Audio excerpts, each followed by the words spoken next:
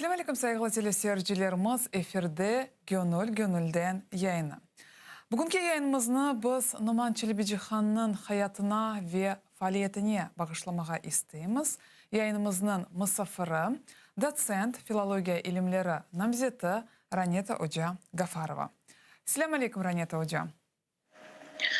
Selamun Aleyküm Elmas Hanım, ATR kanalımız. Tekrar sizin stüdyanızda olmaya pek memnunum. Kuvvançlı elbette bugün sizinle sohbetleşelim. Çok sağ olun Raneta Hoca. Biz de pek memnunuz çünkü siz her vakit bizlerle pek öyle meraklı ve nadir malumatlarla paylaşasınız. Böylelikle Raneta Hocam, Numan Çelebijihan'ı nasıl tasvir etmek mümkün? Numan Çelebijihan elbette bizim halkımız için, bizim milletimiz için ve Kırım tarihi için pek önemli insanlardan birisiydi. Ben onu üç sözmen böyle açıklarım. Üç söz olarak gelişi, milli lider, aydın insan ve şair. Elbette bu üç kelimenin içinde büyük bir dolu tarihimiz var ve o sözlerin içinde büyük bir anlam. Milli lider dediğinde biz elbette ne düşünüyoruz? Elbette zeka siyasetçi. Ama siyasetçi dediğinde siyasetçi biraz insanlarga negatif böyle bir şeyler aklımıza gelir ve siyasetçiler bildiğince ülkeye hizmet ediyor.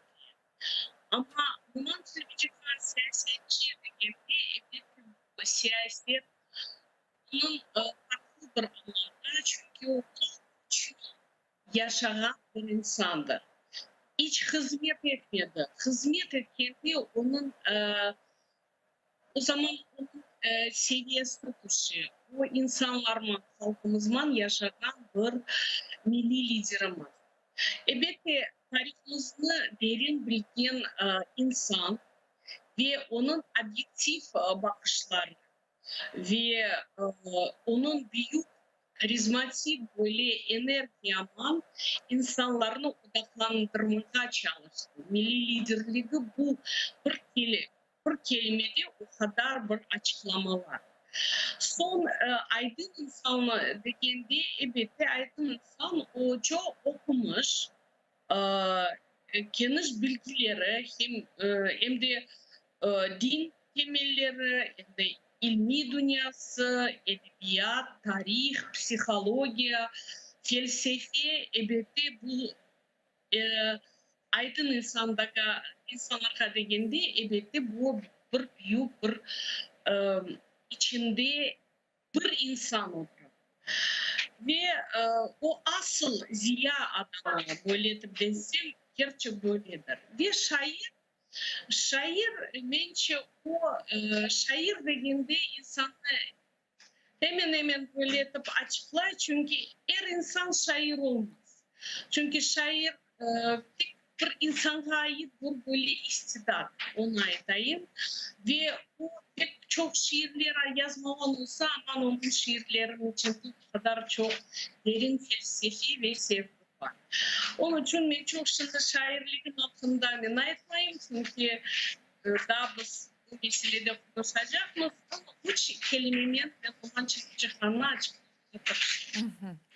Raneta Hocam, ya o nasıl ailede ve hayırda doğdu bağında da bizlerge hikaye etiniz?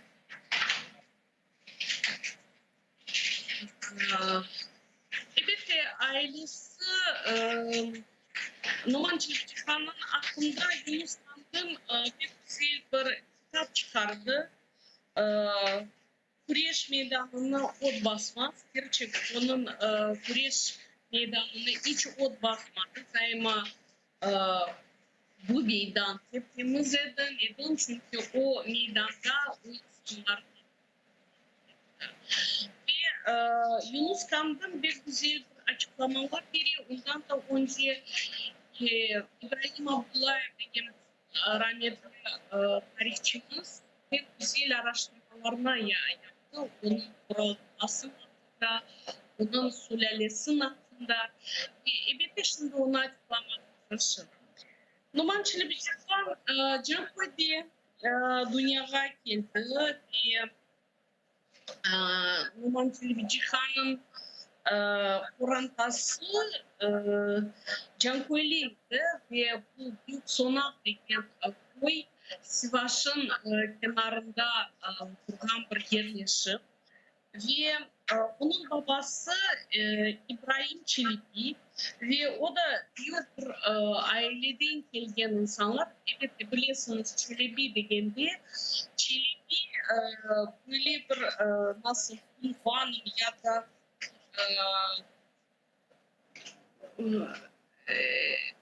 Gorevim herkes gibi verilmez.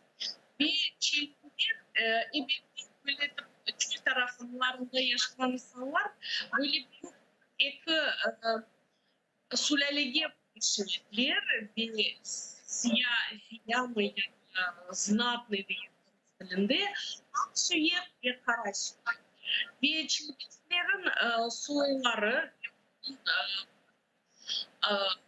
sülalesi, tayfası evet bu Aksuyer'e ait ailedir. Ve Numan Çelebiçkhan'ın babasının adı da Abdullah Babek zengin insanlardan bahsedilir. Çünkü neden zengin? Bu Cankoy'da topraklar onun elindeydi. Bu meselede elbette zengin olgan için de ve daha başka bir onu söylemek istedim.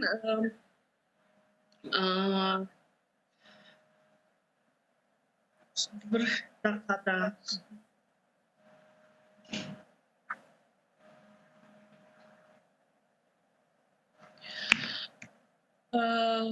Ve elbette bu meselede biraz zengin olan için ve topraklar olan için Numan Çelebiçkhan Karbabası iki oğluna bütün topraklarını veriyor ve burası elbette onun babası ve Molla'ydı babası o taraflarda ve bütün bu guberniye o zaman böyle de kelime guberniye ve 1858 yılda onun babası İbrahim Çelebi Перекоп уездeki Baraç köyünün imam olarak sayılanan. Son elbette yavaş yavaş onu birçok köylerde imamlık etti ve neyse de onun Sonak köyüne imam olarak sayılaylar ve onun kardeşi İsmail Çelebi Abulgani mazin vazifesine de tayin edildi. Ve o yüzden elbette bu bağlılığı Numan Çelebiçkhan bağlılığı koyduğu geçiyor.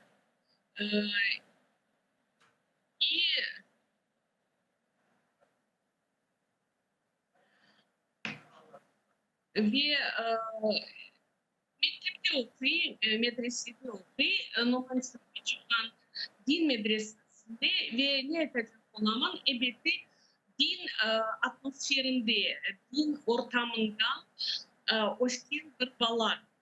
Belki de ondan sonra onun vazifesini ve onun müftü olganına elbette bu bir sebepler olur. Bu mektebini yazık ki o zaman Rusya hükümetinin tarafından böyle bir engeller olan ve bütünlüğü mektepler böyle koyuldu. Kırım Tatar mektepleri kapalı. Ya da onun yerine Rus mektepleri açılmağa ebeti böyle karar keli ya da onun kapatılması ve o mektebin kapatılması ebeti Numan Çelebiçihan'a bir böyle etip tesir keli çünkü ebeti bütün koy balları o mektepte okuyordu ve o zaman babası biraz fukareleşti çünkü topraklar biraz ellerinden gitti ve onların ailesi biraz böyle kıyın bir ahvalda kaldı. Ve onun emceleri, iki emcesi babasının tarafından ebeti Numan'ı bek seviyorlar ve Numan'a koreler onun böyle tabi eğitimge e, böyle avesligin korgençe ebeti babasını böyle tabi ikna edip ve onu Cankoyge başka mektepke okusun deyip onu geçiriyorlar ve ebette o sona koyundan geçip Cankoy'da okuyor mektepte. Ondan sonra o mektebini, din mektebini bitirgen sonra Akçura degen koyunda böyle yerleşimde o mektebiydi. Onu bitirip Zincirli medresege kire. Onu bitirgen sonra ebette son onun böyle etip nasıl aytayım yaşlı hayatı başlay çünkü başka bir dünyaya kiriyor insan ama gerçek o kadar çok malumatlar yazık ki onun hakkında yok ve hatıralarda da yazık ki bir şey kalmadı. Cafer Sidamet'in hatıralarında o kadar ben onu aramaya çalıştım ama Numan Çelebiçihan galiba o kadar mütevazi bir insan idi ve onun hakkında birkaç şeylerini aytaydı ve elbette bu malumatlara göre Numan Çelebiçihan bir güzel bir eğitim, tahsil algan insanlardan ve böyle de hatıra kaldı. Onların bir hocası Zincirli mektepte vardı Enver Hoca. Neden de böyle hatıralarda ben biraz böyle okudum. Rast geldi böyle hatıralar. O zaman apayına aytkan galiba hatıralardan ve o Enver Hoca'nı bek seviyordu. Çünkü Enver Hoca galiba böyle progresif insanlardan birisiydi ve İsmail Gaspral'ın böyle bakışlarında beslengen bir insan ve onu Numan Çelebiçihan'a pek çok etkisi tasavvur oldu ve Numan Çelebiçihan bu Enver Hoca'nı pek çok hatırlayken.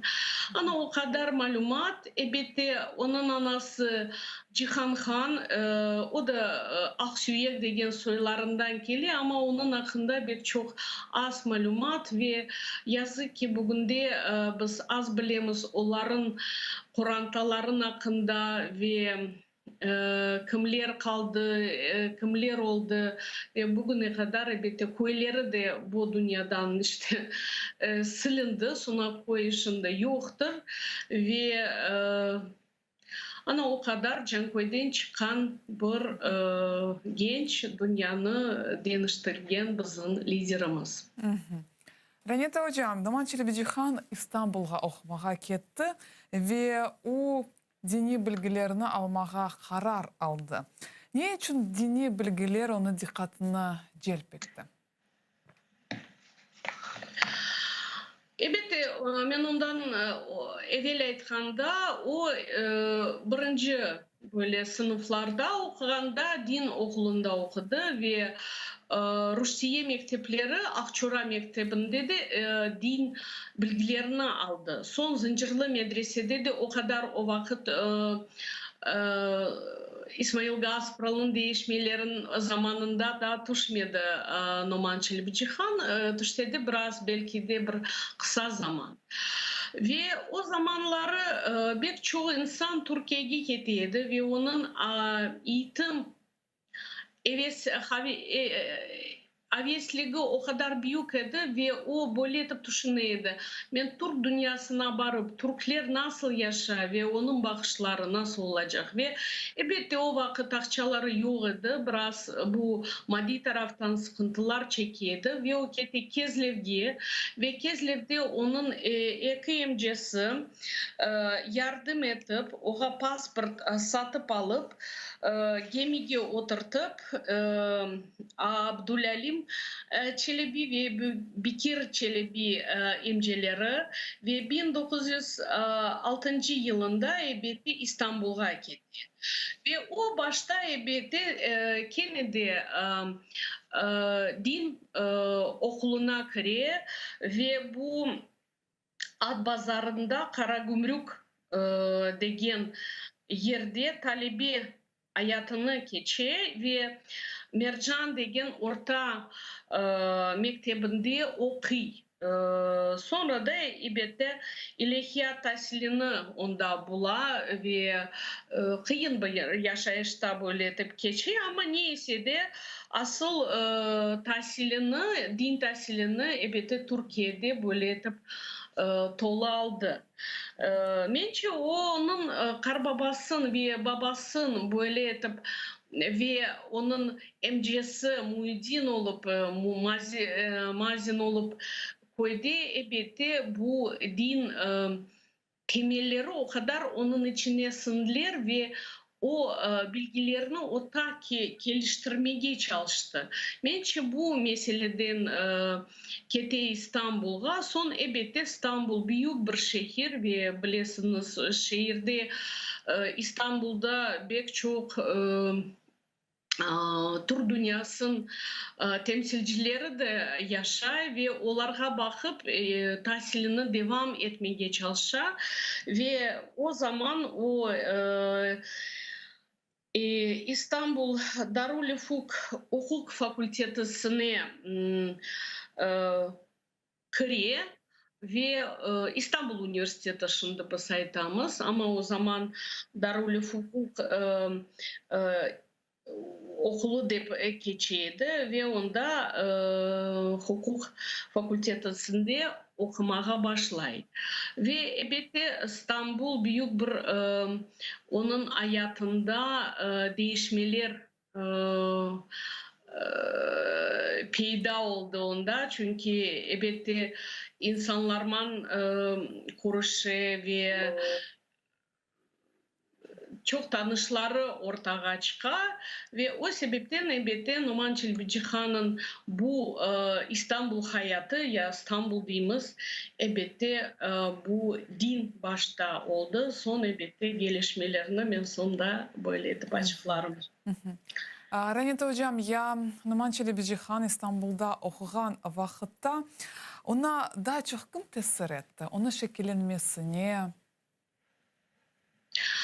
Evet, İstanbul'da tek bir Kırım Tatar Numan Çelebi-Ceyhan o vakit okumadı ve onlar nasıl aytayım, elbette Kırım Tatar uzun Kırım Tatarını kıdırmağa tırışar ve elbette onun dostların arasında elbette büyük bir insanlar bu Cafer Sidami, tabiim, ilmi, Abdurrahim Sukuti, Alim Siyit ve onun asıl sadık bir dostlarından birileriydi ve onlarla elbette daima onlar birlikte olaydılar. Ve da başka bir şey aytmaya gerek ve onlar o zaman elbette bu 20.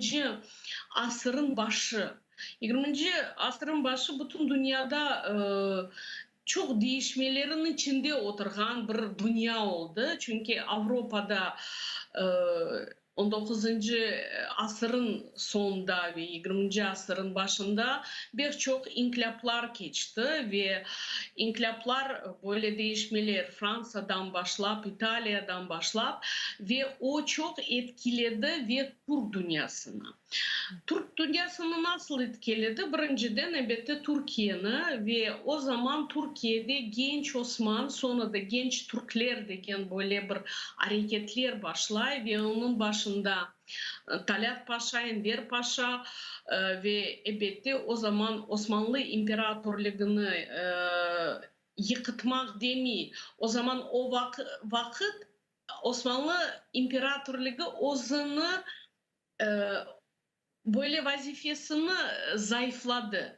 Elbette Türkiye'de o vakit keregede değişmeler. Ve onun başında duran iki büyük insan bu Enver Paşa, Talat Paşa ve onlar inkılapını Mladoturskaya Rus dilinde geçiyor onlar.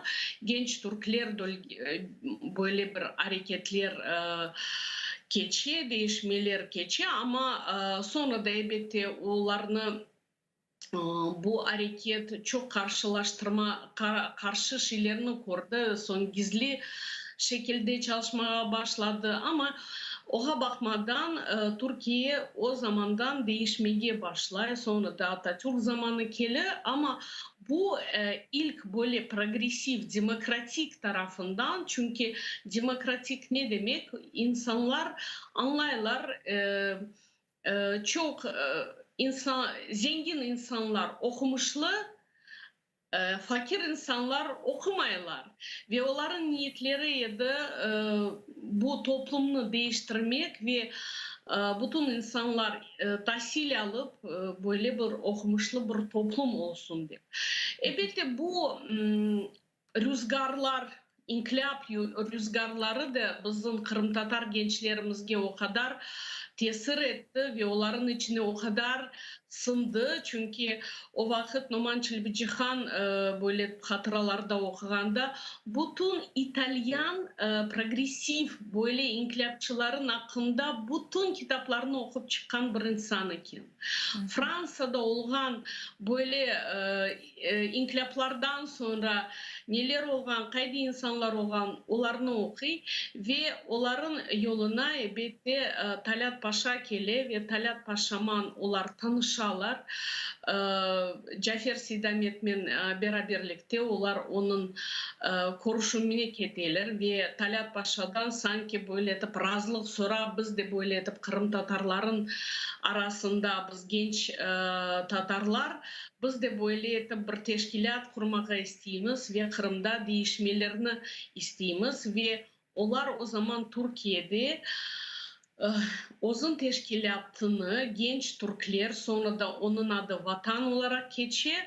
Kayıtlaylar çünkü elbette kanunlar boyunca bir teşkilat kurmak kolay değil ve onlarını destekli elbette Talat Paşa bakınız ne kadar büyüklükte ve bu 5-6 kişi sonra da onların içerisine pek çok Kırım Tatar soydaşları da kiri, Azerbaycan soydaşları da var onda, Kırgızlar da var. Yakında bir fotoğrafını buldum. Çok şaşırdım. Onların içinde Kazan'dan gelgen Tatarlar da var, Kırgızlar, Kazaklar ve Özbekler dedim o zaman o teşkilatha tek Kırım Tatarlar o cemiyetke kirmediler. Sonra da onlar nizam namesini böyle etip yazarlar ve nizam namesini o kadar böyle güçlü ciddiydi ve onun en maddesini okuganda 16 maddeden geçe şaşırasın bu 6 kişi Kırım'ın yaşayışını, Kırım'ın hayatını değiştirmeye o kadar düşüncedeydiler. Elbette Kırım'dan uzak olan için biraz kıyın edi ama onlar başka şeyle başladılar propagandaman uğraşmaya ve düşünüp bakıp gizli mesela Cafer Sidamet yazsa özlerin böyle hatıraların güzel bir böyle onun Nurbike degen bir hikayesi var. Numan Çelebiçihan o zaman yazsa Karılgaçlar Duvası hikayeni Asan özüm Sabri Ayvazov herkes yazsa adabaş yazsa ozun bilgen birisi şiir, birisi makale ve Kırım'a jiberiler onlarını ve Kırım'da Tercüman gazetasında onların böyle makaleleri basıla. Yavaş yavaş ozun fikirlerini de İsmail Gaspralı'ga anlatmaya başlaylar ve gazetada basmaya çok istiyorlar nizamnamesini ama İsmail Gaspralı bu meselede onlara biraz soğuk baktı çünkü dedi o zaman gazetamız kapalır. Böyle de şeyler meydana geliyor ama onların hareketleri bir büyük idi.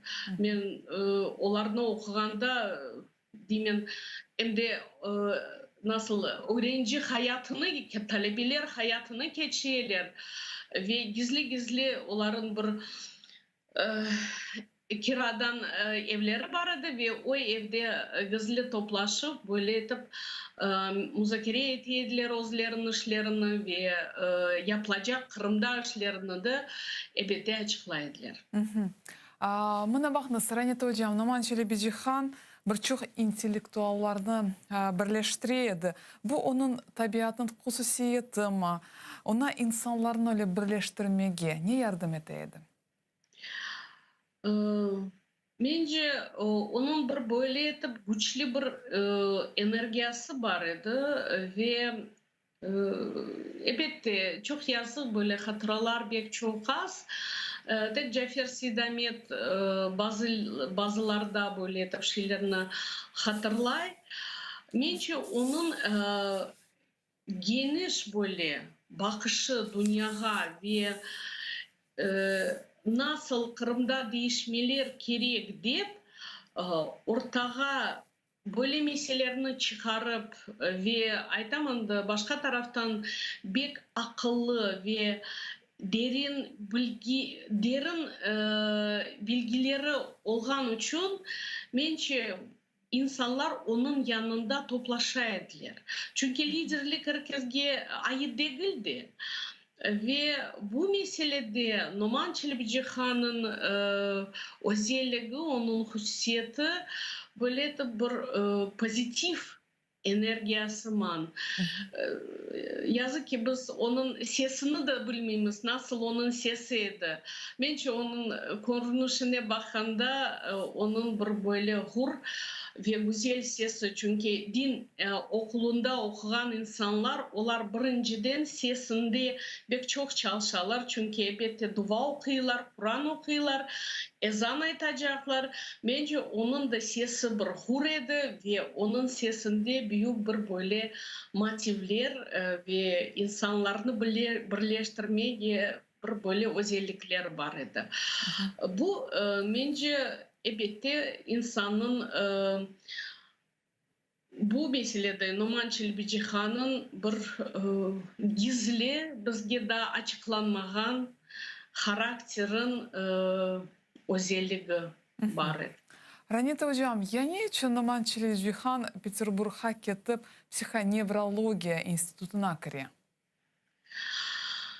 Numan Çelebiçihan elbette İstanbul'da okuyan sonra karar veriyor Kırım'a kaytmasını ve Kırım'a kayta ve Kırım'da da böyle bir nasıl dalgalar geçip başlay. Ama başta ben Rusya'da bakayım da çünkü Rusya o zaman elbette Rusya 1905 yılda birinci böyle inkılapları geçti. Burjuazi inkılabı geçti. Ve Numan Çelebiçihan o zaman 1908 yılda gitti Peterburg'e 12. yılda bağışlanız. Sankt Peterburg'te maksadı birinci tahsilini devam etmek. Ben de başka bir şeyini böyle açıkladım o zaman. Neden de bu psixonevrologiya institutuna kiriyor. Bu bek o zaman yanı bir üniversitelerden birisiydi. İnstitut onu belli Rus alimi Vladimir Bekterev açıkladı ve Бехтерев'in bütün dünyaga bilgeni miyini araştırgan bir alimlerden birisi edi. Ve o bu institutunu açkanda elbette birinciden bu içinde olacak medisina, tip bokun okulları ve içinde olacak hukuk, sanat, bakınız çok ilginç ve pedagogika, terbiye. Böyle etap olsaydı çünkü Bechterev'in hakkında da okudum. Neden de Numan Çelebici-Hanım bunu sayladığı iken de böyle etap olmayı açıkladım. Bu insanın biyi nasıl bu migi insan tesavvur eder, nasıl insanla konuşmak, onunla laf etmek, onunla bağlantıya girmek, onu sakinleştirmek ya da onu hareketke getirmek elbette bence bu büyük bir etkimin Numan Çelebici-Han bu psikonevroloji institutuna girmeye niyet etti ve her yerde keçe hukuk fakültesinde okuyor. Elbette hukukunu keçiler çünkü onda böyleydi. Okuganda onlar 4 yıl okuyacak ediler. Birinci yıl onlar keçiler bütün medisina derslerini, ikinci derste terbiye, üçüncü derste hukuk ve dördüncü derste de sanat. Çok böyle bir meraklı institutun böyle amacıydı. Ve Numan Çelebici-Han bu maddi taraftan elbette pıtralmadı. Gerçek bir kıyın alga kaldı çünkü akçasız kaldı ve böyle hatırlay İstanbul ve Peterburg'da böyle yollarını taştan kuruluşunda da katılgan iken ama esas biz bu meselede çok toxtamayıq. Elbette insan her zaman bir böyle bir alda kala. Ama bence onun niyeti edi insanın hakkında pek çok malumat toplamak. Çünkü o özüne böyle gaye, onun müfkiresi neydi? Kırımını değiştirmek. Ama Kırım'da kim yaşay? İnsanlar yaşay. Ve insanların duygularını bilmek, onların meyinde olan fikirlerini, düşüncelerini ve onlarını özüne alıp nasıl değiştirmeye ve insanlarını nasıl yönetmeye, nasıl rehberlik olarga etmeye bence onun büyük bir gayesiydi. Ve ikincisi de Rusya'da nasıl bu siyaset siyaset meselesi onu öğrenmeye ve Kırım'da elbette onu böyle gerçekçe çıkarmaya onu tırıştı. Ранита hocam, ya Numan Çelebici-Han, İsmail Gasprinski'nin ne vakit tanışıldı ve bu ulu şahısının strategiyaları milli işte nasıl oldu? Birinci böyle Türkiye arşivlerinden okuganda ve çok makalelerde de böyle geli Gazpralı 1910 yılda Türkiye'ye geli.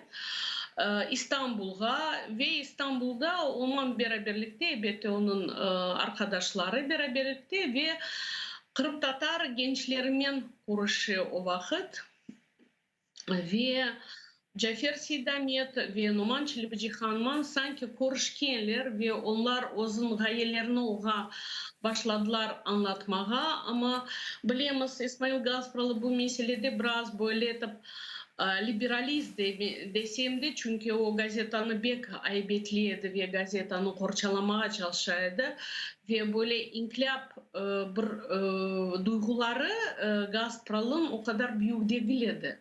Elbette reformalarını etmeye tırışıyordu ama her şey böyle barış yolundan. Ama onların duygularını pek desteklemedi ve biraz soğuk baktı onlarga. O birinci kuruşu eken ama ikinci kuruşu elbette Numan Çelebici-Han ne zaman Kırım'a kayta ve 1912 yılda biz bilemiz ki Peterburg'e, son Peterburg'ten de kayta 2 yıldan sonra ve bu kısa sürede Bahçesaray'a kayıttan sonra elbette Tercüman gazetesini Sabri Ayvaz'la beraberlikte çalışıp başlayırlar ama çok kısa zaman ona aytayım. Ve o zaman elbette İsmail Gazpral'la böyle ilişkilerde o zaman İsmail Gazpral bir hastaydı ve gerçek aytsak belki de erkek görüşken olsalar da başka bir böyle fikirler gelir idi ama böyle etip aytayım İsmail Gazpral öz yolunda gitti. Numan Çelebici-Han başka yolman gelişmeye, ösmeye başladı. Ve elbette ona etmek gerek İsmail Gazpral'ın bütün eğitimi, onun bakışları, fikri Numan Çelebici-Han'a da bir tesavvur etti. Çünkü tahsil tarafından sonra da biz bakarımız kurultayda Numan Çelebici-Han bayağı İsmail Gazpral'ın düşüncelerini bu bizim nizamnamemizge ve bayağı şeylerge İsmail Gazpral'ın düşünceleri kağıtga çıktı. Pek meraklı. Raneta hocam, ya eğer Numan Çelebici-Han'ın icadı hakkında laf etsek, Numan Çelebici-Han'ın kalemine nasıl hususiyetler ait? Elbette Numan Çelebici-Han pek az hayat yaşadı, bir kısa onun hayatı oldu. 33 yaşında bu dünyadan gitti. Elbette ve nasıl aytayım, birinci şiirlerini o başladı yazmaya Türkiye'de. Kırım'da yazganların kayıtları yoktur. Maalesef belki de Zincirli Medrese'de okuganda bir şeyleri var idi. Ve Türkiye'den başlap onun bayağı şiirleri çıkar ve ondan önce aytkanda Karalgaçlar Duvası onun hikayesi çıktı ve o tek bir hikayelerden olarak ve 8 tane bir şiiri var ve onun şiirleri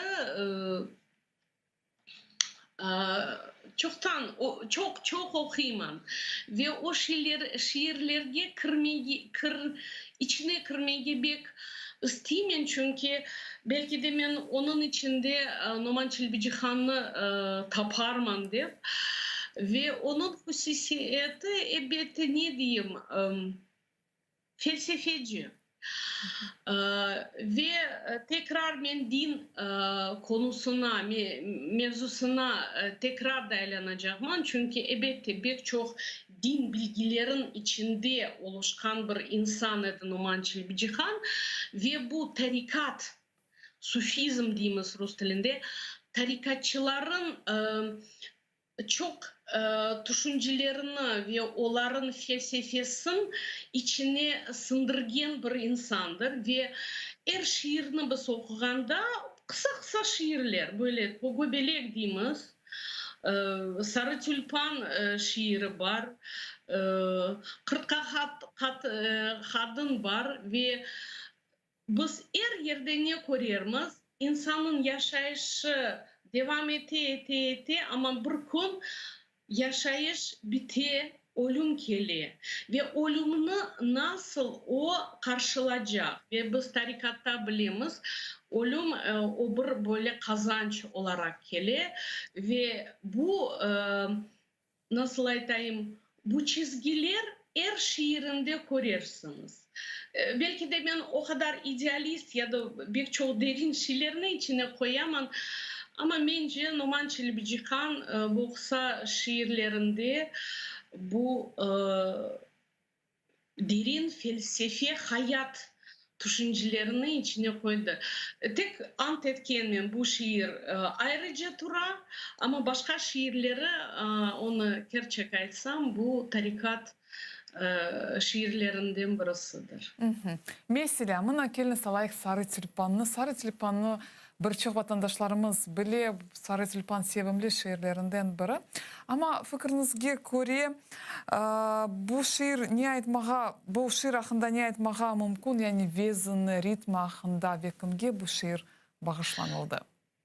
Bu şiirini inceledi bizim bir filologiya bilim insanlardan birisi Şefika Abdurrahmanova. Ve pek ilginç şiirini çıkarıyor ortaya. Bazı yerlerde ben aman razımam ama başka yerlerde pek tartışmalıdır. Böyle de baksan birinciden sarı tülpan degende sarı renk. Sarı renk herkesin düşüncelerinde pek böyle renkler geliyor, soğuk renklerden. Sarı degende sanki soluğan ya da bir şey. Ama tekrar biz dinge aylanamız ve sarı tarikatlarda en güzel renklerden birisidir.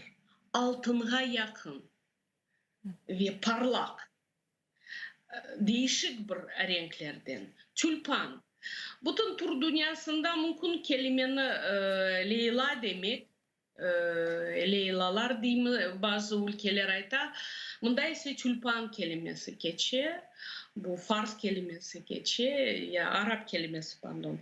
Ve neden de bunu seçiyor insan? Tekrar onun özelliği. Bir şeylerini ben başkadan eteyim. İkinciden, niçin bu şiirini yazmaya karar etti Numan Çelebiçihan?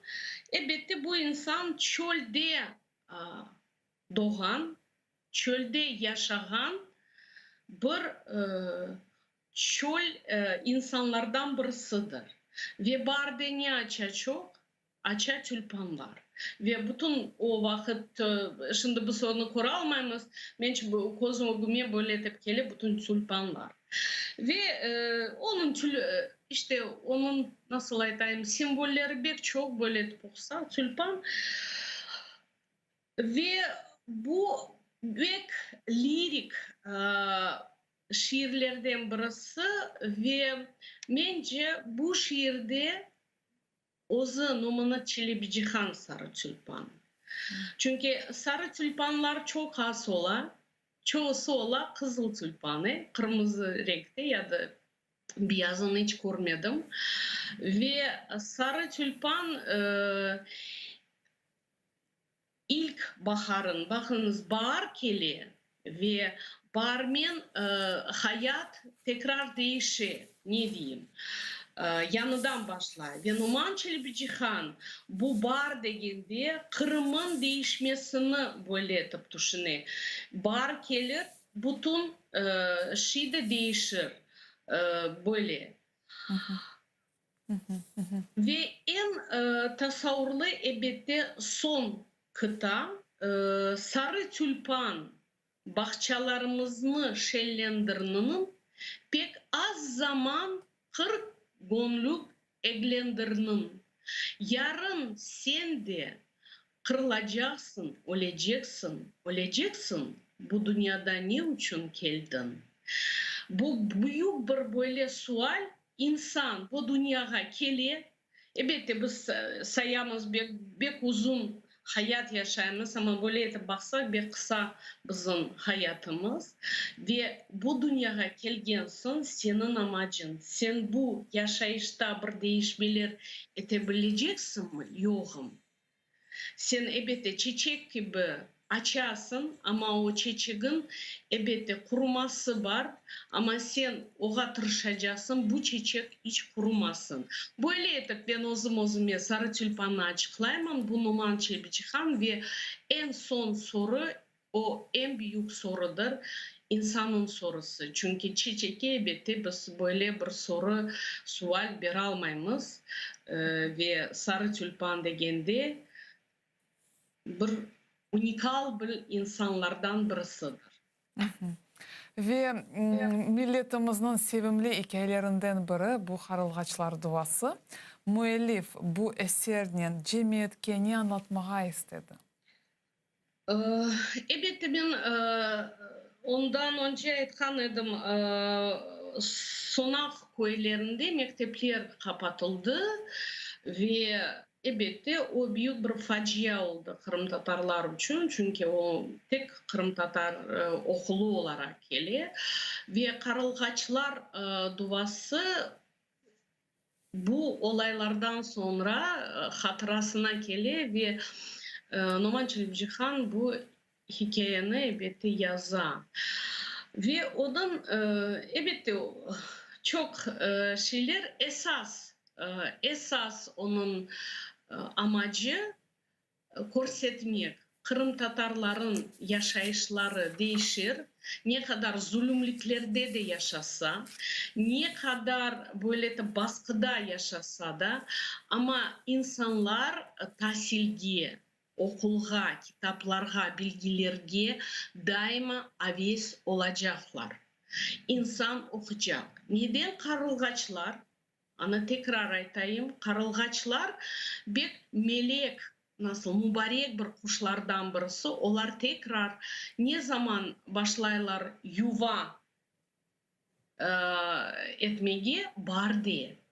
Ve ozların yuvalarında evlerin çatın tıbında eteler. Biz bilemiz. Ve böyle bir rivayetler var. Neden de böyle yuvalarını olar insanın evlerin yanında kurarlar.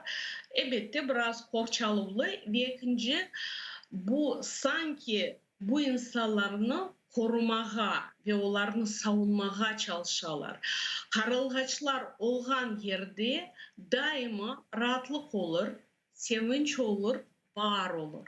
Ve onların çıvır etkenleri de bu insanlara ait. Çıvır etken yerde insanlar yaşay. Ve elbette bunda pek çok felsefeler geçiyor bu meselede. Neden de Karılgaçlar, neden de bu balacığın düşünceleri, neden çok şeyler geliyor ya da onu o Kur'an'ı okuganda neden de tek o çevirilerini işte bu Karılgaçların. Ama esas hayat ve o hayat değişecek. Elbette yanı ocağa gele başka dersler başlayınız. Balların avesliğini da köteriyor ve ballar mekteplerge kuvana baralar. Elbette onun esas amacı Kırım Tatar halkı epeyleri okumuşlu olacak çünkü cahillik edi o zaman pek çok yerlerde ballar mekteplerge barmaydılar ya da maddi taraftan ya da gerçek başka bir sorunlar çıkaydı mektepler yok edi ve o böyle etip düşünüyordu. Tahsil algan millet daima güçlü olur ve daima demokratik ülkede yaşar. Ранита hocam, sizin güzel bir makaleniz var. Siz ant etken men milli marşımızın talil ettiniz ve gerçekten de pek güzel makaleniz. Ve siz anda yazasınız, Türkiye dünyasında 15 milli marş var ve Kırım Tatarlarının milli marşı diğer marşlardan neyin fark etti? Elbette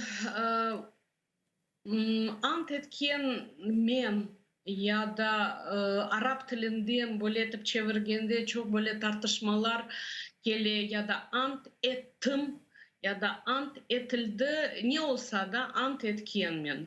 Biz onun adından aytamız. Ve o şiirini yazganda Numan Çelebican hiç düşünmedi bu gimnimiz olarak geçeceğini. Elbette son 17. yılda Cafer Sidamet ve Sabri Ayvazov ikna edip bu şiir Badaninski bu şiir gimnge çevrildi ve onun müzikasında ozu Numan Çelebican yazgan iken. Bilmiyorum böyle da düşünceler var. Ve elbette Türk dünyasında 15 gimn var.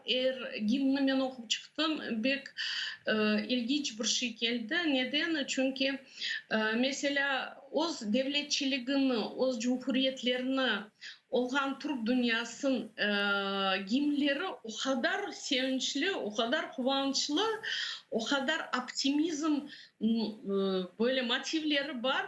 Onlarını okuyanda sanki sen böyle coşkun bir dünyaya geliyorsun. Uzbekistan gimni, Türkmenistan gimni, Kırgız gimni.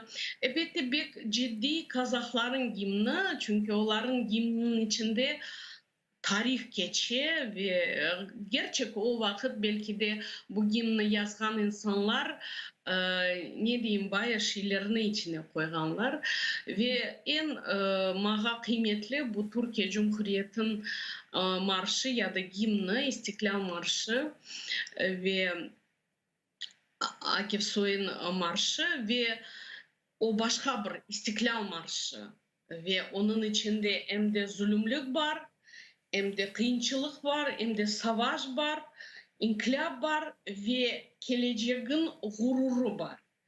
Bizim marşımız ya da gimnimiz şiirden çıkan, Numan bir çıkan, şiirden çıkan biraz acı ve biraz nasıl diyeyim o kadar içinde dertli bir şeyler otura ve ne olsa da biz o gimni aytacakmız, hiç değiştirmeyecekmiz. Bazı insanlar böyle aytalar. Vay ne kadar biz cılayımız, oldu endigi başka. A neden biz coşkun olacağımız? Bizde ta devletçiligimiz yok. Ve bu gimni aytkanda biz daima bunu düşünecekmiz. Ana o vakit devletçiligimiz olgansın yazdırarmız bir şairge, o yazar bizge coşkun bir gimni.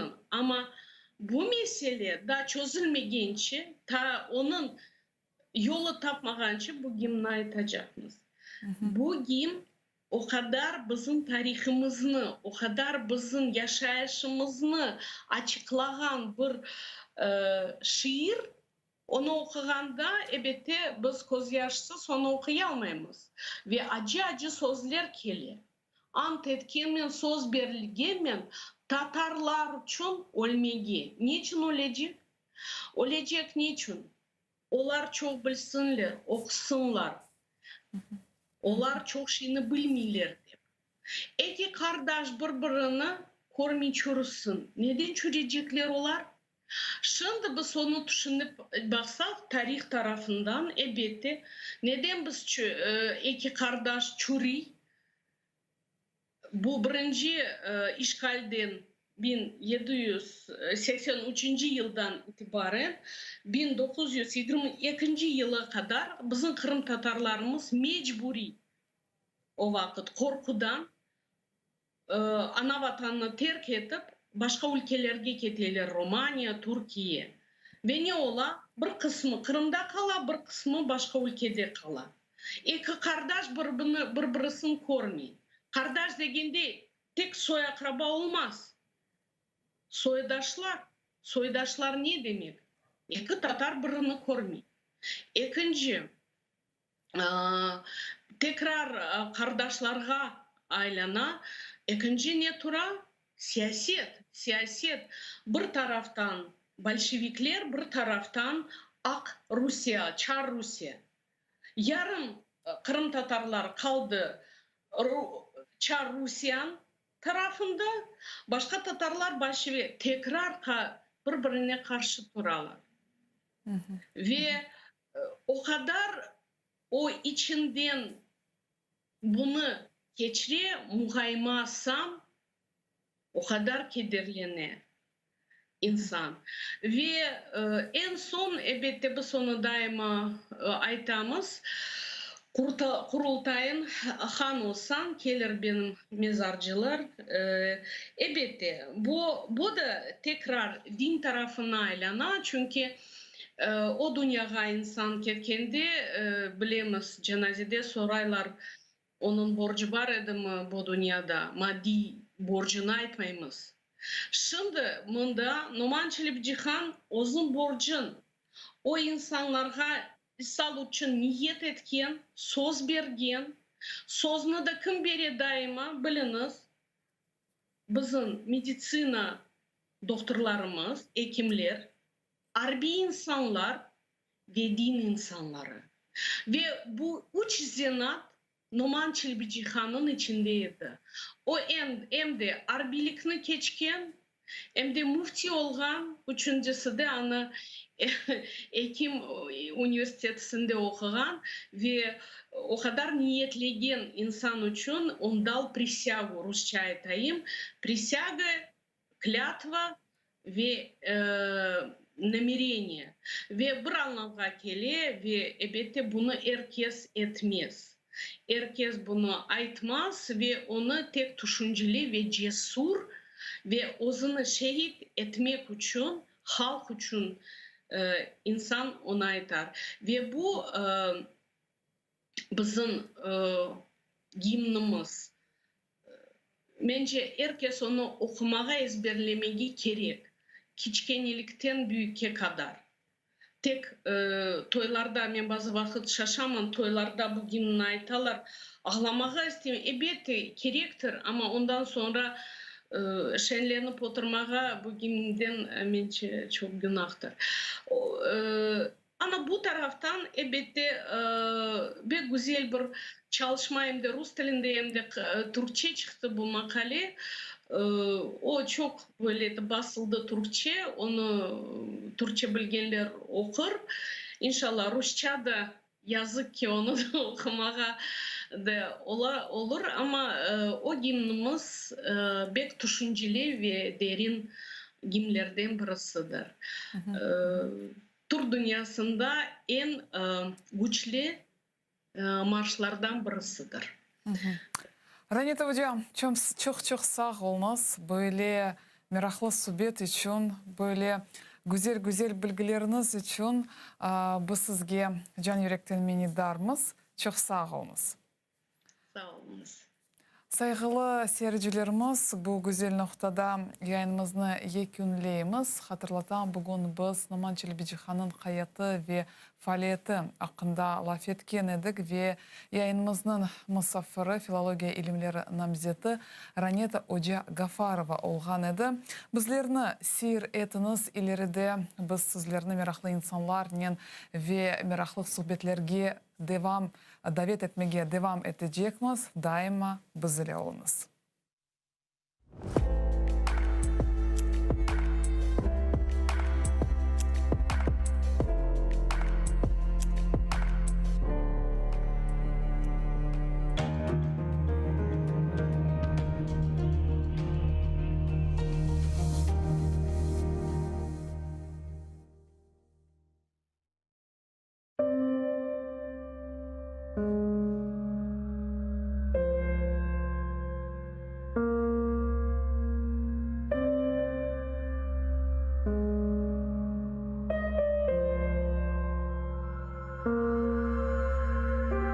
Nasıl bir günlerge kaldık kardeşler.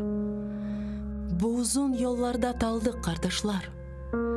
Aman aman bitip yandık kardeşler.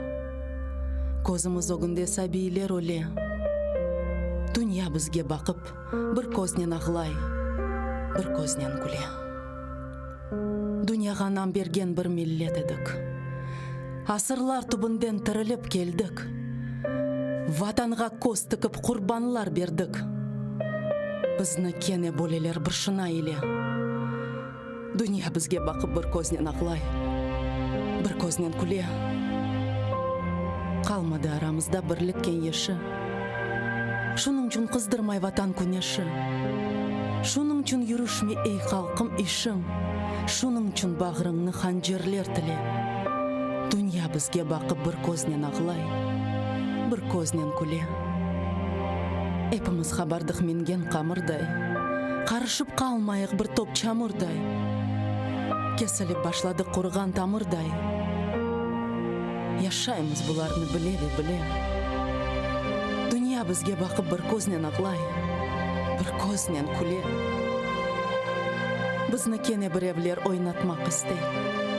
Кене дамсыз бір шорба қайнатмақ істей. Kenardan qoşlanıp bir bakmak istey.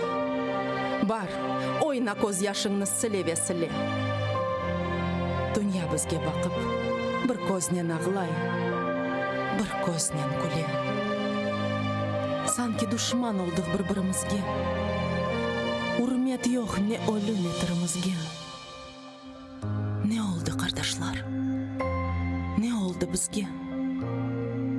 Кені дерсін бір белялар бастырып келе. Дүния бізге бақып бір көзнен ағылай, бір көзнен күле. Алладан берілген güzel bu топрақ, көзлеріміз кібі корланған чоқрақ, тереклерімізде сарарған япрақ, бізі кібі чекмекте ферият венале. Дүния бізге бақып бір көзнен ағылай, бір көзнен күле. Эй, фелек, ішіңе ақыллар етмей, татарның башында түшінже бітмей. Бір күчік арзым бар, ақылымдан кетмей. Өмірлер біте, ве өмірлер келе. Демесінлер, дүния бізге бақып, бір көзнен ағылай, бір көзнен күле.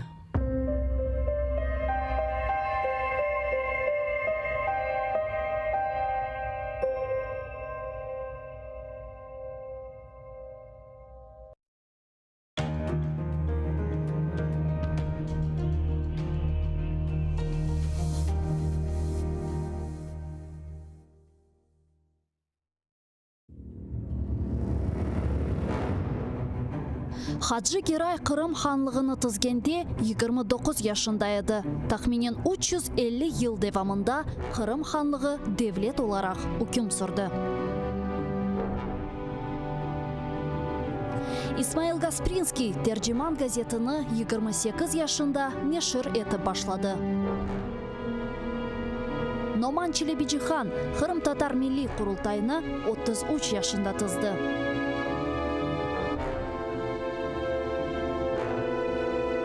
Бекир Чобанзаде 27 yaşında профессор olarak Latin әліпбесіні Түрки devletlerге teşviqat etті. Шайыр Амди Герайбай 29 yaşında milletçilikte qabatlanıp, Moskvada Butyrka hapsxanesinde vahşice öldürüldü. Ahmetхан Султан бірінші кере қараманлықны 23 yaşında қазанды, 25 yaşında ise 2 defa қараман oldu. Musa Mahmud 1978 senesi hakimiyetке қаршы isyan etip, ozunu yaktı. Milli meşal oldu. Ayşe Setmuratova 27 yaşında adalet күрешіне кірішті ve bütün ömrünü Kırım Tatar milli hareketine bağışladı. Genç ve yaşlar, fedakarlık ve kahramanlık için күреш meydanı açıktır.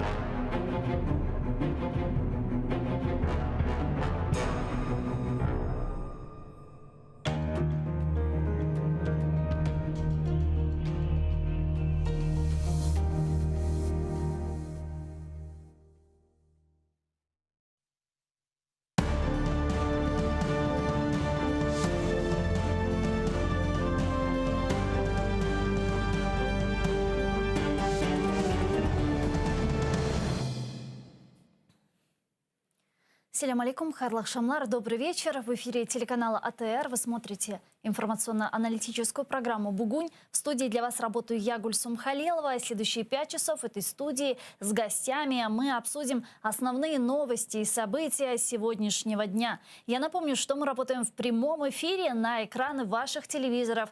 Режиссеры периодически выводят номер телефона +3 80 67 63 46 130. Присоединяйтесь к нам абсолютно бесплатно по Вайберу. Можете присоединяться по скайпу atr.tv. Это наш адрес. Звоните, задавайте ваши вопросы. Нам важен ваш голос. Подписывайтесь на наш YouTube-канал. Там мы вещаем как в онлайн-режиме, так и выкладываем самые интересные фрагменты из наших эфиров. Выкладываем практически все наши программы в записи. И поддержать телеканал АТР вы можете, подписавшись на наш Patreon. Таким образом, вы станете частью большой крымско-татарской семьи АТР, а это, в свою очередь, поможет нам продолжить нашу работу на информационном фронте. Я рада представить гості нашої студії. Ігор Чаленко, голова Центру аналізу та стратегії, політичний аналитик. Пан Игорю, витаем вас. Селям алейкум. Доброго дня. Я наш эфир предлагаю начать со следующего информационного сообщения. Вопрос освобождения крымских политических заключенных пока полностью заторможен. Единственным выходом могут стать лишь прямые переговоры с президентом России Путиным. Об этом сообщил президент Украины Владимир Зеленский. Давайте послушаем его прямую речь. Я вважаю, що на сьогодні, окрім прямих перемовин з президентом Росії щодо кримських в'язнів, я виходу іншого не бачу. Я вважаю, що інші виходи є. Вони повинні напрацьовуватись саме в кримській платформі. У мене є там список питань, які я проговорював з усіма лідерами на будь-якому форматі зустрічі. Робоча, державна, офіційна. Я піднімаю ці питання.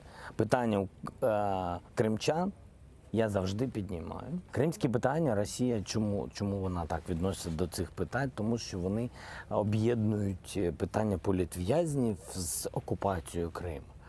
Тобто для них вони не політв'язні, тому що не було окупації Криму. Ми можемо говорити про обмін, і ми говоримо, і ми готували списки, але вони відокремлюють списки тих, хто знаходиться на ОРДЛО, і списки тих наших хлопців та дівчат, які знаходяться в Криму або на території Росії. Ми об'єднували ці списки і говорили про те, що ми вважаємо, що питання обміну всіх на всіх – це включно кримчан. Согласны ли вы с позицией президента Украины Зеленского? Согласны ли вы с тем, что вопрос освобождения политических заключенных лежит только лишь в плоскости прямых переговоров с Путиным? Конечно, Путин здесь как основной субъект, соответственно, который виноват за оккупацию полуострова и того, что там происходит. Конечно, определенная логика Зеленского здесь есть, но, тем не менее, я думаю, что для того, чтобы это обсуждать на столь высоком уровне, должна пройти очень большая подготовка. И в том числе эти списки, я думаю, тут не только со стороны Украины, исходя из того, что у нас в будущем будет крымская платформа, я бы очень хотел, чтобы как раз участники, основатели этой крымской платформы сегодня взяли на себя часть, насколько это возможно, часть переговорного процесса, потому что мы знаем, будет проходить там несколько измерений. Фактически это там парламентарии стран, которые будут основатели, соответственно, министры иностранных дел, лидеры государств. То есть тема крымских татар и крымских политзаключенных должна звучать постоянно, а не только на каком-то теоретическом, возможном там будущей встрече Зеленского с Путиным, которую сегодня Путин, как мы знаем, в начале лета была тема, что вот встреча может быть, анонсировали встречу двух президентов, и причем непонятно с каким распорядком. А теперь встречи как таковой не будет. Зачастую говорили в офисе президента Украины, говорили о необходимости проведения такой встречи, в самом начале что она Российская нужна. Федерация не говорила сразу нет. То есть это потом уже пошло, что нечего обсуждать. То есть был же определенный кусок времени, когда говорили, что мы должны сейчас все-таки синхронизировать эти темы, обсудить их, какие будут подниматься. И сейчас, соответственно, то есть, конечно, тема двустороннего связи должна звучать в данном случае, но я думаю, этого будет мало, потому что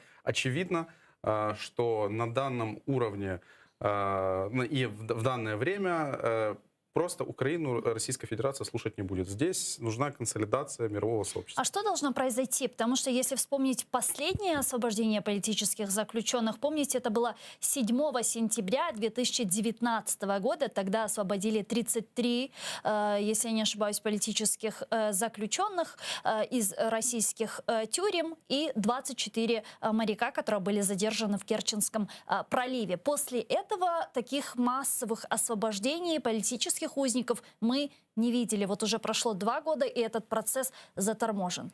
Абсолютно, потому что это полностью все упирается в позицию Российской Федерации. Если в ситуации на Донбассе Россия себя позиционирует как третья сторона, как миротворец, соответственно, она принимает участие в этих переговорах, она как бы показывает, сколько она там благодетель и так далее, то здесь она четко себя позиционирует, как будто это внутренние российские вопросы, и поэтому почему вообще Украина лезет в такие вопросы? Мы даже прекрасно видели, как Российская Федерация, как и там и Путин, и Лавров, и все реагировали на принятый закон о коренных народах в Украине. Да. То есть это очень четкий такой показатель, который... Истерили. Это абсолютно. То есть и сейчас, когда идет на кону, стоит на кону фактически жизни десятков крымских татар, которые сегодня, я даже не знаю, это не места, там, временное содержание, а это уже просто какие-то репрессивные органы, то в данном случае, конечно же, нам необходимо все-таки усиливать борьбу за этих людей, а Российская Федерация будет всегда отнекиваться. Но если Россия не захочет решать вопрос этих людей, то, очевидно, надо поднимать дальше и на европейских площадках эти вопросы, чтобы этот вопрос звучал постоянно. Так вместе с тем, что Россия не хочет поднимать этот вопрос, не хочет абсолютно обсуждать вопрос политических заключенных, их освобождения и так далее, так еще и репрессии продолжаются и появляются еще, усиливаются, продолжаются, и еще большее количество политических заключенных появляется. Вот буквально несколько дней назад в Крыму задержали еще 5 человек, которым инкриминируют 205.5, это участие в незаконном террористической там организации Хизбу Тахрир. До этого на прошлой неделе оккупанты снова вынесли приговор 4 крымским татарам от 18 до 12 лет лишения свободы абсолютно ни за что. Вот эти последние действия коррелируются ли, как вы думаете, с крымской платформой? Потому что Министерство иностранных дел Украины сказали, что это может быть прямой провокацией России перед саммитом. Я не думаю, что здесь прямая связь с крымской платформой. Почему? Потому что с информационной точки зрения Российской Федерации сегодня было бы гораздо эффективнее вообще тему Крыма замалчивать, переключаться. Да, все, что касается, например, Украины, там, перевести внимание на тот же Донбасс, перевести внимание на какие-то проблемы внутриукраинские в Киеве. Но имеется в виду, чтобы саммит Крымской платформы уходил по значимости куда-то ниже. То я не связывал здесь напрямую, но, тем не менее, это просто продолжение той политики, которую заняла Российская Федерация на оккупированном полуострове на протяжении более чем 7 лет оккупации. Поэтому ничего нового она сегодня не делает. Она просто усиливает взятую ранее тактику, которую она применяет сегодня к несогласным, соответственно, к оккупации. А кто согласен, кто с оккупантом, соответственно, ведет співпрацю, то, понятное дело, у них таких проблем нет. А тот, кто высказывает свое личное свободное мнение, сегодня мы видим проблемы с карательными органами. Пане Игорю, мы с вами упоминали уже крымскую платформу. Я предлагаю остановиться на этой теме подробнее, учитывая, что появились новости крымской платформе. В частности, вот мы уже с тех пор, как президент Украины на Генеральной Ассамблее ООН инициировал такой саммит крымской платформы, мы вот на протяжении этого всего времени обсуждаем в наших эфирах, а все же какое количество участников будет на саммите крымской платформы, какие страны, кто именно будет представлять и насколько это повлияет на эффективность крымской платформы. Мы здесь с гостями сидели и рассуждали на тему того, кто потенциально могут быть участниками крымской платформы. И сегодня, наконец, стало уже известно, как много стран примут участие в крымской платформе, какие именно страны примут участие в крымской платформе и на каком уровне они будут представлены. Об этом сегодня на пресс-брифинге сообщила глава украинского внешнеполитического ведомства Дмитрий Кулеба. Я предлагаю послушать материал, который подготовили наши корреспонденты. И таким образом мы увидим, кто, когда, как будет представлен на саммите Кримської платформи. Пожалуйста. Станом на зараз у нас немає жодних індикаторів про те, що ці події якимось чином негативно впливають на підготовку та здійснення візиту президента України до Сполучених Штатів. Ще раз наголошую, що ми розуміємо, в якій халепі опинилися Сполучені Штати, і в Вашингтоні зараз дуже непросто. Ми готові допомагати партнерам, чим можемо, але станом на зараз ніяких негативних сигналів немає. Тому все йде за планом. 30 серпня глава Української держави На рівні президентів будуть представлені Латвія, Литва, Естонія, Польща, Словаччина, Угорщина, Молдова, Словенія, Фінляндія. На рівні прем'єр-міністрів будуть представлені Румунія, Грузія, Хорватія, Швеція. 2 держави будуть представлені на рівні глав парламентів – Швейцарія та Чехія. 14 держав будуть представлені на рівні міністрів закордонних справ – Туреччина, Франція, Німеччина, Іспанія, Італія, Бельгія, Австрія, Нідерланди, Люксембург, Ірландія, Данія, Болгарія, Чорногорія, Північна Македонія. 2 держави будуть представлені міністрами оборони – Велика Британія та Португалія. США будуть представлені особистим посланцем президента Джо Байдена і членом уряду міністром транспорту США. Норвегію представлятиме держсекретар міністра закордонних справ. 7 держав будуть представлені на рівні послів – Нова Зеландія, Мальта, Японія, Австралія, Кіпр, Канада, Греція. Організації, які візьмуть участь у Кримській платформі. Європейську комісію представить віце-президент Валдіс Домбровскіс. НАТО представлятиме заступник генерального секретаря. Раду Європи представить генсекретар Марія Пейчинович-Бурич. ГУАМ буде представлений на рівні генсекретаря. Також в Кримській платформі візьме участь президент Європейської ради Шарль Мішель. Що можна? Треба щодня бити, як то кажуть. С нами сейчас на прямой связи Богдан Нагайло, старший радник з питань політики Верховного комісара ООН у справах біженців у Женеві 1994-2014 роках. Пане Богдане, вітаємо вас. Селям алейкум. Доброго дня всем. Да, доброго Витаю. дня. Пане Богдане, сейчас мы с вами послушали цитату, увидели, как много стран будут представлены на саммите Крымской платформы, кто именно, на каком уровне будет представлен. Как вы это прокомментируете, прокомментировали бы, на ваш взгляд, это достойный, хороший уровень? Я думаю, що це дуже достойний рівень. Я думаю, що це набагато краще, ніж можна було навіть сподіватися. Високий рівень, багато глав держав, міністрів закордонних справ і все інше, і різноманітність країн. Я думаю, що це, мабуть, найбільш масштабний такий форум такого роду, який відбувся чи відбудеться в Україні. Я не пам'ятаю такого, знаєте, були за кордоном в ОБСЄ чи в Брюсселі, чи що, але щоб в Україні стільки було водночас лідерів різних і високопоставлених чиновників, я думаю, що це великий успіх української дипломатії і взагалі дуже сильний сигнал Європі, демократичному світі, ну і в першу чергу в Москві. Пане Богдане, вот некоторые журналисты в Украине сравнивают сегодняшнее количество участников Крымской платформы с количеством тех стран, которые в 2014 году голосовали за непризнание оккупации Крыма и поддержку территориальной целостности Украины на Генеральной ассамблее Организации Объединенных Наций. Там за это решение проголосовало 100 стран, а на саммите Крымской платформы будет 44. Или вы считаете это некорректным сравнением? Ні, це некоректне порівняння. Знаєте, Генеральна асамблея – це дуже специфічна така інституція, і там голосують кожного дня, майже коли є в сесії ця Генеральна асамблея на різні теми. Так що не можна очікувати, що деякі африканські країни, країни з Азії чи з Південної Америки і так далі, що їх особливо цікавило б настільки, щоб вони мали високопоставлених делегатів тут. Але я думаю, що це є дуже добре продовження якраз цієї справи, і це дає відчути, що цей невизнання агресії російської анексії Криму, що це далі залишається чинним і що для більшості країн активних, що це не пройшло, вони це не проковчують стільки років вже пізніше, і що Росія далі залишає. Фактично це програш для російської дипломатії, бо скільки країн фактично визнали цю анексію, окупацію, і що Крим їхній, а не наш.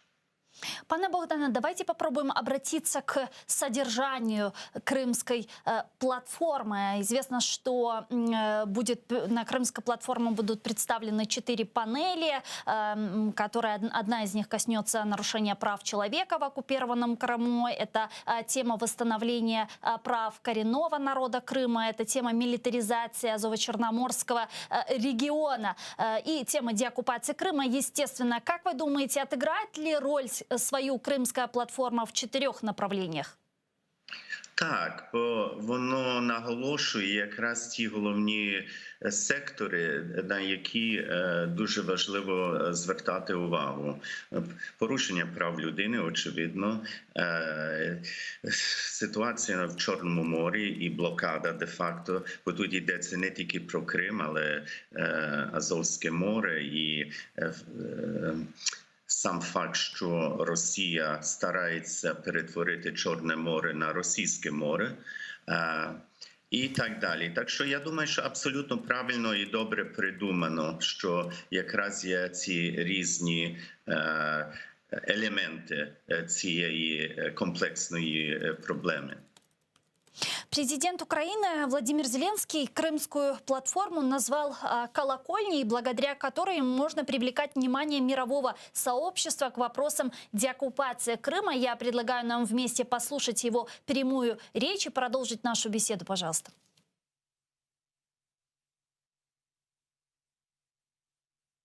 Що можна зробити? Треба щодня бити, як то кажуть, біть в колокола.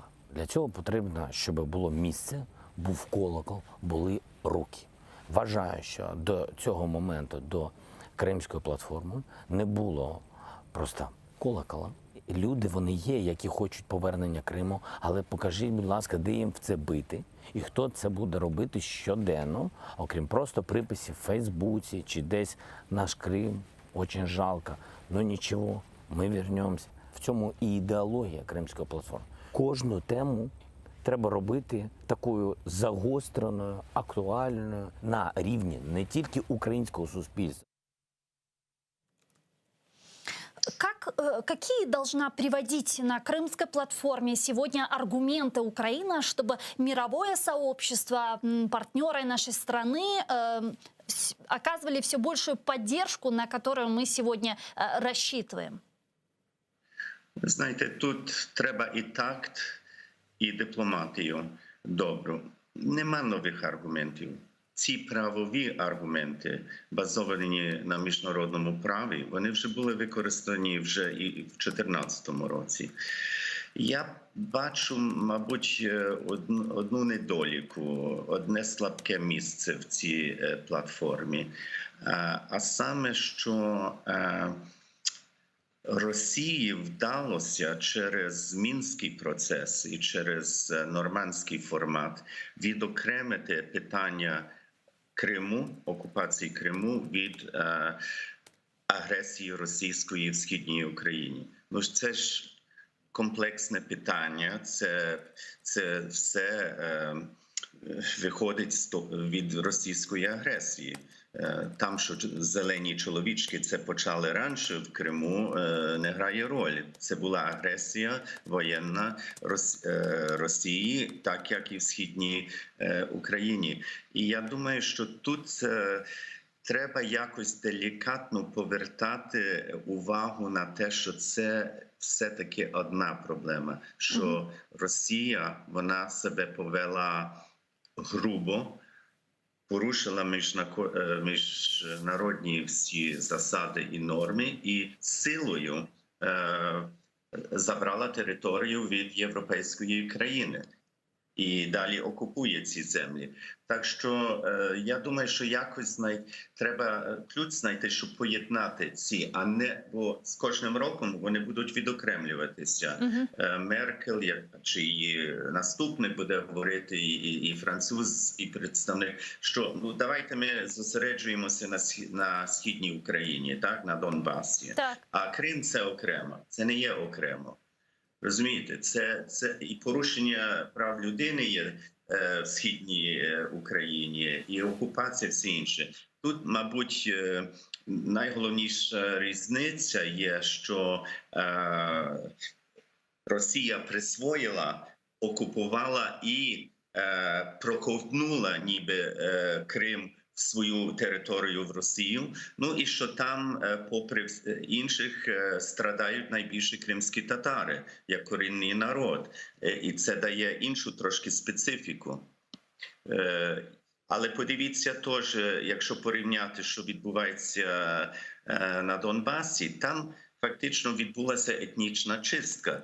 1,5 мільйона людей були змушені покинути свої домівки, так? А в Криму теж ті, що були проукраїнські, ті, що були активні в кримсько-татарському русі, теж і проукраїнські, були змушені теж покинути Крим, а ті, що залишилися, їх арештують, дають їм такі страшні драконічні терміни ув'язнення і так далі. Так що тут треба якось не розділювати це. Я дуже радий, що є Кримська платформа, і я підчеркнув від самого початку, що це величезний дипломатичний успіх. І я впевнений, що в коридорах будуть говорити теж про Східну Україну, Донбас, і як замінити абсолютно неефективний Мінський процес і нормандський формат. Пане Богдане, давайте смоделируем, что 23 августа инаугурационный саммит Крымской платформы прошел. Мы услышали очень много важных, нужных тезисов, слова поддержки, обеспокоенности и так далее. Страны-участницы Крымской платформы подписали Крымскую хартию. А что дальше? Как вы видите дальнейшую работу Крымской платформы, дальнейшие разработанные механизмы по деоккупации Крыма? Каким образом они должны выглядеть, каким образом они должны быть имплементированы? Ну, пані Гульсум, не треба забігати вперед, бо ми ще не знаємо детально зміст цих документів. Я думаю, що головне, як англійці кажуть, це є follow-up, який має бути в практичній формі. І я думаю, що попри загальну декларацію, там будуть вироблені якісь механізми, платформи, міні-платформи, де продовжиться ця праця. І я знаю, ми бачимо з прикладу, що такі потужні держави, як Британія, наприклад, вони зацікавлені, і Туреччина, мабуть, і інші, щоб активно працювати в тому напрямку. Так що, коли ми вже побачимо, що там написано є, і конкретно, тоді можна буде оцінку дати. Пане Игорю, а вы как считаете, отыграет ли Крымская платформа свою роль с теми участницами, которые, вот как сегодня стало известно, будут представлены на саммите Крымской платформы? Это 9 президентов, это руководители правительств, это министры иностранных дел, кто-то отправляет в Украину министров обороны и так далее.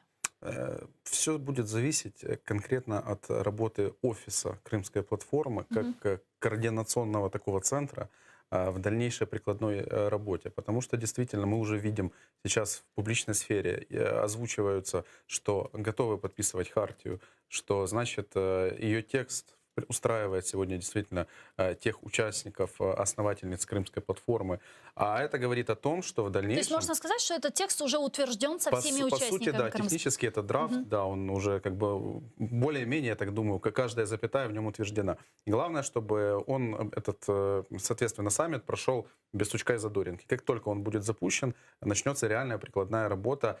И тут очень важно, какое финансирование будет, соответственно, у Крымской платформы и какие направления будут финансироваться из бюджета Украины, из, возможно, бюджета там, стран, соосновательниц Крымской платформы. Это действительно очень важно, чтобы понимать, какой мы будем иметь ресурс, не только информационный, но и, соответственно, в борьбе там, и за свободу крымских татар, потому что, соответственно, это надо финансировать, и адвокатов, соответственно. Ну, вся эта работа, она требует всегда финансов. И поэтому будем дальше смотреть. Но я на данном этапе, после публикации, соответственно, уровня представителей и глав государств, и министров иностранных дел и так далее. Я хочу сказать, что, в принципе, на данном этапе Министерство иностранных дел Украины провело хорошую домашнюю работу. и подготовка произошла на максимально том уровне, который возможен при противодействии Российской Федерации. Мы понимаем, что Российская Федерация за эти фактически за этот год, когда тема Крымской платформы только появилась, с трибуны Генассамблеи ООН прозвучала тема, что каждый божий день было противодействие этой инициативе. Соответственно, я уверен, что если мы смогли сейчас все-таки хотя бы на начальном этапе вернуть внимание мира, то в дальнейшем мы, по крайней мере, можем реалистично смотреть на вещи, что какая-то прикладная работа может происходить. Кстати, я не вижу участия Китая на саммите Крымской платформы. Или же это... Китай всегда по теме Крыма, помните, он занимает, всегда желтую кнопку нажимал. Он нейтралитет абсолютно, и тем более тут у них особые отношения с Российской Федерацией. Плюс мы сейчас знаем, что несмотря на то, что Китай является главным нашим экономическим партнером, все-таки с политической точки зрения мы видим, есть нюансы. Поэтому на сторону Китая я бы сейчас не смотрел. Пане Богдан, а ви що думаєте относительно Китая, відсутствия Китая? Ну, я не очікував, що Китай буде якось проявляти, принаймні, назовні інтерес, що відбувається за лаштунками, з міркування довгоглядаючих якихось стратегічних інтересів. Це інша справа. Побачимо, як ситуація буде розвиватися. Я думаю, дуже важливо для України стратегічно це не зосереджувати увагу на суто українсько-російський аспект. Ми маємо вже визнання, що це є нелегальна окупація і так далі. Але я думаю, що Україна має бити по тому, що ситуація в Чорному морі дуже загрозлива для кількох держав Європи, НАТО, але в першу чергу Туреччина, Болгарія, Румунія і так далі. І що це ми не можемо допустити як демократичний світ, щоб Росія просто присвоїв собі це море, що це стало так, як Муссоліні колись хотів зробити Середземне море, море Ностром, знаєте, наше море. Ну, пане Бо тут ми Богдане, бачимо, знаєте, ці всі російські схеми ще з 19 століття, з Дарданел, порт, теплий порт і так далі. Тут ця російська імперська політика, вона продовжується і не дуже вона замаскована. Так що треба бити по цьому, що це не тільки стосується українців і кримських татарів, і росіян, які лояльні є до України, наприклад, у Криму, а що це є виклик регіону і геополітиці, як таке.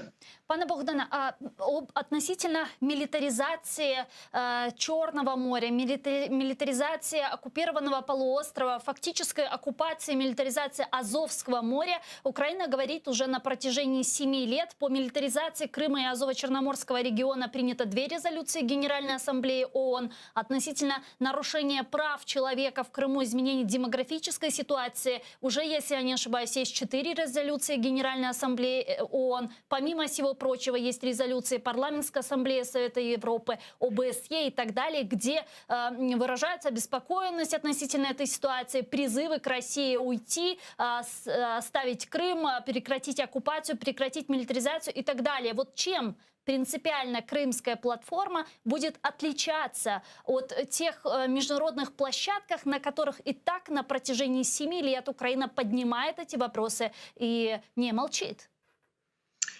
Я думаю, що вона консолідує всі ці аспекти в одне русло, в цю платформу, і дає можливості, як ми вже говорили, розробляти специфічні підходи, механізми, які відповідають на окремі сектори. Очевидно, ніхто з нас не є наївний і не вважає, що поява такої платформи поміняє ситуацію. Але це є величезний тиск на Росію. Це, як я вже сказав, це і велика невдача дипломатична для них.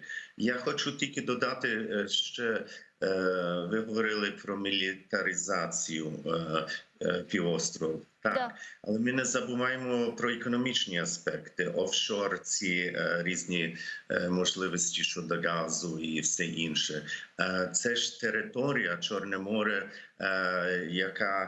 яке Росія хоче опанувати, дивлячись наперед, коли буде важче і більш дорого газ і нефті із Сибіру перекидати в Європу і де-інде. І тут ближче мати таке вже засвоїти ці різні місця. Це теж є виклик в енергетичній сфері Європи і не тільки Європі. Є багато факторів. Я думаю, що просто це є один компонент багато ширшої гри. І тут не буде залежати тільки, не залежатиме від нас. Тут залежатиме, наскільки буде об'єднаний Захід, тобто євроатлантичні структури, наскільки американці будуть готові провідну роль якусь позитивно відігравати, відповідальну. А є запитання, я не думаю, що вони занадто серйозні, але є певні сумніви після Афганістану, після Nord Stream 2 і все інше. Отож, ці тижні для нас є критичні, тому що не тільки Меркель приїжджає, і ми не знаємо, що вона везе, чи це є просто, щоб якось контролювати ці збитки, які були зроблені. Да, вот, кстати, интересно, что она приезжает за день до Крымской платформы, и это будет однодневный визит, а до этого 20 августа она будет пребывать с рабочим визитом в Москве и встречаться с Путиным. Це пов'язано з незалежністю і з тим. Це досить нахабний такий візит, а ми ще не знали, що вона поїде до Путіна перед тим. Це тільки вийшло пізніше. Я сам писав про це, знаєте, для англомовних видань, це перекладали в «Нової Врем'ї». Я вважаю, що вона їхала, щоб заспокоїти українців і заздалегідь якось переконати Зеленського, щоб він не заострював ситуацію невигідними питаннями, як він буде зустрічатися з Байденом. Знаєте, а це на фоні того, що вийшли ці різні повідомлення від цього Bloomberg і інші, що німці вихитрили фактично американців, що вони не мають ніякого наміру фактично зупиняти якийсь тиск де-факто на Україну, що це все на папері, такі гарантії дано, але там нема ніяких фактично зубей нема в тих документах, розумієте? І вона знає, що він летить туди, що він буде, очевидно, дуже жалуватися на що понад головою України домовилися. Але він їде тепер вже в ситуації, коли є велика нагінка на Байдена після того, що відбувається в Афганістані. І де до якоїсь міри він змушений, принаймні назовні, показати, що він чутливий. І що не все так ще погано, що це не означає, що все це, що він обіцяв, він забув про це. Отже, дуже цікаві 2 тижні перед нами. І я думаю, що якраз ця демократична платформа і рівень представництва в той день і 24-го в Києві, я собі представляю, скільки тих лідерів будуть стояти на Майдані і дивитися на парад. Знаєте, це теж є сигнал. Це є сигнал, що пане Байден, якщо ви хочете відновити зв'язки з Європою, це не тільки з Німеччиною. Європа – це багато ширше. Мені дуже цікаво, наприклад, яка буде реакція Франції, Макрона. Вони дуже якось мовчать, відколи німці домовилися із американцями, Макрона не чути. І я навіть не знаю, там написано вже є, на якому рівні буде Франція представлена. Міністр на уровне Министерства иностранных дел. Да. Ну окей, добре, але І тут підтекст є такий, а що буде з нормандським процесом? Меркель чи її наступник готові, що, наприклад, Зеленський заохочував американців якось більш відверто брати, якщо не безпосередню участь, то може паралельну якусь участь у тих переговорах. Дуже багато таких невідомих факторів. Так, І я зрозуміло. вважаю, що підсумовуючи, що якраз ця платформа і присутність цих всіх лідерів і представників, це дає дуже добрий поштовх Україні. Україна тепер повинна своїми союзниками використати цей момент. Дякую вам дуже, пане Богдане. Чохсаг у нас Богдан Нагайло був з нами на прямому зв'язку. Старший радник з питань політики Верховного комісару ООН у справах біженців у Женеві 1994-2014 роках. Меркель 22 августа же будет в Украине. Каковы ваши ожидания от этого визита? Какие вопросы могут быть обсуждаться? И будет ли прорывным этот визит? Ну, на самом деле, я думаю, что действительно Меркель едет сюда, чтобы немножко потушить пожар после той зрады, которая у нас началась после встречи, соответственно, Меркель и Байдена касательно Nord Stream 2. Но, опять-таки, я все-таки думаю, что, с одной стороны, конечно, возможно, Зеленскому передадут более какие-то серьезные наработки по тому зеленому фонду, который обещался в размере до $1 миллиарда. Но все же, я думаю, все-таки Донбасс это будет первоочередная тема. И меня, кстати, действительно удивило, почему Ангела Меркель за день до Крымской платформы приезжает, и так нарочисто это все как бы рассоединили. То есть, видимо, Меркель не хочет поднимать тему Крыма на этой встрече и сконцентрируется на двусторонних отношениях Украины и Германии и вот двух темах касательно газопровода и ситуации на востоке Украины. Но, тем не менее, все-таки, учитывая то, что именно немецкая сторона первая сказала, что Меркель получит орден свободы, Да. я, честно говоря... А за что? Ну, возможно, за вклад в Северный тему... Нет, возможно, за вклад все-таки в нормандский формат.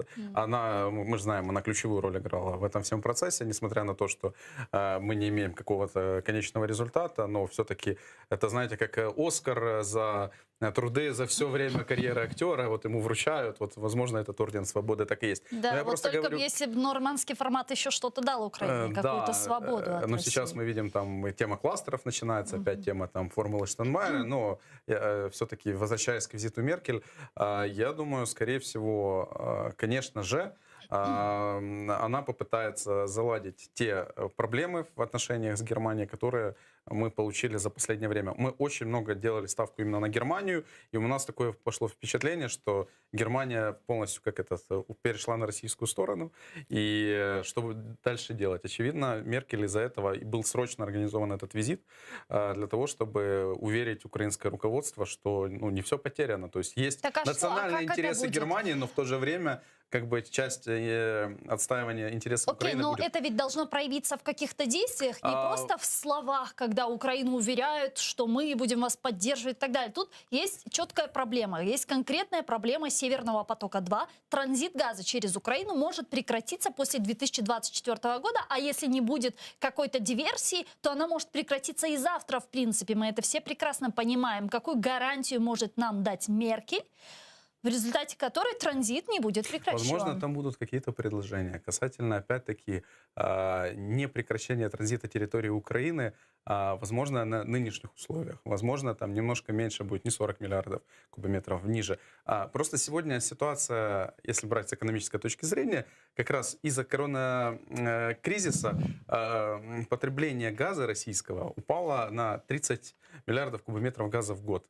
Из-за этого, если раньше мы до коронакризиса могли четко понимать, что 30 миллиардов кубометров вот будет точно территория Украины идти, то сегодня вот всех обходных каналов после введения Северного потока-2 фактически хватает, чтобы полностью обрезать Украину. Соответственно, Меркель сегодня, возможно, представит какие-то наработки касательно того, чтобы, может, немецкий бизнес зайдет на территорию Украины, и газ начнут, соответственно, покупать все-таки на восточных границах. То есть я думаю, что, скорее всего, это будет какой-то пакет предложений, как выйти из нынешней ситуации, полностью не обрезая Украину. Но, тем не менее, опять-таки, Меркель защищает немецкие интересы, соответственно, они хотят быть главным газовым хабом, и это их интересует сегодня больше всего.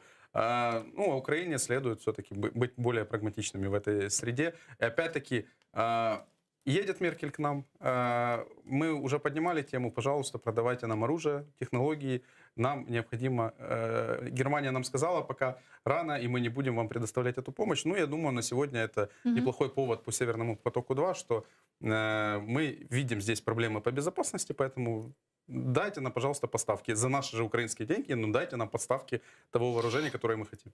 Относительно вооружения. Президент Украины Владимир Зеленский, давая интервью полукрымских журналистов, сказал, что одна из задач Украины к 2035 году построить большой флот. Давайте послушаем его.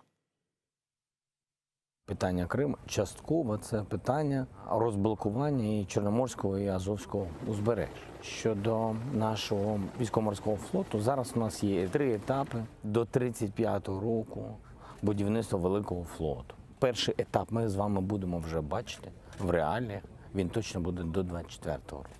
Другий етап розкладається до 30-го року, третій до 35-го року. Паралельно ми будуємо в Україні, будуємо інфраструктуру для саме розбудови військово-морського флоту. Чесно кажучи, і малих підводних човнів. І будуть і корвети, будуть і військові катери, будуть малі підводні човни, також військово-морські бази. Перша буде будуватись в Бердянську. Ідея в підтримці цього проєкту з боку Європейського Союзу, з боку Великобританії, з боку Сполучених Штатів. Ми точно отримали повну підтримку з боку Великобританії цього проєкту. Зараз у мене буде зустріч з президентом Сполучених Штатів. І частково, і це є частиною нашої зустрічі, і частиною, до речі, Кримської платформи. С нами сейчас на прямой связи Андрій Роженко, експерт Центру оборонних стратегій, капітан першого рангу, заступник начальника штабу ВМС України 2004-2020 роках. Пане Андрію, вітаємо вас. Салям алейкум. Доброго дня. Алейкум ассалам. Да, насколько реальны эти сроки, которые озвучил президент Зеленский, до 2035 года построить хороший большой флот?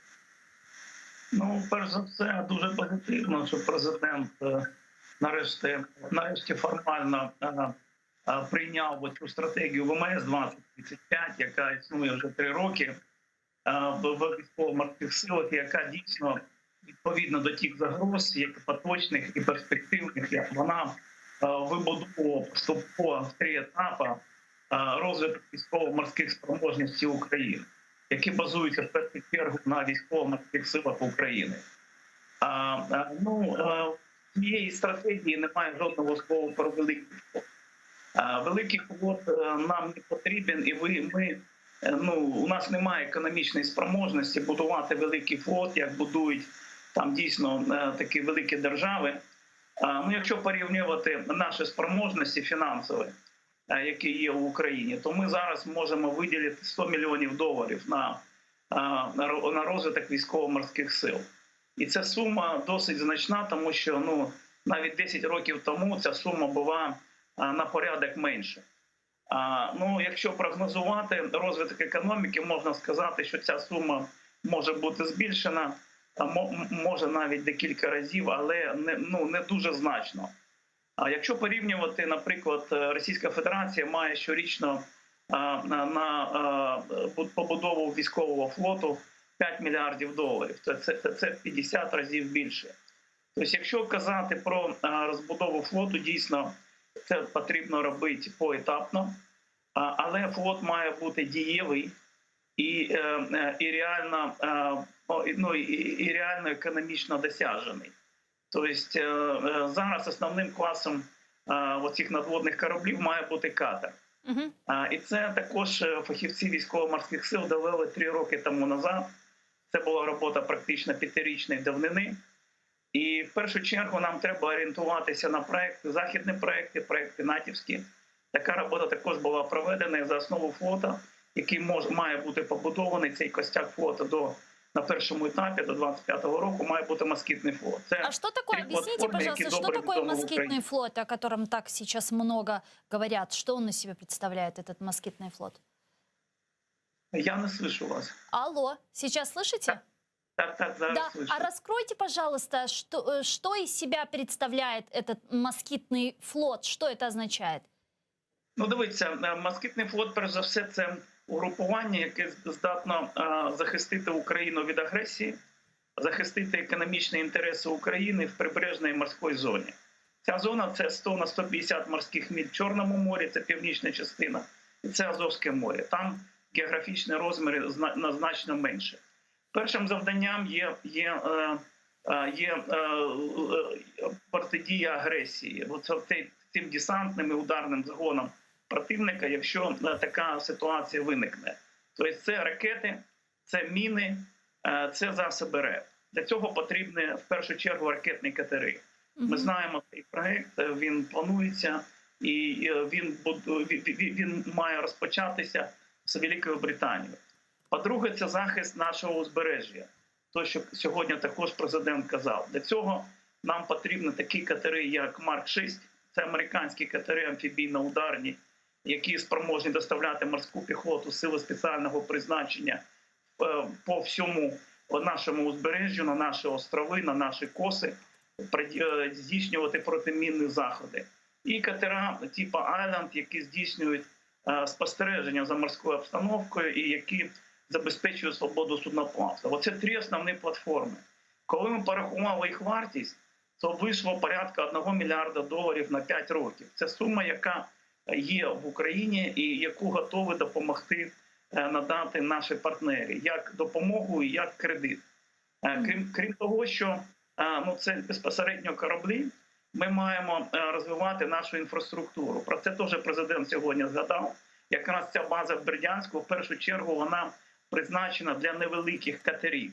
Якраз це Марк-6, це Гюрза-М, які вже маються на озброєнні військово-морських силах.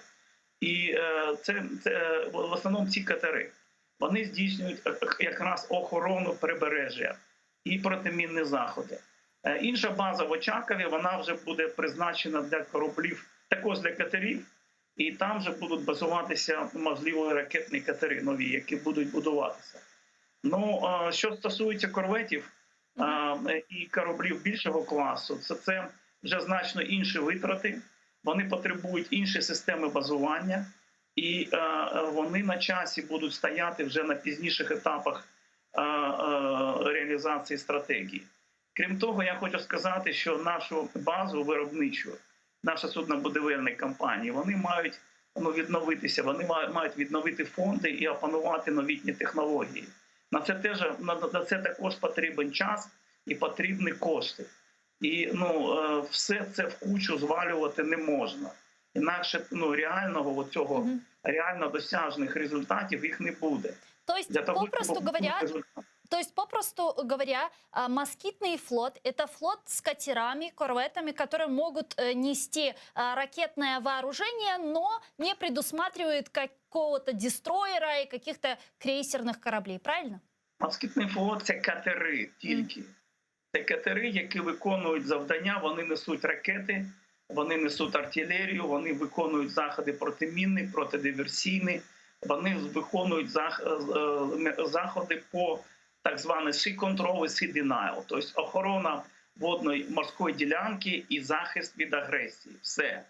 Корвети – це вже інша справа. Корвети, фрегати, вони виконують завдання на відкритому морі, на віддаленні, і це коштує набагато більше. Це вимагає більше екіпажу, іншу систему базування, інших фондів виробництва на верфях України. Пане Андрею, также президент Украины Зеленский сказал, что основной задачей сегодня перед Украиной стоит разблокировка Черного моря, которое сегодня, как мы видим, милитаризируется со стороны России. Какую коалицию должна формировать Украина для разблокировки Черноморского региона? Какие страны могут входить в эту коалицию вместе с Украиной? Я би сказав так, що зараз блокування узбережжя Чорного моря не відбувається. Є загроза, про це ми багато кажемо, але зараз узбережжя Чорного моря, воно вільне. Але треба його захищати. Для того, щоб захищати, основною операцією є операція по свободі судноплавства на Чорному морі. І ці заходи має проводити Україна і має запрошувати своїх партнерів по Північно-Атлантичному альянсу в межах двосторонніх контактів для того, щоб це проводити.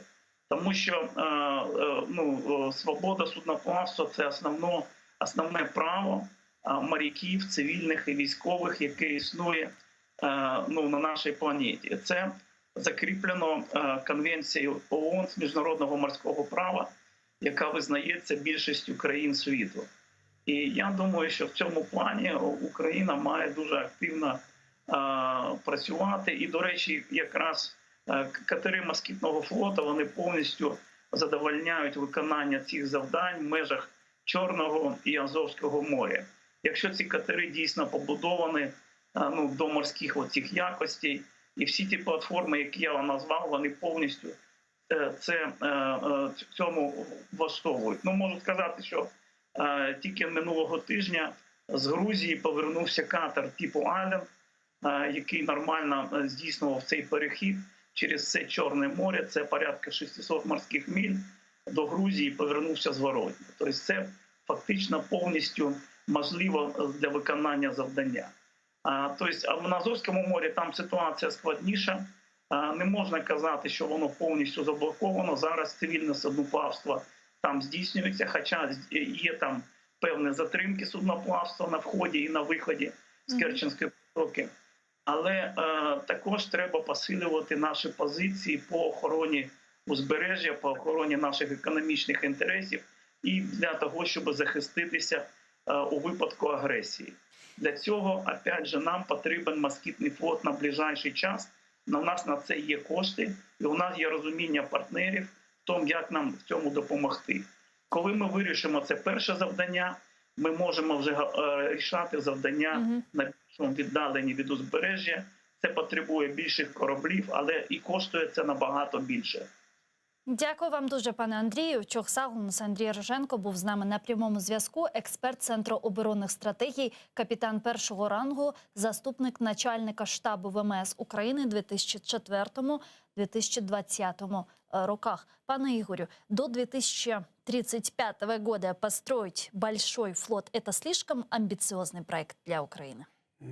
Я тут полностью поддерживаю спикера касательно его ремарки, что это действующая стратегия военно-морских сил Украины, соответственно, мы по ней идем. То есть, и учитывая то, что сказал президент сегодня в интервью, в принципе, это планомерное возвращение военной мощи Украины соответственно, в Черном море и Азовском. Но, опять-таки, единственный нюанс – это не будет флот в том понимании, как мы привыкли, как Черноморский флот, то есть когда мы тратим реально сумасшедшие ресурсы, которые потом просто невозможно ни корабли содержать, то есть ни один бюджет украинский это не потянет.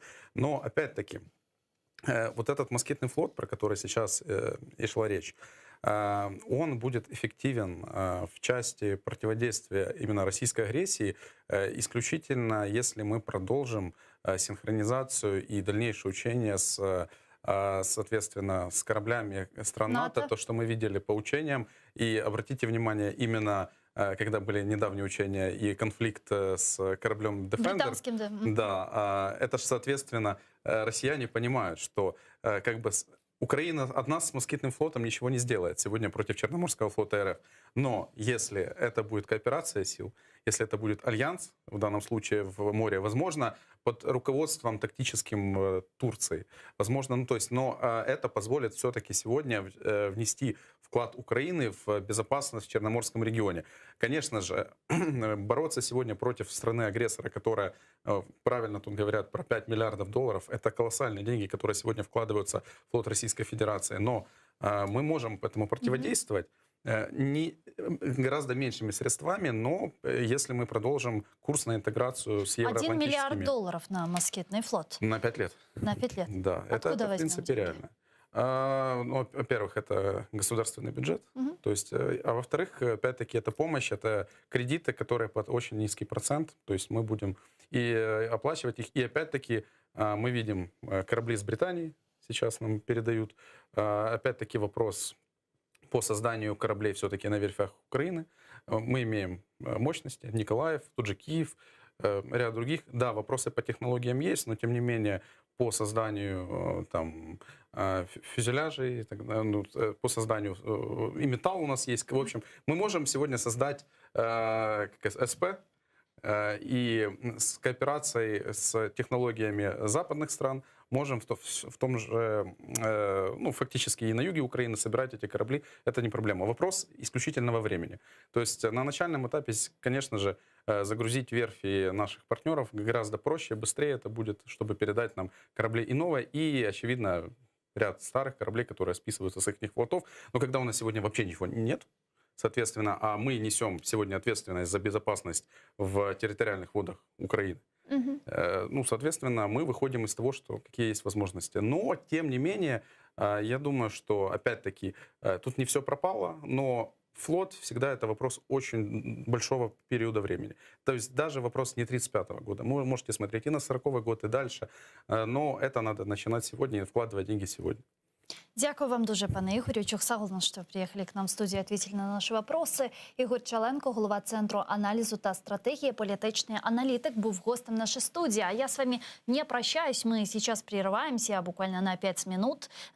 Далее мы продолжим информационно-аналитическую программу «Бугунь». Не переключайтесь. Не забывайте подписываться на наш YouTube-канал. Там мы вещаем как в онлайн-режиме, так и выкладываем самые интересные фрагменты из наших эфиров. И поддержать телеканал АТР вы можете, подписавшись на наш Patreon. Таким образом, вы станете частью большой крымско-татарской семьи АТР, а это, в свою очередь, поможет нам продолжать работу на информационном фронте. Корушкенджи, не переключайтесь.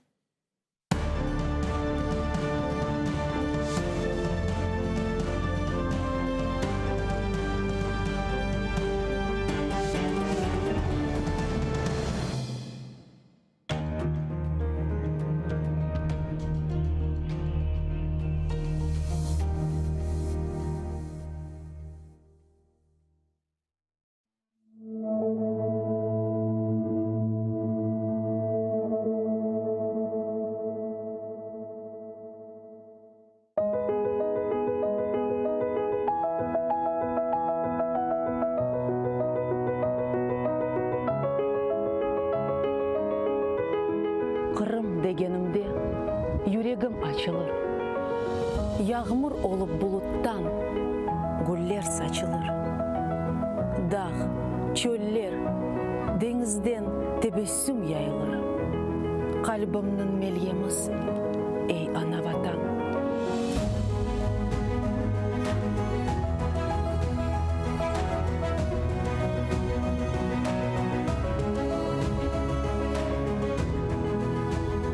Adını aytım, yırlay bağlarda kuşlar, sümbüller dağlarımda takar sırgalar.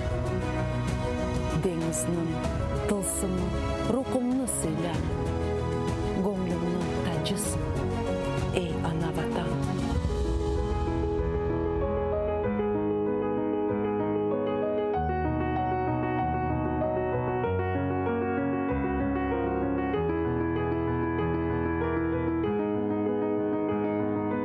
Sayıller sokaklarda cennet havası. Bahçe bağlar kalkın çün, dertler devası. Budur asıl insanın ömür sefası. Gözümün nurusun, ey ana vatan.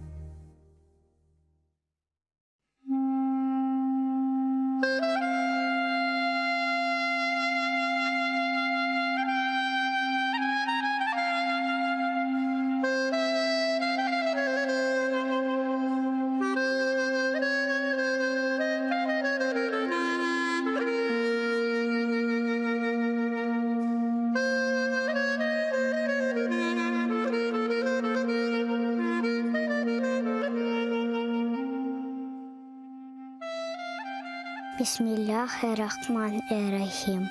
Яратаным, Allah'ım, 99 ismin var. Ya Rabbim, haramlarga isteklerini bir yutunda devletlerini. Senden hayrı yok kimsemiz. Vatan için dua etemiz. İmdad bekle, haram hürmette. Rahim eyle açsın hizmette. Bizni haramda yarattın, yardımın ile. Sürgünden kaytık. Endi halkımız haramında. Devletli olsun vatanımızga. Biz için aziz Kırımımız. Takmında açsın bahtımız. Senden hayrı yok anlayacak. Yaratanım aç bizge uçak. Kırımlarga elini uzat. Yardım ver ya Rabbim. Bir bizge imdat. Bu aziz toprak ecdadım yeri. Kırımlarının tükenmez yeri. Adda bizlerini vatanımızga. Sahip olayı Kırımızga. Kırımlar kalbi tek sana eman. Ecdatlar yerini bağışla. Amin.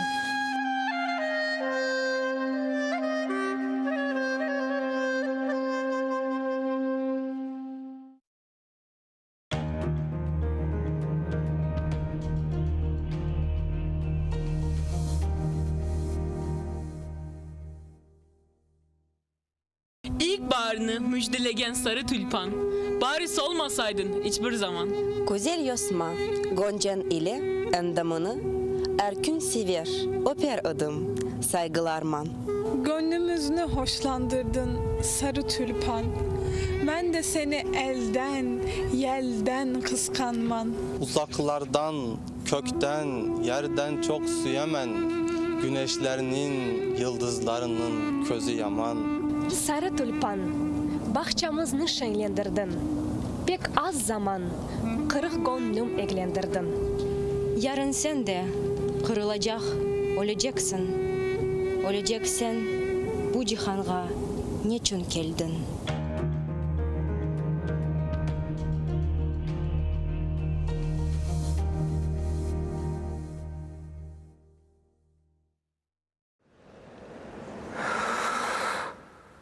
Eşitesiniz mi? Meni unuttunuz mu?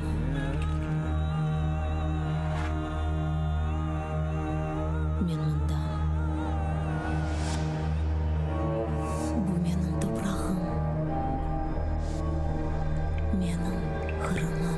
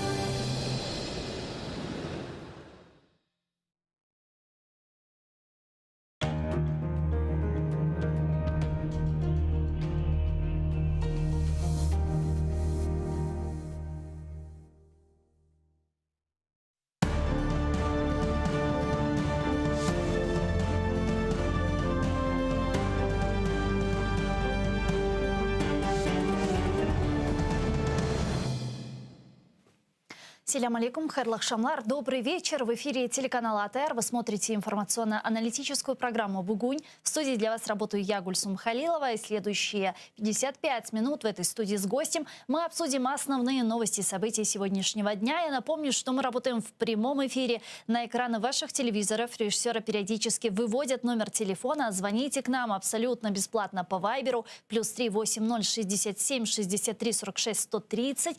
Звоните, задавайте ваши вопросы. Нам важен ваш голос. И не забывайте подписываться на наш YouTube-канал. Там мы вещаем как в онлайн-режиме, так и выкладываем самые интересные фрагменты из наших эфиров. Выкладываем практически все наши программы в записи. И поддержать телеканал АТР вы можете, подписавшись на наш Patreon, адрес которого на экраны сейчас выводят режиссеры. Подписывайтесь. Таким образом, вы станете частью большой крымско-татарской семьи АТР, а это помогает нам, в свою очередь, продолжать работу на информационном фронте. А я рада поприветствовать гостя нашей студии Оксана Сируїд, віце-спікер Верховної Ради України у 2014-2019 роках. Вітаємо вас, пані Оксана. Ассаляму алейкум. Вітаю и вас, и всех ваших телеглядачей. Я предлагаю наш эфир начать со следующего информационного сообщения. Вы знаете, что недавно президент Украины Владимир Зеленский дал интервью крымскому пулу журналистов, и там они обсудили огромное количество вопросов, связанных с Крымом, и за скобками не остался вопрос политических заключенных. Зеленский сказал, что вопрос освобождения крымских политических заключенных пока полностью заторможен, и единственным путем разблокировки этого вопроса являются прямые переговоры с Путиным. Давайте послушаем его прямую речь.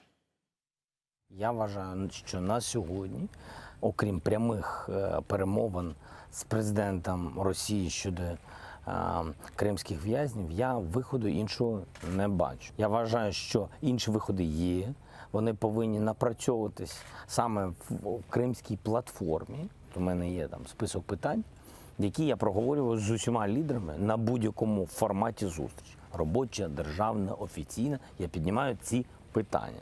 Питання кримчан я завжди піднімаю. Кримські питання, Росія, чому вона так відноситься до цих питань? Тому що вони об'єднують питання політв'язнів з окупацією Криму.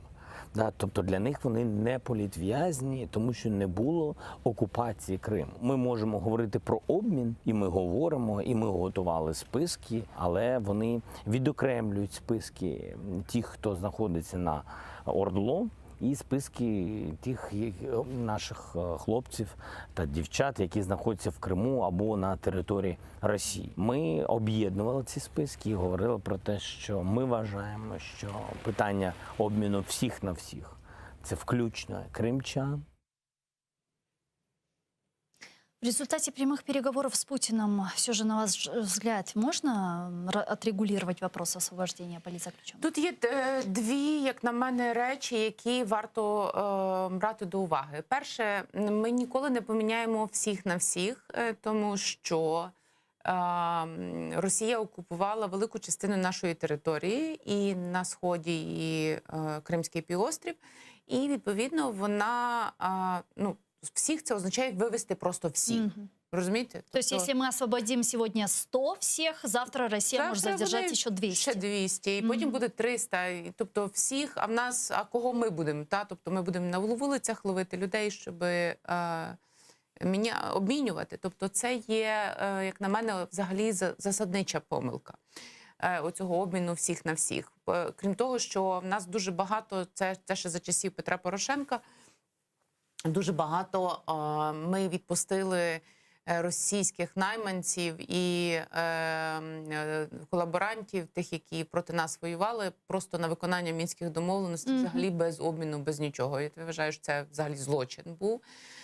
І таких були десятки, якщо не сотні людей. Їх відпускали українські суди, так і було написано в судових рішеннях на виконання мінських домовленостей. Тобто в нас і того обмінного фонду всіх на всіх немає. Це перша історія. Друга історія, про що сьогодні говорити з Путіним? Тобто хіба що його просити? Тому що в нас немає перемовної позиції. В нас, якщо ти хочеш щось виторгувати, ти повинен щось пропонувати взамін.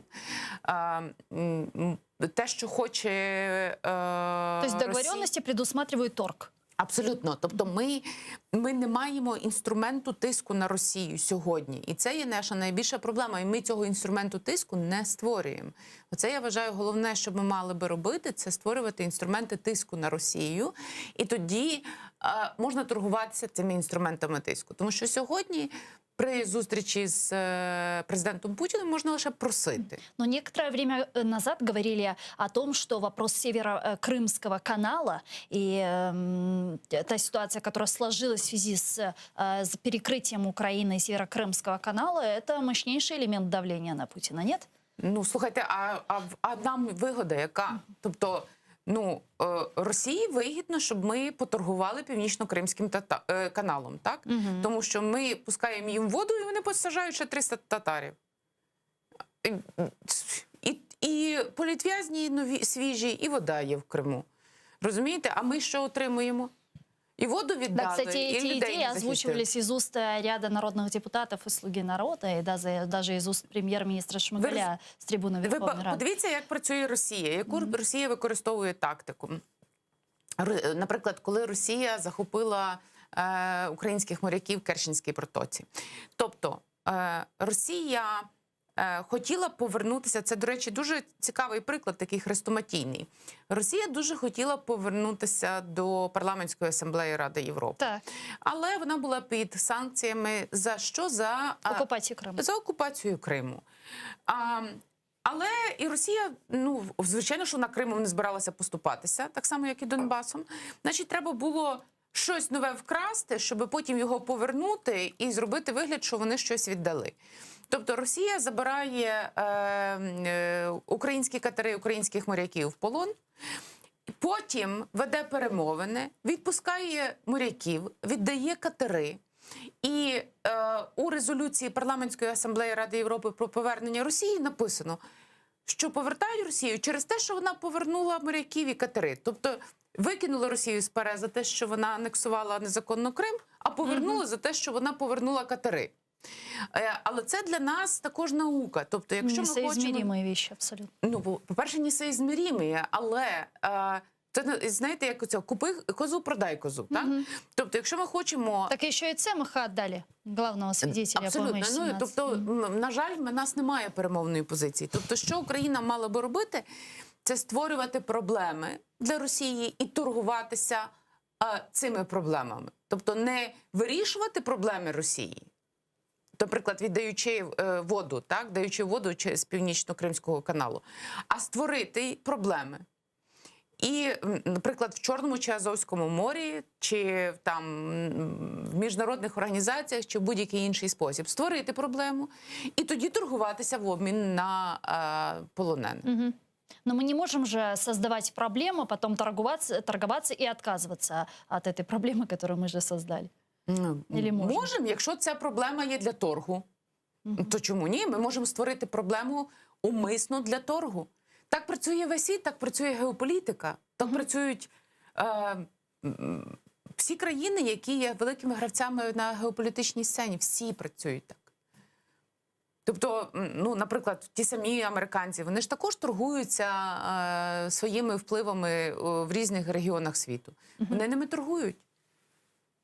Залежно від того, що для них важливіше.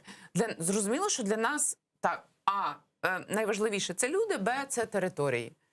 Ну от і заради цього ми повинні створювати певні ситуації, якими ми можемо торгувати, які ми можемо обмінювати. Тому що якщо ми розраховуємо на те, що ми просто будемо з чесними очима казати, дивіться, які ми хороші, поверніть нам наших людей, Ну а если мы говорим о том, что мы рассчитываем на наших западных партнеров, мы рассчитываем на санкционное давление, в результате которого Россия могла бы и вынуждена была бы освободить политических заключенных и более того уйти из Крыма. Это отчаянная история? Розраховувати треба на себе. Я думаю, що останній досвід, який ми спостерігаємо в Афганістані, найбільший урок з цього треба такий засвоїти. Треба, знаєте, мудрості не вчитися чужою, треба помилятися самим. Скільки слів лишилося від Трої, що забрав собі на ода Рим.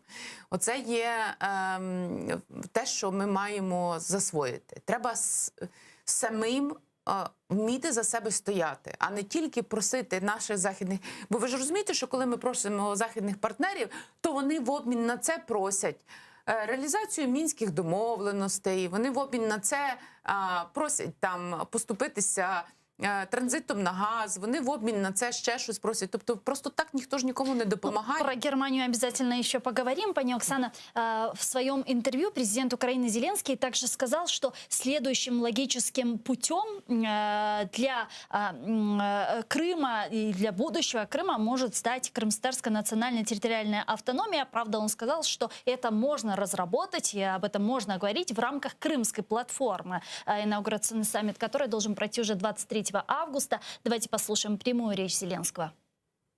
Це дуже важливий крок, і саме я вважаю, що це важливий крок, яким повинна займатися Кримська платформа, вивчити саме це законодавство, ці зміни до законодавства і запропонувати президенту України вже саме той закон, який буде узгоджений, перш за все, узгоджений з корінним населенням Криму. Напрацювання є.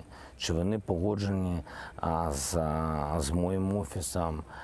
Ні. Чи вони погоджені з кримсько-татарським суспільством? Я не знаю, наскільки цей законопроект нормальний. С нами сейчас на прямой связи член Меджлиса крымско-татарского народа и руководитель Крымско-татарского ресурсного центра Эскендер Бариев. Эскендер, ассалям алейкум, мераба. Алейкум селям. Да. Эскендер, только что вы слышали прямую речь Зеленского относительно внесения изменений в Конституцию Украины о статусе Крыма. Что он имел в виду? Что вы поняли с этих слов? Но я бы здесь расценивал бы таким образом. С позитивной стороны то, что на устах президента Украины есть тема национально-территориальной автономии, значит, есть какое-то понимание.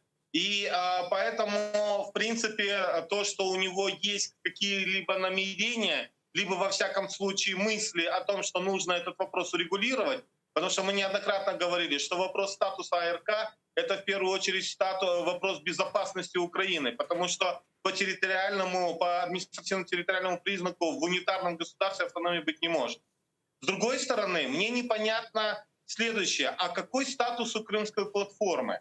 Если раньше пытались отрабатывать этот вопрос и вносить изменения, отрабатывать закон о внесении изменений в 10 раздел Конституции, то создавали хоть рабочую группу при Конституционной комиссии.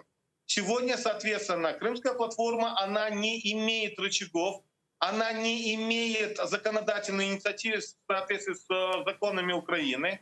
Другой вопрос, что могут разработаться какие-либо рекомендации. Тогда у меня возникает вопрос следующий. Если мы в рамках Крымской платформы, у нас там 3 уровня. Один межпарламентский, другой уровень на высоком уровне, и третий уровень — это экспертный. Если говорить об экспертном уровне, то тогда, скорее всего, должна этим заниматься наша рабочая группа, которая называется «Восстановление прав коренных народов» как инструмент деоккупации Крыма. Мы со своей стороны пока еще не имеем никакой информации в этом плане. С другой стороны, мы готовы дать рекомендации. И в наших рекомендациях, вот в заяве, есть то, что необходимо удосконалить нормативно-правовую базу Украины, в тому числе в зміні статусу Автономної Республіки Крим на национально-территориальную автономию. Але, кстати, к сожалению, вот сейчас идет даже внутри мережи экспертной, есть некоторые эксперты, которые пытаются этот пункт снять, объясняя это тем, что якобы в обществе это может вызвать негатив и различные ненужные разговоры. Я хочу сказать однозначно, что к этому Украина должна давно созреть, и созреть с той плоскости, что в унитарном государстве не может быть административно-территориальной автономии, мы должны этот вопрос урегулировать раз и навсегда. Мы сделали первый важный шаг, приняли закон о коренных народах. Второй важный шаг, мы должны расписать этот закон, как положено. И третий важный шаг, мы должны урегулировать на уровне самого главного закона Украины, Конституции Украины. Поэтому то, что есть посылы от президента, значит, во всяком случае, есть политическая воля. Другой вопрос, какие механизмы, и мы должны понимать, чтобы это было не просто публичное пиар-заявление перед саммитом Крымской платформы, а чтобы дальше были серьезные, продуктивные шаги, которые могут привести к результату в интересах целостности Украины. Но я просто не понимаю, зачем работать над этим вопросом в рамках Крымской платформы, когда уже есть разработанные законопроекты, работала Конституционная комиссия по внесению изменений в Конституцию Украины о статусе Крыма и даже вынесла свое заключение. Зеленский говорит о том, что да, были, я не видел, у меня в офисе это не подтверждено, не утверждено. Однако, насколько мне известно, еще в 2019 году Зеленскому передавали эту триаду законопроектов. Но смотрите, давайте я внесу поправки в этом вопросе. Во-первых, работала рабочая группа Конституционной комиссии, которая, к сожалению, протокольно, я не знаю, я как участник этой рабочей группы, она не была подтверждена. Давайте мы будем работать по-взрослому в этом государстве, и, соответственно, должны быть соответствующие протоколы, которые подтверждают ту или иную работу того или иного специально созданного органа. Потому что либо должны быть акты, либо протоколы и так далее. К сожалению, протокола я не видел. Во-вторых, когда мы говорим о самой Конституционной комиссии, ее сегодня не существует, то есть она была распущена.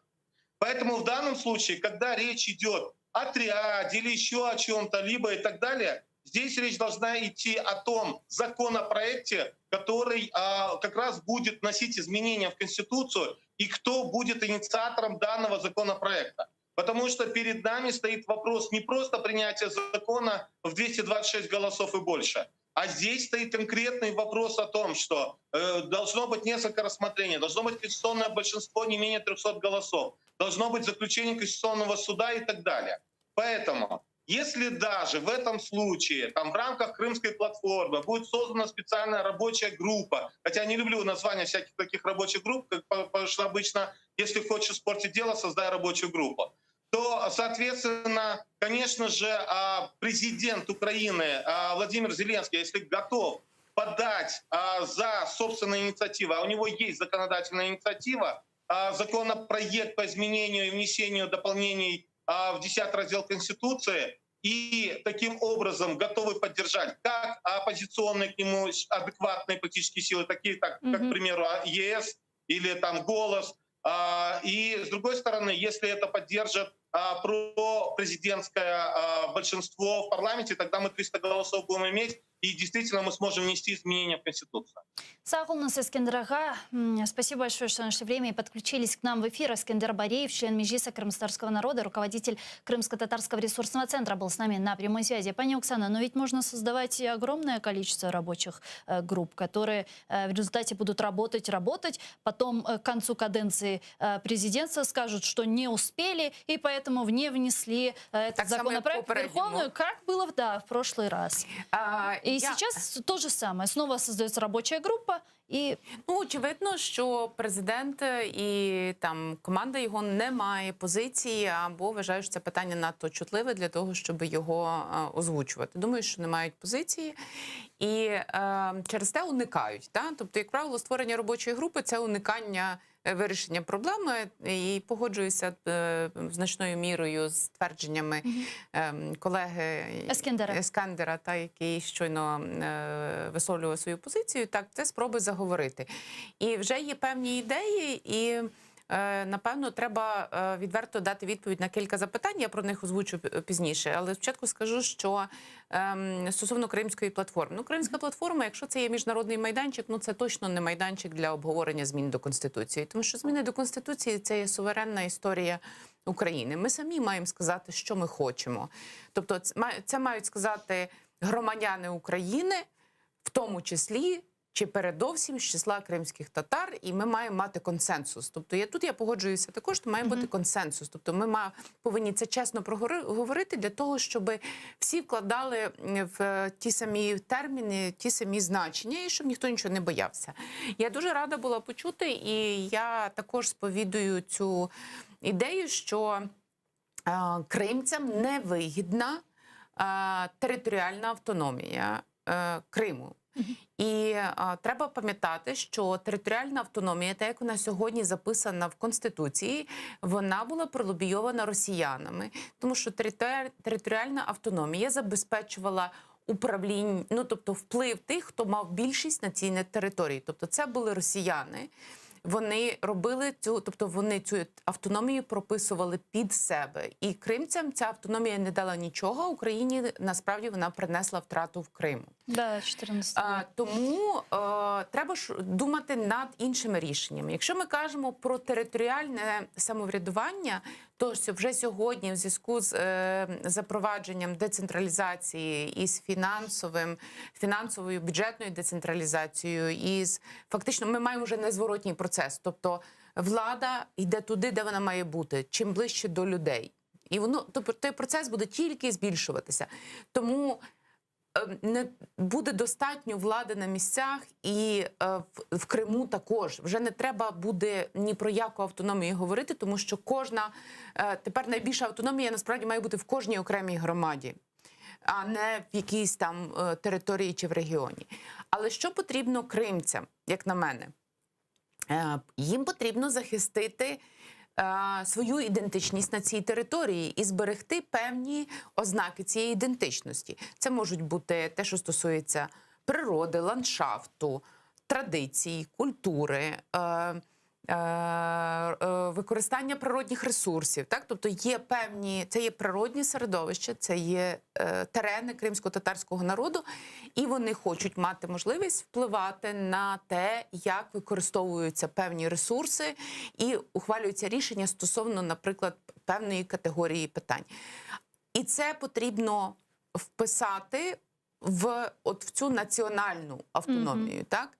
Тобто там має бути можливість зберігати свої органи управлінські, наприклад, там Меджліс чи Курултай, передбачити повноваження для цих органів. Тобто, наприклад, що органи місцевого самоврядування в місцях компактного проживання кримців, так, кримських татар, не можуть ухвалювати без оцих органів самоврядування, представницьких органів кримців. Це буде чесна історія, але це, скажімо так, для того, щоб цю модель напрацювати, я впевнена, що, наприклад, мені, чи пану Іскандеру, чи там якимось іншим людям, які про це вже думали, ми можемо сісти, ми можемо цю модель скласти там за, впродовж, я не знаю, місяця, кілька разів зустрітися, ми цю модель складемо.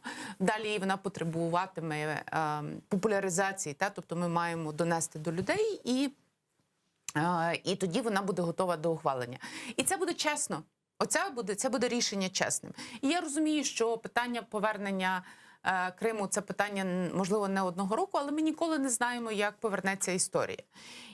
Але якщо ми хочемо бути чесними, я вважаю, що держава має бути чесна зі своїми громадянами, то ми маємо це чесно обговорити і сказати, ось це ми вважаємо буде безпечно для всієї державності, тобто не мати територіальної автономії, це безпечно для державності, і це в інтересах кримців. Але також в інтересах кримців ось ще такі додаткові повноваження.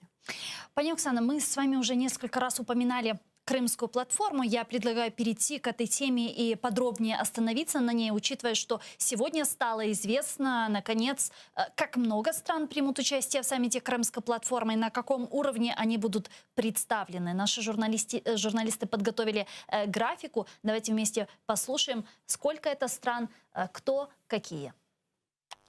На рівні президентів будуть представлені Латвія, Литва, Естонія, Польща, Словаччина, Угорщина, Молдова, Словенія, Фінляндія.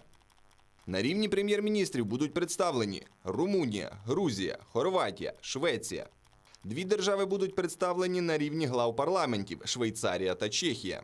14 держав будуть представлені на рівні міністрів закордонних справ – Туреччина, Франція, Німеччина, Іспанія, Італія, Бельгія, Австрія, Нідерланди, Люксембург, Ірландія, Данія, Болгарія, Чорногорія, Північна Македонія. 2 держави будуть представлені міністрами оборони – Велика Британія та Португалія. США будуть представлені особистим посланцем президента Джо Байдена і членом уряду міністром транспорту США. Норвегію представлятиме держсекретар міністра закордонних справ. 7 держав будуть представлені на рівні послів – Нова Зеландія, Мальта, Японія, Австралія, Кіпр, Канада, Греція. Організації, які візьмуть участь у Кримській платформі. Європейську комісію представить віце-президент Валдіс Домбровскіс. НАТО представлятиме заступник генерального секретаря. Раду Європи представить генсекретар Марія Пейчинович-Бурич. ГУАМ буде представлений на рівні генсекретаря. Також в Кримській платформі візьме участь президент Європейської ради Шарль Мішель. Зараз з нами на прямому зв'язку Володимир Огризко, міністр закордонних справ України 2007-2009 роках. Пане Володимире, вітаємо вас. Селям алейкум.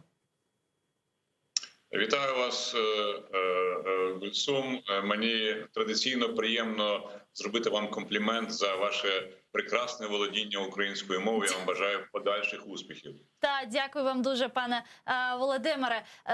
Вот мы сейчас вместе послушали с вами графику, увидели, как много стран и какие именно будут представительства этих стран на Крымской платформе. Вы довольны таким результатом? Я вам скажу відверто, як дипломат з певним стажем, що це гарний результат. І я хочу подякувати своїм колегам-дипломатам, і не тільки дипломатам, звичайно, за якісно проведену роботу. Я вважаю, що це хороший старт, хоча, звичайно, і ми це розуміємо, попереду надзвичайно багато роботи, але для старту це хороший, справді позитивний результат. Пане Володимире, а як ви бачите роботу Кримської платформи? Відіграє Кримська платформа цю роль деокупації Криму чи ні? Бачите, Гульсум, я розраховую на те, що Кримська платформа стане тим постійно діючим майданчиком, який зможе тримати в фокусі світової спільноти кримське питання, щоб воно нікуди не зникало. Бо давайте будемо відвертими, коли весь цей час ми говорили про Донбас, то ми говорили про Донбас. І десь через кому в ряди годи колись згадували про те, що є і кримська тема. От, на мою думку, головна мета і головний смисл Кримської платформи полягатиме в тому, що ми матимемо тепер постійно діючий механізм, в рамках якого ми будемо говорити про різні речі. Про безпеку, про права людини, про економічну ситуацію на півострові і таке інше, і таке інше. Тобто ми будемо, я так думаю, що наша держава буде робити все для того, щоб в кожній конкретній ситуації ми мали можливість зібрати наших партнерів, наших друзів і подумати над тим, а що ми можемо зробити ще для того, щоб натиснути на Росію, для того, щоб вона змінила свій антиукраїнський курс, для того, щоб вона взялася нарешті за розум. Хоча, чесно кажучи, я вам скажу свою особисту думку, я не вірю в те, що поки Путін при владі, ми зможемо надто сильно просунутися вперед. Хоча, якщо Україна зможе консолідувати навколо себе потужних гравців і довести їм, що Крим – це не тільки питання для України, а це питання для їхньої безпеки так само, то, я думаю, тоді, можливо, підвищення тиску санкцій на Росію дасть свій позитивний результат і раніше. А какие в этом направлении тогда должна использовать аргументы Украина, те аргументы, которые мы не приводили на протяжении последних 7 лет, а вот сейчас скажем, и санкционное давление будет ужесточено? Ну, Гульсум, я думаю, що насправді всі прекрасно все розуміють. Прекрасно розуміють і Сполучені Штати Америки, і пані Меркель, яка от, на жаль, чомусь ніяк не хоче залишитися на один день для того, щоб взяти участь в засіданні Кримської платформи. Ні, панове з Парижу чи Брюсселю. Все всім зрозуміло. Питання в іншому, питання в політичній волі цих наших друзів і партнерів, і коли вона у них з'явиться. Тому що ніде вже не треба доводити, що Росія – це агресор, що Росія – це окупант, що Росія – це країна, яка нехтує нормами міжнародного права, яка позбавляє людей не лише прав волі, але й життя, і робить це регулярно, постійно і таке інше. Питання лише в тому, коли всі дотичні зберуться в одній точці, і коли ця точка матиме, так би мовити, кумулятивний ефект, коли вона пропалить оцю російську імперську політику, і коли в Росії стане справді від цього всього боляче.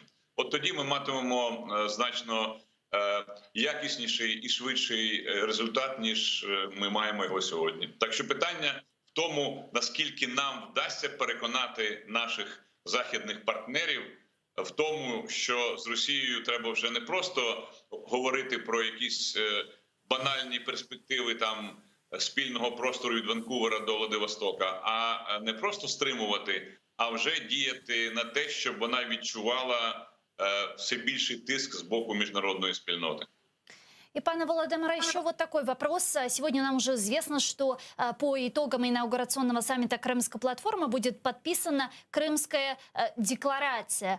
Я так понимаю, что когда речь идет о подписании такого документа, то этот документ уже должны были утвердить с теми странами, которые приезжают непосредственно на этот саммит. Вот как человек, который долгое время проработал в области дипломатии, можете ли сказать, что может включать в себя такая декларация?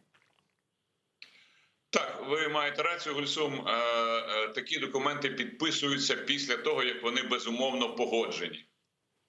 Не може бути такого, що людина приїжджає на якийсь захід і не знає, що ж там буде підготовлено. Тому це, очевидно, готовий документ.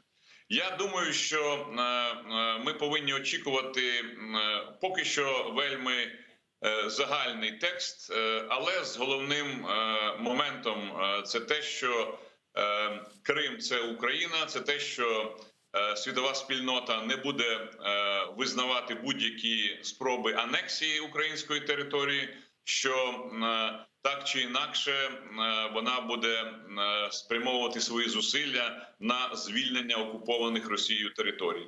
Я думаю, що з політичної точки зору цього цілком достатньо. А вже потім, коли ми будемо йти по конкретних напрямках, я думаю, там будуть з'являтися так само більш детальні пропозиції відносно того, що і як можна зробити. Дякую вам дуже, пане Володимире. Чохсагол нас Володимир Огреско, міністр закордонних справ України 2007-2009 роках, був з нами на прямому зв'язку. А тим временем президент Украины Владимир Зеленский крымскую платформу назвал колокольней, благодаря которой можно привлекать внимание мирового сообщества к вопросам деоккупации Крыма. Я предлагаю вместе послушать его прямую речь. Що можна зробити? Треба щодня бити, як то кажуть, біть в колокола. Для цього потрібно, щоб було місце, був колокол, були руки. Вважаю, що до цього моменту, до Кримської платформи, не було просто колокола. Люди, вони є, які хочуть повернення Криму, але покажіть, будь ласка, де їм в це бити, і хто це буде робити щоденно, окрім просто приписів в Фейсбуці чи десь «Наш Крим, очень жалко». Ну нічого, ми вернемося. В цьому і ідеологія Кримської платформи. Кожну тему треба робити такою загостреною, актуальною на рівні не тільки українського суспільства. Станет ли Крымская платформа такой колокольней? Я оце думала, і з огляду на всі ці питання, які ми там від початку сьогоднішньої передачі обговорюємо, і в принципі от про Кримську платформу роздумувала впродовж останніх днів. І беззастережно я вважаю, що це великий успіх. Тобто люди, які це ініціювали і довели до того стану, як сьогодні це є. Це є Міністерство закордонних справ. Я думаю, що це великою мірою заслуга і заступниці міністра Еміне Джипар. Тобто це її треба віддати належне за оці всі цю енергію, яку вона туди вклала. І я так само погоджуюся з паном Володимиром Огрицьким, що те представництво, яке сьогодні ми бачимо, це дуже добрий рівень представництва. Але там, насправді, є ще зашито і кілька таких промовистих речей. Так, які? Ми бачимо, по-перше, якщо ви зауважили, там дуже добре видно цей Балто-Чорноморський пояс. Це ті, хто проявили, звичайно, найбільший інтерес. На уровні лідерів. І приїдуть на рівні лідерів. І тому що вони є найбільш свідомі російської загрози. Тобто вони їдуть не тільки із сантиментів до України, як ми часто це кажемо, що це наші друзі, там справжні партнери і так далі. Кожна країна, я хочу ще раз наголосити, кожна країна має свої прагматичні інтереси. І всі країни на геополітичній сцені є конкурентами. Але якщо ти маєш одного великого конкурента, який може поглинути всіх, то ти об'єднуєшся зі своїми, скажімо, колегами для того, щоб встояти перед тим, хто хоче тебе поглинути. І от ми бачимо ті країни, які усвідомлюють ту загрозу, яка йде з боку Росії, і потрібно робити на них ставку. Тобто це потрібно думати, яким чином якомога більше їх залучати. Тобто, що значить робити ставку? Не просто зустрічатися, а думати про спільні дії, які ми можемо з ними робити. І тих спільних дій має бути більше і більше. І не заходів, але прагматичних, економічних спільних дій, тому що чим більше економічного інтересу, тим більше країна, тобто спільний інтерес робить країну союзником. Я наведу приклад. Так?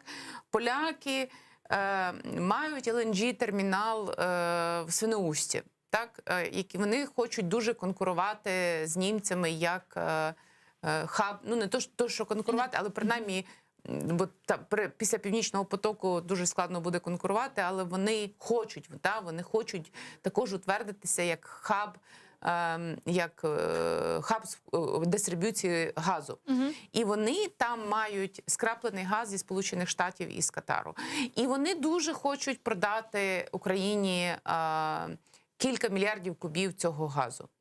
І Україна, враховуючи, що Україна купує газ, давайте купимо в поляків 3 мільярди кубів скрапленого американського газу. І ми в такий спосіб будемо мати ближче і американців, і поляків. Натомість ми купляємо фактично російський газ, просто який начебто ми купляємо у словаків. І для цього, щоб купити того польського газу, верніше американського газу з польського терміналу, треба побудувати 100 кілометрів труби конектора. То треба було це зробити. Поляки це просять там, чи це лобіюють вже там багато років, фактично з 15-го року. Але ми цього досі не зробили. Але так будуються геополітичні союзи. І повірте мені, стосунки України і Польщі відразу би вийшли на абсолютно інший рівень. І так треба шукати інтереси з кожної з цих країн, які ми побачили. Ми маємо сигнал там, на присутності Кримської платформи, з ким ми маємо сьогодні мати ближчі і ближчі стосунки и экономичные интересы. А давайте попробуем обратиться тогда к Соединенным Штатам Америки и посмотреть на представительство США на саммите Крымской платформы. США представит министр транспорта Пит Бутиджич. Это хорошее представительство? Якщо відверто, мені трошки сумно за рішення американців. Я не знаю, чим обумовлено таке рішення. Я думаю, що, напевно, опоненти Володимира Зеленського захочуть це прокоментувати в стилі, що це ж там Штати його за щось наказують. Знаєте, це як традиційно, що щось він там неправильно робить. Але, якщо це так, то це дуже незріла, абсолютно незріла позиція, тому що йдеться про майданчик, який має геополітичний інтерес для Сполучених Штатів в тому числі. І йдеться про країну, яка, в принципі, мала би для Сполучених Штатів розглядатися з набагато більшим геополітичним інтересом. Тому, тем более, что Соединенные Штаты Америки подписанты Будапештского меморандума, они нам гарантировали тому що і через те, що це Будапештський меморандум, і через те, що Сполучені Штати зараз підтримали Північний потік, заохотивши тим Росію. Тому, як на мене, ця позиція є незрілою і, я би сказала, такою безвідповідальною, до великої міри.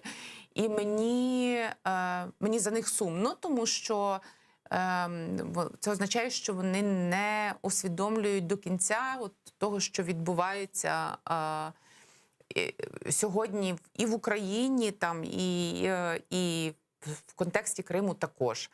І це, до речі, ще один фактор. От я хочу про це детальніше поговорити. Мені здається, що питання Криму всі хочуть заговорити, звичайно, тобто і забути. І тому сам факт того, що буде Кримська платформа, от як дзвін, так, як дзвіниця, з якої буде ніби звучати голос про Крим, це справді добре. Тут я повністю погоджуюся з кожним словом. Однак, які є ризики? Я бачу, і в тому числі от з огляду на те представництво, яке сьогодні там ми бачимо з боку Сполучених Штатів. Так, які це ризики? Ризики звести це все до обговорення таких гуманітарних, правозахисних питань, так? Тому що це, знаєте, це буде в стилі люди бідкаються, а влада розводить руками. Так? От, говорити, робити якісь там резолюції про стурбованість, про те, що знову ж таки когось там затримали, що відбуваються якісь там неправильні дії стосовно там екології чи стосовно прав людини. Але фактично це ці теми, які є доволі безпечні, в тому числі для Сполучених Штатів. І для Німеччини, наприклад. Так? Тому що можна висловлювати глибоку стурбованість і, в принципі, нічого не треба особливо робити. Натомість є теми, які... Я так побачила, що вони тільки так будуть, якщо будуть торкатися їх під час Кримської платформи, то дуже-дуже делікатно. А мені здається, що Україні треба перестати бути такою аж делікатною, і треба навпаки виходити на більш артикульовану позицію. Так, наприклад, які це теми? Це теми. Мілітаризація Криму. Так буде отдельная панель, на которой будет обсуждать мілітаризацію Криму. Але мілітаризація, знову ж таки, я там не побачила, в якому контексті. Так? Тому що, наприклад, є акцент, який каже, мілітаризація Криму про те, що українських громадян чи там кримців змушують служити в російській армії. Це мілітаризація. Але це, знову ж таки, це про те, що побідкатися і порозводити руками. Чи ми будемо говорити про мілітаризацію і присутність ядерної зброї, можливо, в Криму? Це ще один аспект. Чи ми, можливо, будемо говорити, я би про це на місці української влади про це говорила, чи ми будемо говорити і показувати на картах, чому і в який спосіб Росія забезпечує через Крим постачання своїх військових баз на Близькому Сході і в Африці? Тобто показати не те, що вони не знають, але про це треба говорити, так, знаєте, дуже артикульовано. Показувати, що Крим – це не тільки про страждання, так? Крим – це про регіональну безпеку і світову безпеку. Подивіться, як відбувається транзит сьогодні з Криму до Близького Сходу и до Африки на российские базы. То есть аргументированно объяснить и показать, что вопрос Крыма – это стратегический вопрос безопасности Чорноморського регіону і не тільки. Абсолютно. І щоб показувати, наприклад, а чому не побудувати сценарії, змоделювати сценарії Росії, захоплення Росією подальше Чорного моря і Середземного моря. Тобто, як Росія далі буде рухатися. От змоделювати ці сценарії, це не так складно. І показати людям, тобто, де вони будуть, показати іншим країнам, де вони будуть, коли Росія далі буде просувати свої інтереси саме через Крим. Тобто, Крим є тут наріжним каменем для того, щоб геополітично нищити цей Чорноморсько-Середземноморський регіон. І це одна з тих тем, яку, як на мене, я би найбільше на ній артикулювала. Я би артикулювала на збитках, на грошах треба артикулювати також, тобто на тих збитках, від яких потерпає Україна через російську окупацію, через те, що Росія забрала наші природні ресурси, через те, що ми маємо прямі і непрямі збитки від цієї окупації. І показувати їм, і рахувати, і рахувати, і рахувати, і ці нулі мають додаватися, і додаватися, і додаватися. Тому що всі розуміють про гроші, тобто про страждання, це, знаєте, оці всі посумують, стурбованість висловлять, але... Ну, ми це вже слышимо 7 років. Так, але коли ми будемо казати, слухайте, дивіться, це наші збитки, ми будемо судитися, ми будемо вимагати відшкодування тих збитків. І ще одна дуже важлива річ, це завершуючи цю тему, що би ми мали робити і в який спосіб.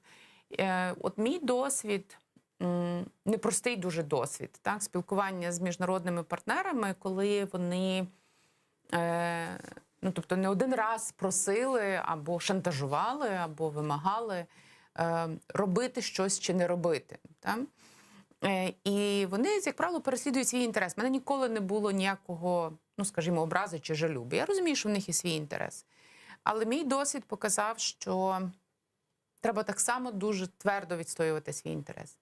Ніколи не треба боятися нікого образити. Нас дуже часто думають, ми не можемо образити наших міжнародних партнерів. Давайте не будемо критикувати позицію США з Північного потоку, щоб вони не образилися.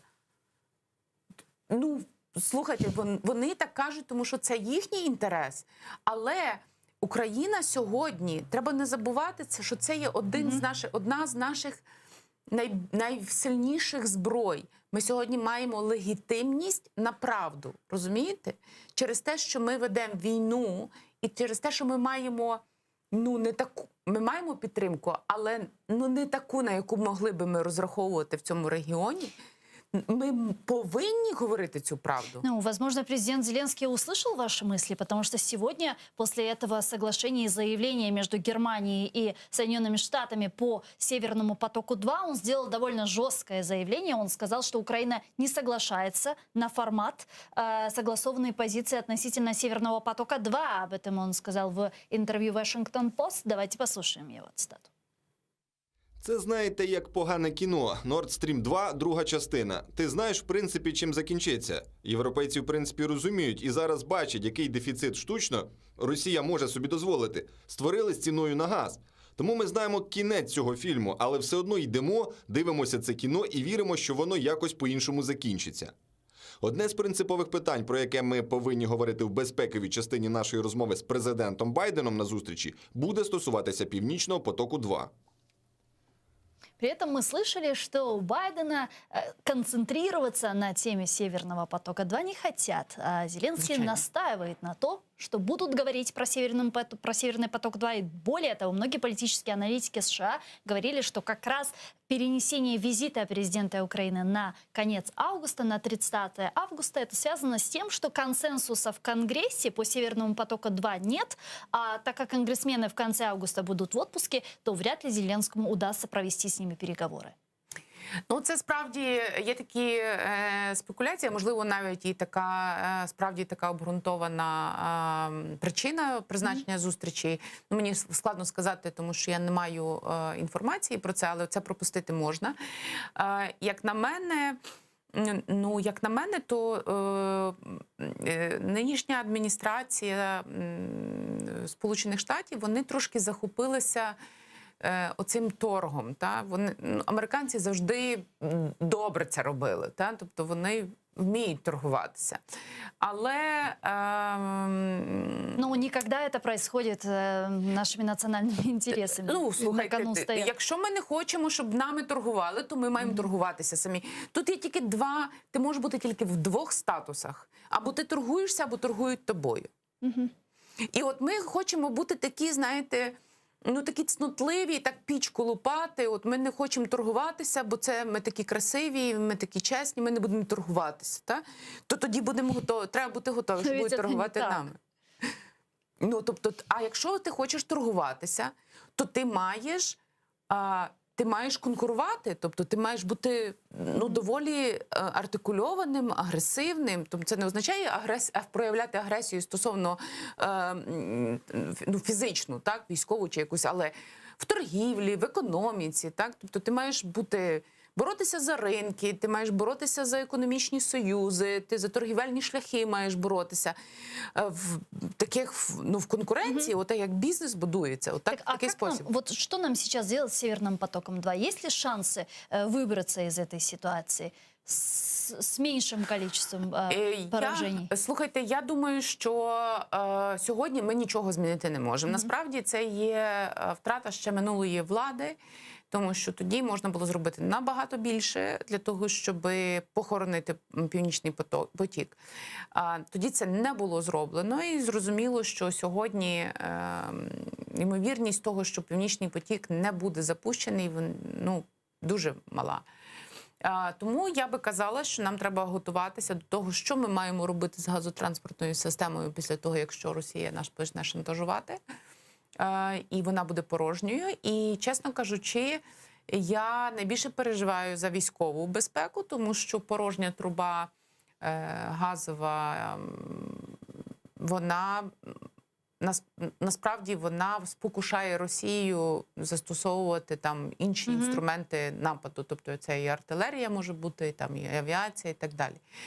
Тому я би думала зараз про і управління газотранспортною системою, а насправді про протиповітряну оборону. Оце те, на що би я сьогодні зробила наголос. Тому що я не вірю ні в які гарантії і домовленості. Так, а їх нет. Навіть якщо вони будуть, по-перше, як вони можуть писатися без України, тобто це абсурд. Та? Тобто якісь гарантії для України, знову ж таки, пишуть без України. І це перше. А по-друге,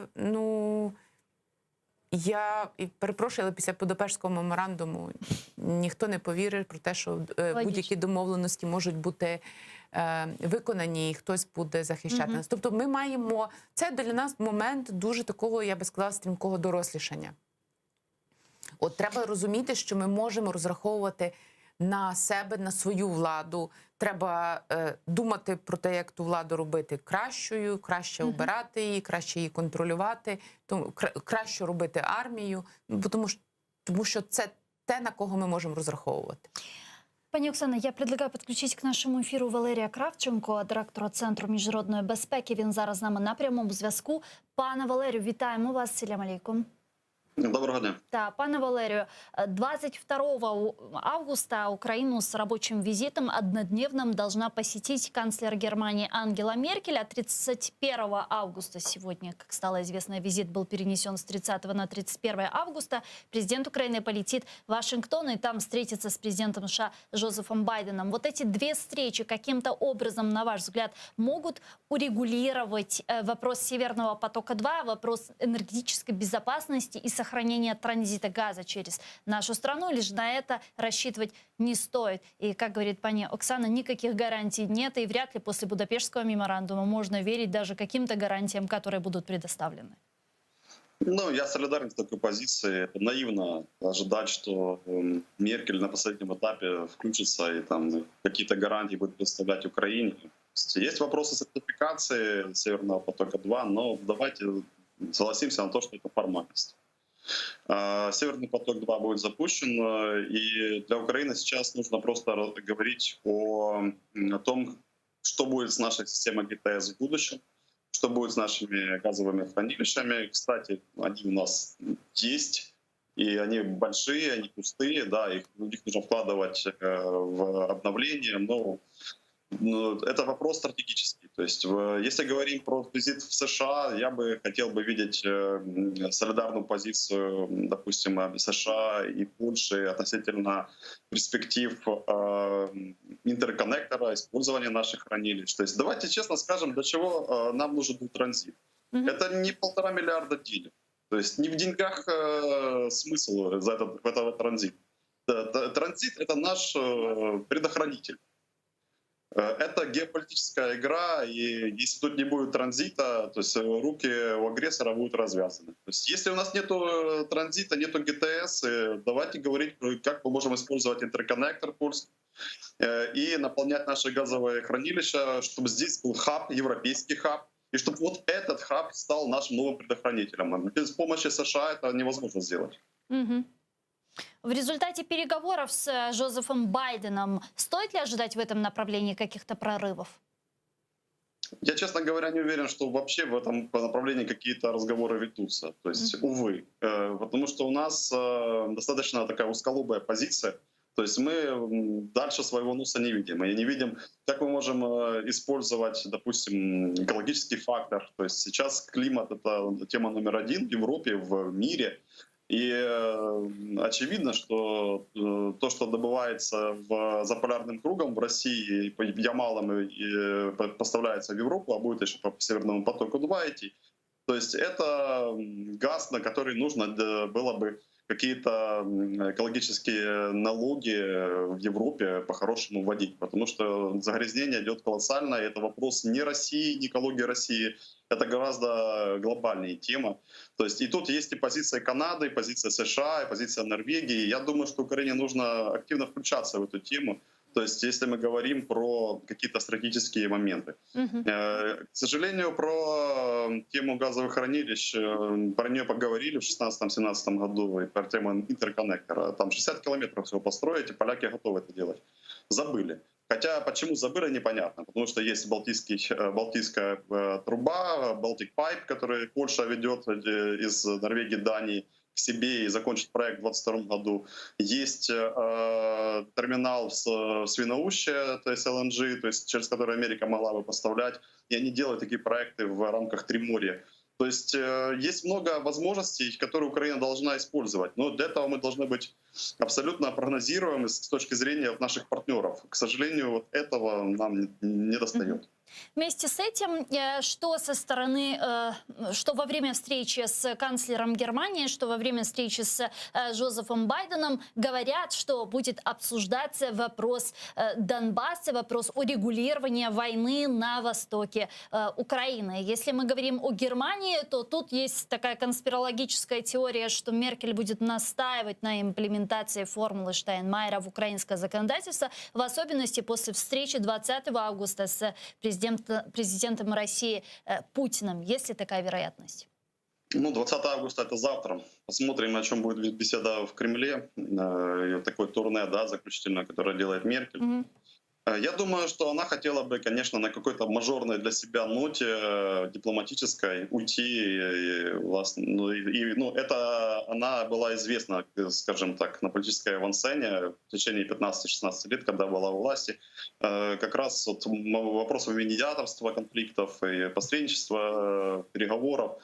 Да, но я не уверен, что формула Штайнмайера — это то, что на самом деле способствует ее хорошему реноме после ее ухода. К сожалению, здесь однозначно есть игра России и негативная игра по отношению к нам. И формула Штайнмайера ничего не решает с точки зрения решения конфликта. То есть она не решает для Украины абсолютно вопросы границы, вопросы безопасности, которые мы ставим на первое место. То есть дестабилизирующий фактор этой формулы Штайнмайера очень велик. То есть и это как раз та игра, которую Россия тут ведет. Не уверен, что Меркель это нужно. Я надеюсь, что все-таки мы найдем аргументы того, что, если говорить про то, как улучшить Минск, если вообще это можно сделать сейчас, то давайте какие-то конкретные инструменты искать. Например, миротворцев на компонентную миссию. То есть нужно то, что запустит механизм имплементации от самых первых моментов. Это 1-2 статья, то есть это прекращение огня на линии. Да, то есть такие моменты, которые Россия на самом деле никогда не делала. И Россия вообще абстрагируется от этой ситуации. Мы знаем, что она хочет, чтобы Киев разговаривал с Донецком, Луганском напрямую. Мы этого никогда делать не будем. Мы сейчас запускаем в свое поле законопроект о переходном периоде, где, в принципе, называем вещи своими именами. Это как раз тот разрыв, наверное, который окончательно похоронит, я надеюсь, Минск неэффективный, и мы будем искать другие инструменты. То есть мы называем оккупационную администрацию оккупационной. Это, я считаю, очень позитивно. И Россия должна взять на себя ответственность. Дякую вам дуже, пане Валерію. Чохсагол, нас Валерій Кравченко, директор Центру міжнародної безпеки, був з нами на прямому зв'язку.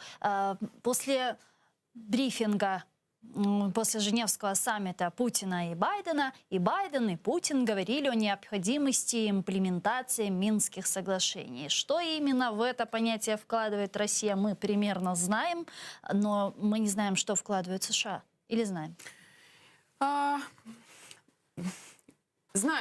вони все розуміють.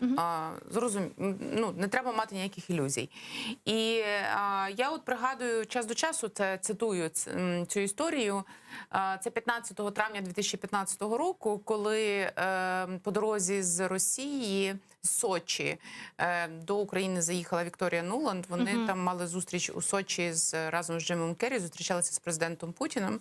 І також домовилися тоді, що вони нас переконають, що треба швиденько проголосувати за вибори на окупованих територіях і зміни до Конституції.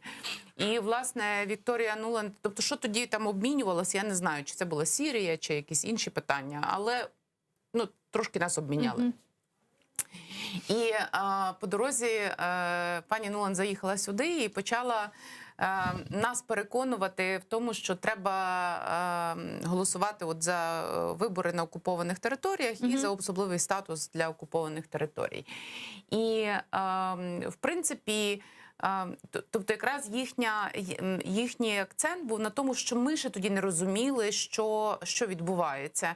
І, наприклад, їхні аргументи, це аргументи там і американців, і німців, і французів. Я наслухалася тоді з дуже багато цікавих аргументів. Наприклад, один з послів мені колись сказав: ви програли війну, робіть, що вам Росія сказала. Я кажу: пане посол, це дуже цікаво. Тобто раніше ви розказували, що ми виграли війну, ви нам допомагали. Будь ласка, ідіть публічно, скажіть моїм людям, що ми програли війну, а ви нам допомагали. Він дуже рознервувався, перевернув мені меблі в кабінеті, але я таких розмов мала дуже багато. І з різними представниками і німецького, і, я ж кажу, і американського, і французького уряду, і в Брюсселі також. А с чем это связано? Это связано с опасениями от России? Или нежелание портить отношения, экономические Тому що вони хочуть, щоб повернутися до business as usual. Так? Тобто вони хочуть, щоб їм нічого не муляло око. І сьогодні, наприклад, для німців вони кажуть, що Росія – це наш надійний партнер. І ви нам заважаєте вести з Росією звичайні стосунки. Так само вважає Франція. Тобто вони не вважають, що те, що ми кажемо про ту загрозу, яка є з боку Росії, що вона є правдивою. Вони цього так не відчувають. Не треба мати ілюзії, що вони так відчувають, як ми це розказуємо. Американці, вони більше розуміють загрозу з боку Росії, але вони настільки звикли маневрувати і торгуватися, що їм здається, що вони все одно якось це потім повирішують. Тобто, давайте спочатку особливий статус, там вибори, а потім будемо дивитися, що з цього вийде. І в них свої інтереси. Знову ж таки, я ще раз кажу, тобто це не до того, що треба нарікати. Це до того, що треба мати свою позицію. А наша позиція має бути така. Мінськ взагалі одностороння угода. В Мінську є тільки одна сторона – Україна. Тобто змусити ще когось виконати Мінськ неможливо. Ми нещодавно в рамках Львівського безпекового форуму робили моделювання, власне, креш-тест такий для Мінська. І от було 20 експертів з 7 країн, в тому числі Німеччини, Сполучених Штатів, і ми тут намагалися це все аналізувати. І от, власне, ми прийшли до висновку. Там немає вказано, хто інша сторона. Тобто там написано Україна і інша сторона, але хто інша сторона не вказано.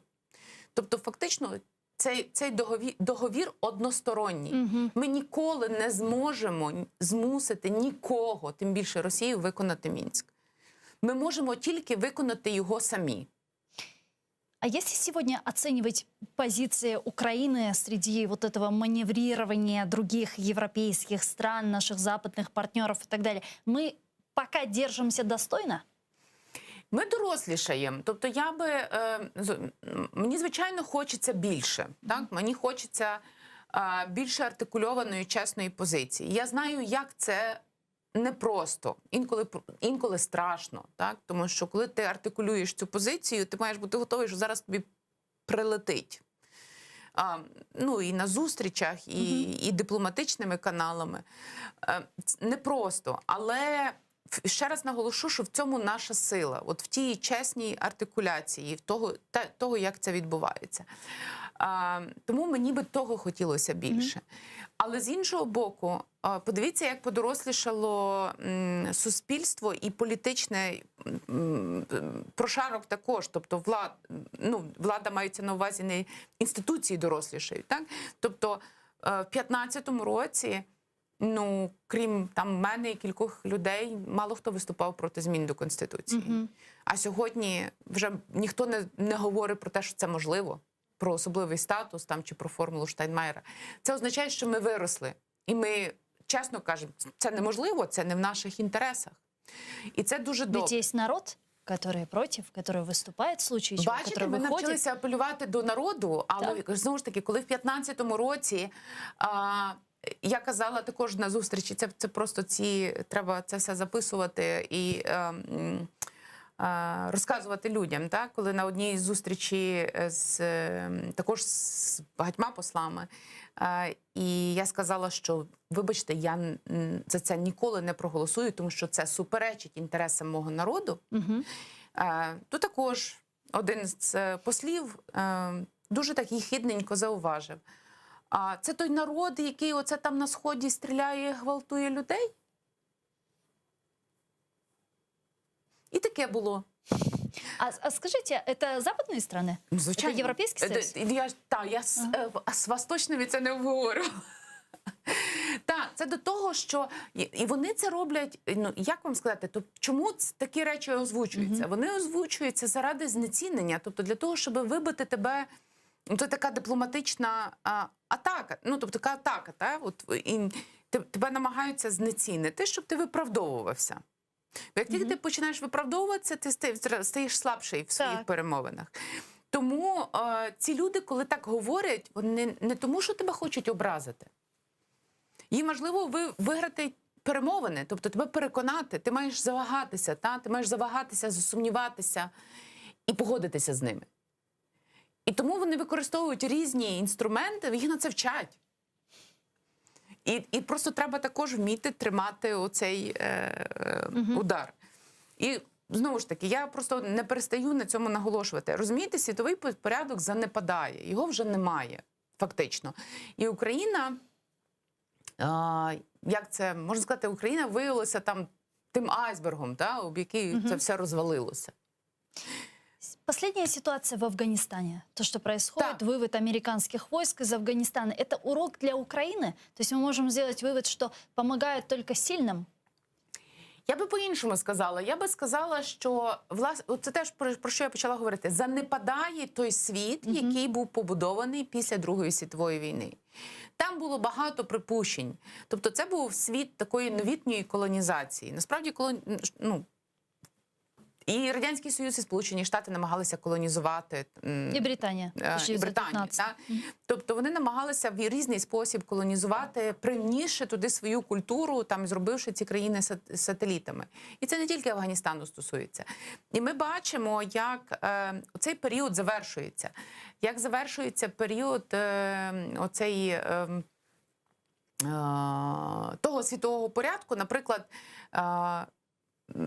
той факт, що Росія не виконує міжнародні домовленості, статут ООН, конвенції ООНівські. Тобто фактично це означає, що цей інструментарій, побудований після Другої світової війни в рамках ООН, він же не має він не має стримуючого фактору.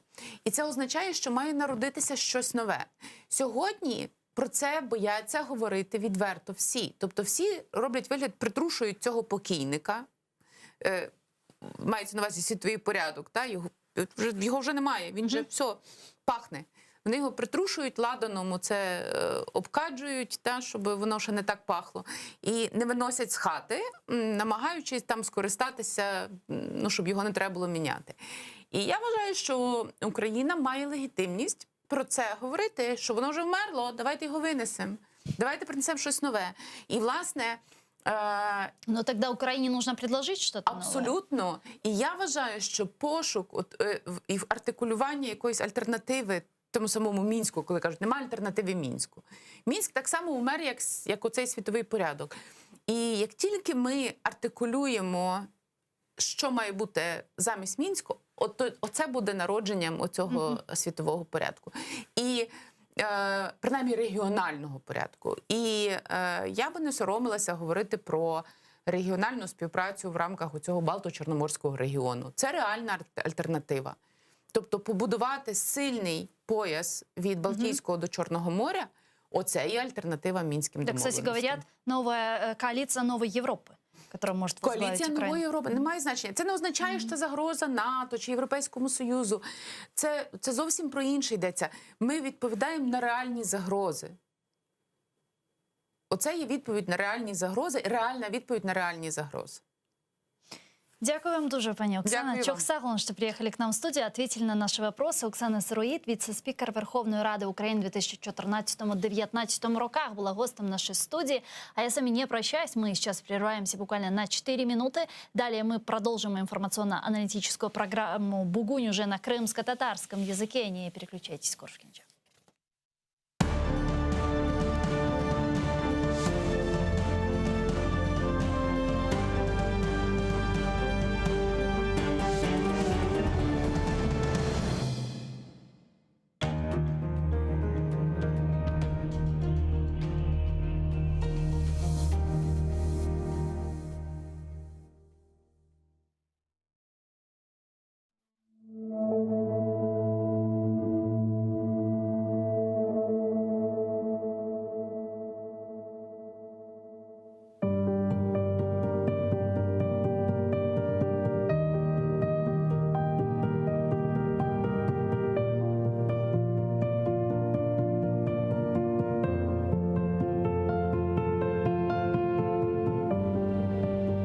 Қырым татарым, bu buyuk bir gururumdur. Қырым татарым, қатырам ecdadımdan miras olgan gayret.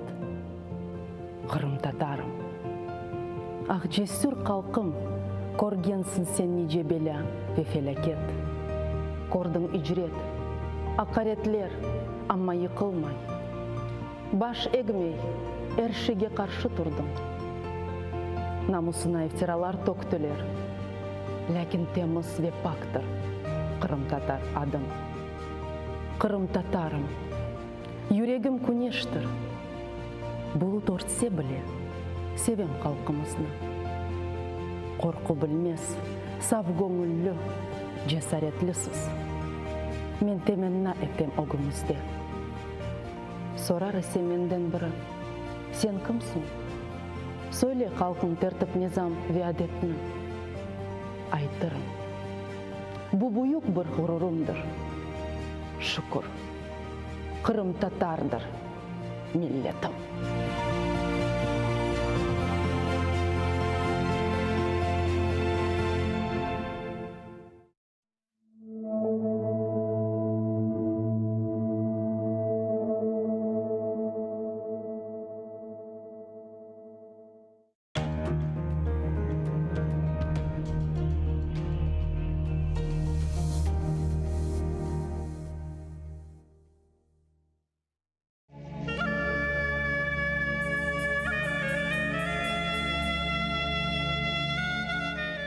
Ana tilim, benim tilim, benim çokrağım, benim gülüm, benim ilim, benim bayrağım, benim dalım, benim sırrım, ana dilim, benim közüm, benim tamrım, ana dilim.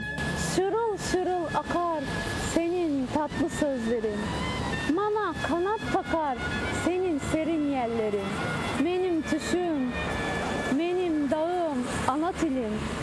Benim gecem, benim bağım, ana dilim. Ana dilim, Allah bergen karam beyasım, karanlıkta yol göstergen çolpan yıldızım.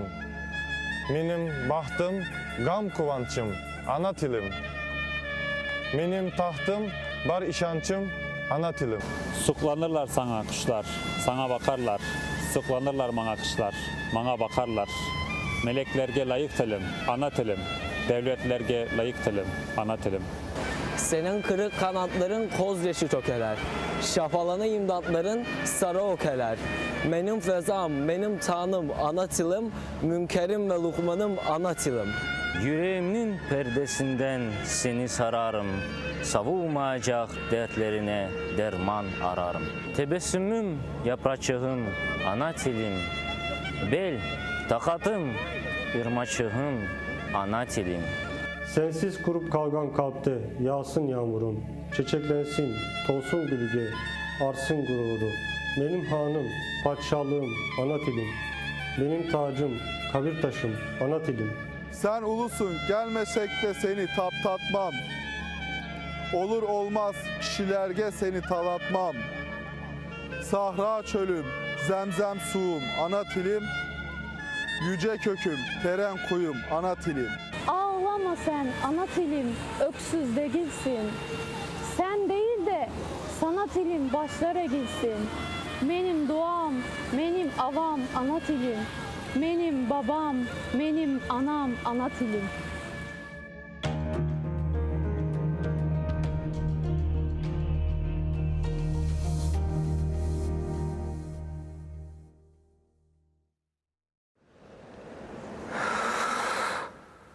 Eşitesiniz mi?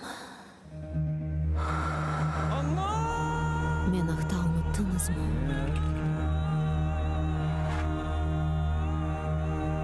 Men mundam. Bu mening toprog'im. Mening Qrimim.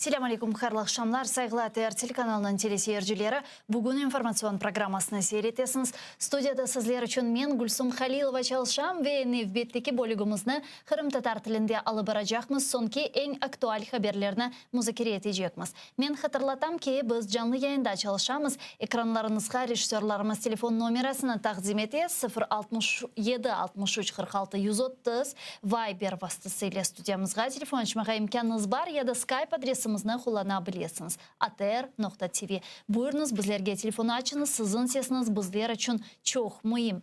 İşte bugünlere çok haberler peyda oldu. Hususan Ukrayna prezidenti Vladimir Zelenskiy Kırımlı jurnalistlerge böyle küçük bir interview berdi. 40 kalıq bir interviewda Kırım etrafında jurnalistlerde peyda olgan suallerge cevaplarını vermege tırıştı ve elbette ki seslendirilgen sualler sırasında bu siyasi mabuslar meselesi de oldu. Jurnalistlerden biri siyasi mabuslarının azat etülüvü, hapisten çıkartılması ya da dönüştürülmesi meselesi nasıl bir seviyede olganını sorgan ve Zelenskiy'nin aytkanına göre bu sual sadece Putin ile böyle tek tek müzakereler seviyesinde çözülebilecek dep dedi. Keliniz onun aytkanını beraberlikte şimdi dinleyek. Я вважаю, що на сьогодні, окрім прямих перемовин з президентом Росії щодо кримських в'язнів, я виходу іншого не бачу. Я вважаю, що інші виходи є, вони повинні напрацьовуватись саме в кримській платформі. У мене є там список питань, які я проговорював з усіма лідерами на будь-якому форматі зустрічі. Робоча, державна, офіційна. Я піднімаю ці питання. Питання кримчан я завжди піднімаю. Кримські питання, Росія, чому вона так відноситься до цих питань? Тому що вони об'єднують питання політв'язнів з окупацією Криму. Тобто для них вони не політв'язні, тому що не було окупації Криму. Ми можемо говорити про обмін, і ми говоримо, і ми готували списки, але вони відокремлюють списки тих, хто знаходиться на ОРДЛО, і списки тих наших хлопців та дівчат, які знаходяться в Криму або на території Росії. Ми об'єднували ці списки і говорили про те, що ми вважаємо, що питання обміну всіх на всіх – це включно кримчан. Деген иште бойле жевапны берді Украина президенті Владимир Зеленский сейсем абуслер меселесі этрafында ки білгенімізге көре сонки кере Қырым татарларының да ичерісінде бұлынғаны doğrusuna aytacak olsam bir Kırım Tatarının içinde bulunğanı сейсем абуслерinin azat etilüvü 2019 senesi sentyabr ayında gerçekleşken edi. Bundan sonrası ne yazık ki Kırımlılar, Kırımlı сейсем абуслерinin azat etilüvü ile bağlı hiçbir proseslerini ve azat etilüvlerini koremedik, koralmadık dep aytmağa da mümkün. Çünkü bu meseleye mına Zelenskiy'nin aytkanına kore Putin'in muzakereler seviyesinde buzlatılıp kalgan ve Kennedy сейсем абуслерinin azat etilmesi ne yazık ki Putin'in iradesine bağlı olağanına netice çıkarmak mümkün. Ne kadar yazık olsa da ama hakikat bugün bundan ibaret. Bunun beraberlikte o jurnalistler Zelenskiy'nin laf etkenleri vakit Tamir Halklar Kanununun alınğanını aytıp geçtiler. Malum olğanı ki Ukrayna prezidenti 18 Mayıs günü Ukrayna yukarı şurasına Tamir Halklar ile bağlı kanun leyhasına kırsetti ve birkaç ayga kalmadan bu kanun leyhasını parlamentoda konstitusiyon çoğluq, anayasa çoğluğunun kabul ettiler ve jurnalistler bu yapılgan adımdan sonra en mantıklı diğer hareketler sırasında bu Ukrayna anayasasına Kırım'ın statusu ile bağlı 10. maddesine değişmelerinin kırsetülüvü olabilir dep ayttılar ve bunun şimdi imkanı var mı degen sualını berdiler Zelenskiy'ge. Zelenskiy bu mesele etrafında böyle cevap verdi. Це дуже важливий крок, і саме я вважаю, що це важливий крок, яким повинна займатися Кримська платформа, вивчити саме це законодавство, ці зміни до законодавства і запропонувати президенту України вже саме той закон, який буде узгоджений, перш за все, узгоджений з корінним населенням Криму. Напрацювання є, чи вони погоджені з моїм офісом, ні, чи вони погоджені з кримсько-татарським суспільством.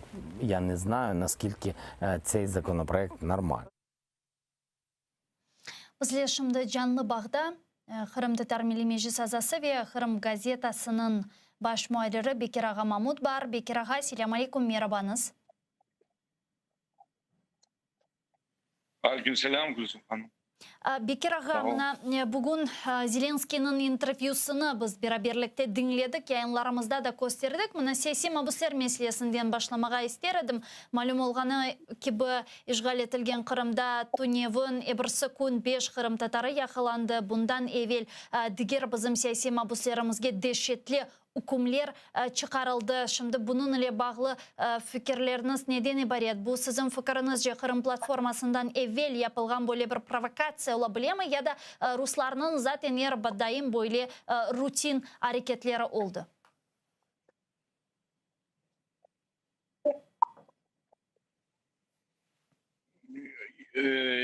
Ya ben belesem bu olacaktır diye onu böyle bir vasıta alakası yoktur da.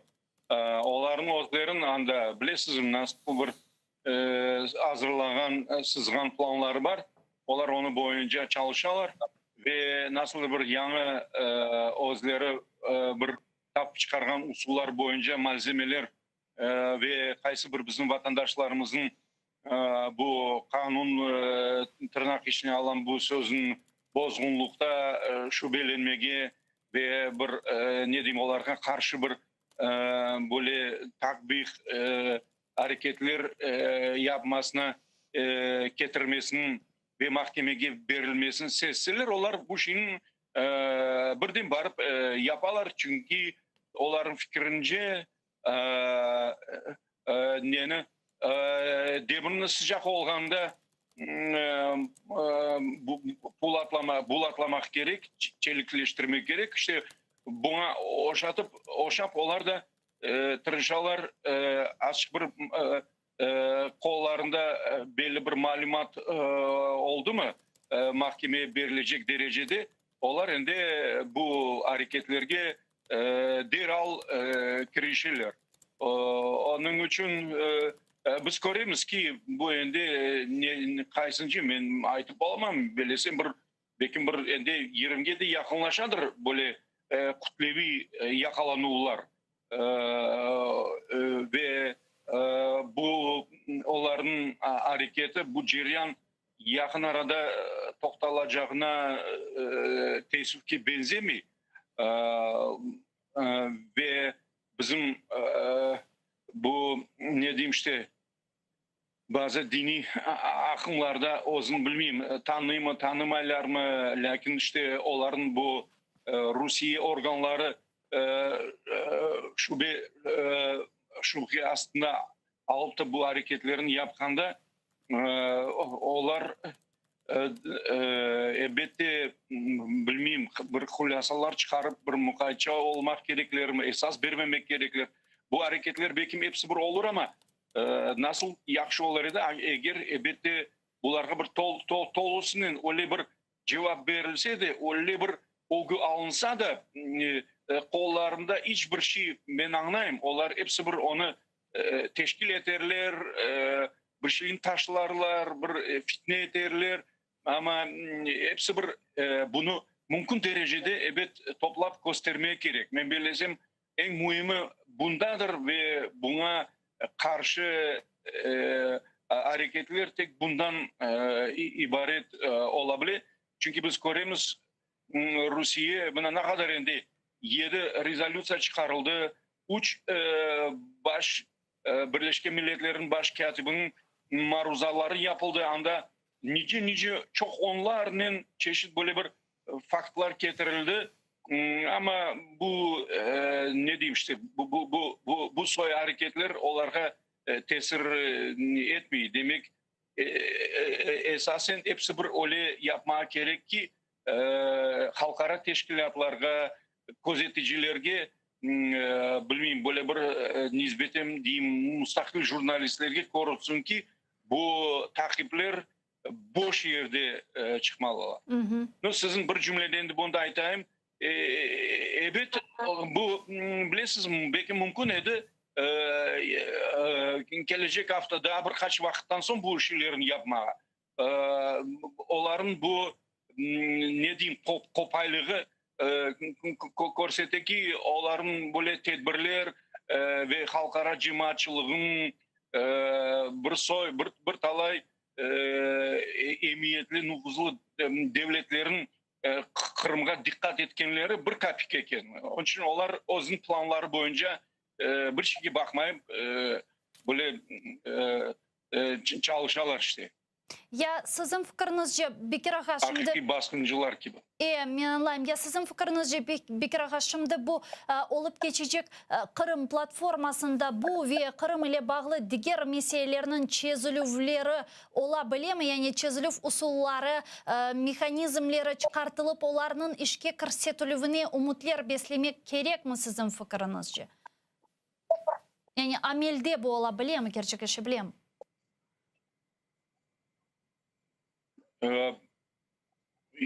Bilesiniz ne kadar ileri öyle biz için evet ileri müsbet yaxşı çalışkan dereceli vesikalar kabul olunsun biz gördük ki öyle soy vesikalar evvelde kabul olunadı. Ben de onların aytıp geçtim. Birleşmiş Milletler'in 10'a yakın pek ciddi böyle bakacak olsan vesikaları var, kararları, rezolüsyaları var. Onun için bu ne diyeyim işte sırt ayuğa bir şey tesir edecek şey yok. Ben aksine aytabilirim. O daha ziyade açılanacağına benziyor. Çünkü bu platformadan evvel biz işittik bazı Rusya yolbaşçılarından şu cümleden böyle bir vazifedarlardan hükümette en yüksek vazifeler algan memurlardan işittik. Bu ana kimse barmasın, koşulmasın, iştirak etmesin, ceza görecek, Kırım'a son kayıtmaz deyip ve asıl da olar başından bu bütün tedbirin ne diyeyim böyle tenkit eteler, karalaylar, onu olarga ne etse de tesiri olmayacağın, aksine bu bizim cemiyetimizin bu halkara demek böyle bir zulüm güçleri buna Rusya'ya karşı birleşip növbetteki aksiya yapmaktalar degen bunu onların propaganda kanalları tolusunu tabii ki işletecek ve onlar bu tedbirlerini bütünlüğü kendi eyalini bu mındaki olgan ağır vaziyetten, iktisadi inkırazdan dikkatlerini celp edip kendi dış düşmanga mına bakınız biz nasıl şaraitte yaşayımız, mına bizge ne kadar hücum etildi deyip mına bu deliller sırasında bu platforma koşulacağı besi belli. İşte bunda böyle ne diyeyim gerçi ciddi işte oyun ki ciddi karma karşılık ki onlar da inatlık edip bizge bir şey tesir etmez. Ne sanksiyalarınız ne başka hareketleriniz, vesikalarınız bilmem da bir harbi anda manevralarınız biz hepsi bir öz işimizin bilemiz ve onu yapacağımız degen mantıktan mantıkla yaşamakta Rusya'nın ve ondan gelip çıkmakta Rusya'nın devlet siyaseti. Ama evet ne diyeyim ikinci tarafta tabii ki teslim olmamak gerek ve hepsi bir özün bu bizim Kırım meselemizge bir daha başka bir sıra böyle bir ciddi meselelerde hareketlerin toktamayıp ve meramlarını ve bu çirkinlikini ne diyeyim işte bir açıklap korsetip dünyaya korsetmelidir. Böyle 21. asırda böyle siyasetin alıp barmak olmaydı. Bu hulasalar tekrar yangramak gerek. Çeşit halkara meydanlarında. Bunun beraberlikte bir kere bugün işte Zelenski'nin... Alo. Eşitim. Alo, eşitesiz?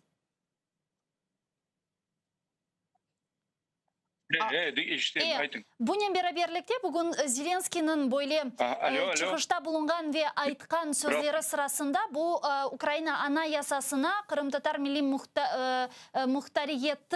Muhtar Cumhuriyeti ile bağlı böyle denişmeler kırsetilmesi ile bağlı fikirlerini bunun ile bildirdi. İşte degenine göre bu kanunlarının çalışığı Kırım platforması çerçevesinde olması gerek. Yani Kırım platforması bu kanunların üzerinde çalışması gerek deyip aytdı. Yani sizin fikrinizce bu mantıklı bir hareket mi, mantıklı bir fikir mi Kırım platforması çerçevesinde anayasaga denişmeler kırsetilivi ile bağlı kanun leyhasının işlep çıkarılıvi ki onun etrafında indi çok işler alıp barılgan edi, ne düşünesiz?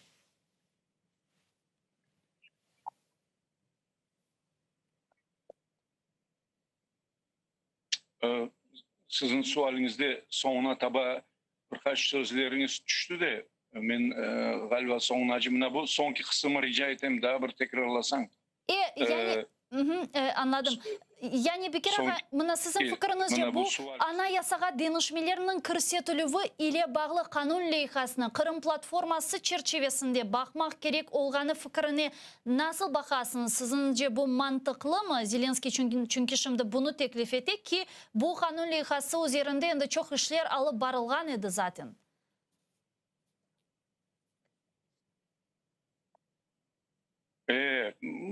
Bizim milli menfaatımızdan gelip çıkan bizim evet özümüzün mantığımız var, özümüzün platformamız var ama onlar öyle koruyken, öyle yapayken ayda öyle de olsun hepsi bir ne diyeyim işte maksat mana yapkan hareketlerinin geçişatı pek yakın hepsi var. Evet biz ister edik ve bekleyedik aslında. Mına misal için şu cümleden Ukrayna'nın müstakilliği 30 yıllığından böyle bir meraklı bir güzel jubiley eken ondan bundan evvel bir sıra daha başka kanun leyhaları ya da yukarı şurada çünkü bunlar hepsi bu bizim asıl tamir halklar hakkında kanunun bir böyle toplumda bir pakette verilgen daha başka vesikalar var. Onlar da kabul olunsaydı ve onların endi çalışmalarını göz önüne alıp belki bu çağrılayatkan platformanın işi daha da bir semireli olur edi. Şimdi ne olacak? Gelecek evet tasdiklanacaklar. Tabii ki status hakkında kanununu kabul etmek gerek. Evet mümkün derecede anayasaga değişimler kırsetmek gerek ve elbette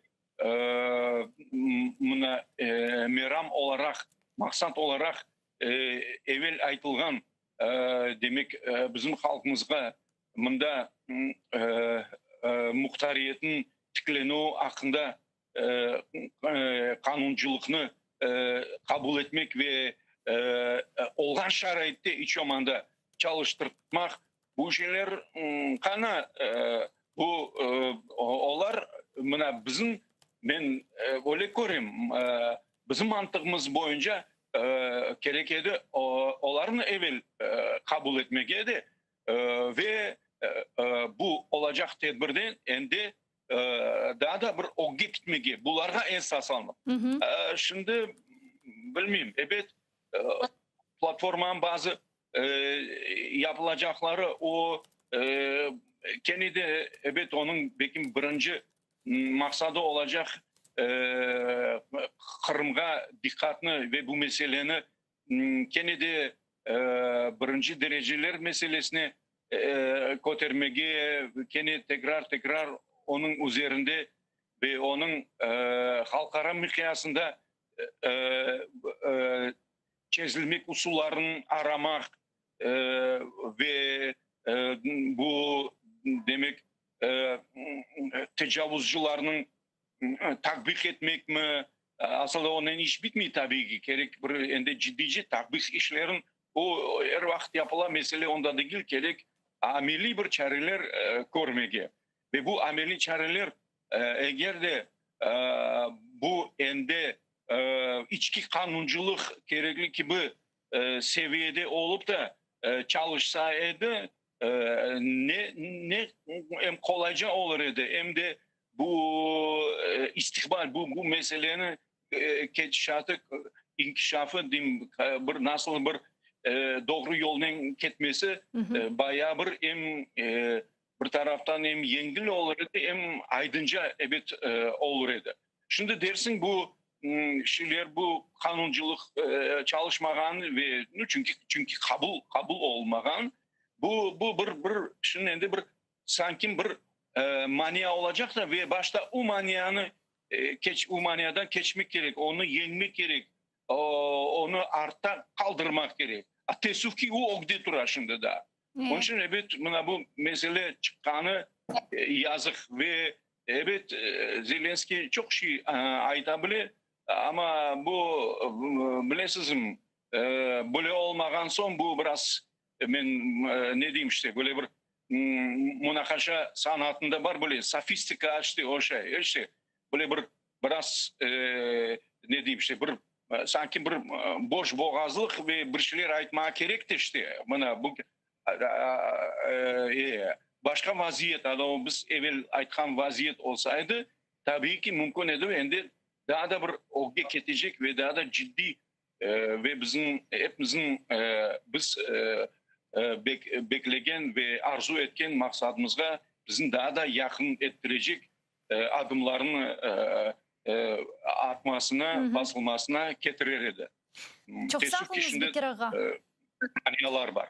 Бөйіктен teşekkürler Bekir ağa bizle bağlanıp, sonki haberler etrafında fikirlerinizni bildirgeniz için. Kırım Tatar Milli Meclis azası ve Kırım gazetasının baş muayirleri Bekir Mahmut bizle canlı bağda edi. Sayılı dostlar, biz yayınımızga devam etemiz ve şimdi aman bu dakikaları aslında 18.30'da NV mecmuasının böyle mahsus bir yayını aydınlatılması ve bu mahsus yayınının leyha prezentasyası olup geçmesi gerek şimdi Kiev'de ve aman birkaç dakikadan sonra umut etimiz ki bu prezentasiya başlamalı. Biz onu canlı yayında bizim yayınımızda göstereceğimiz. Malum olğanı ki bu Ukrayna'da böyle meşhur informasyon vasıtaları sırasında Novaya Vremya olğan onun mecmualarını takdim ete ve bu gerekki mecmuasının mahsus böyle yayını Kırım platforması Kırım'ı nasıl kaytaracağımız meselesine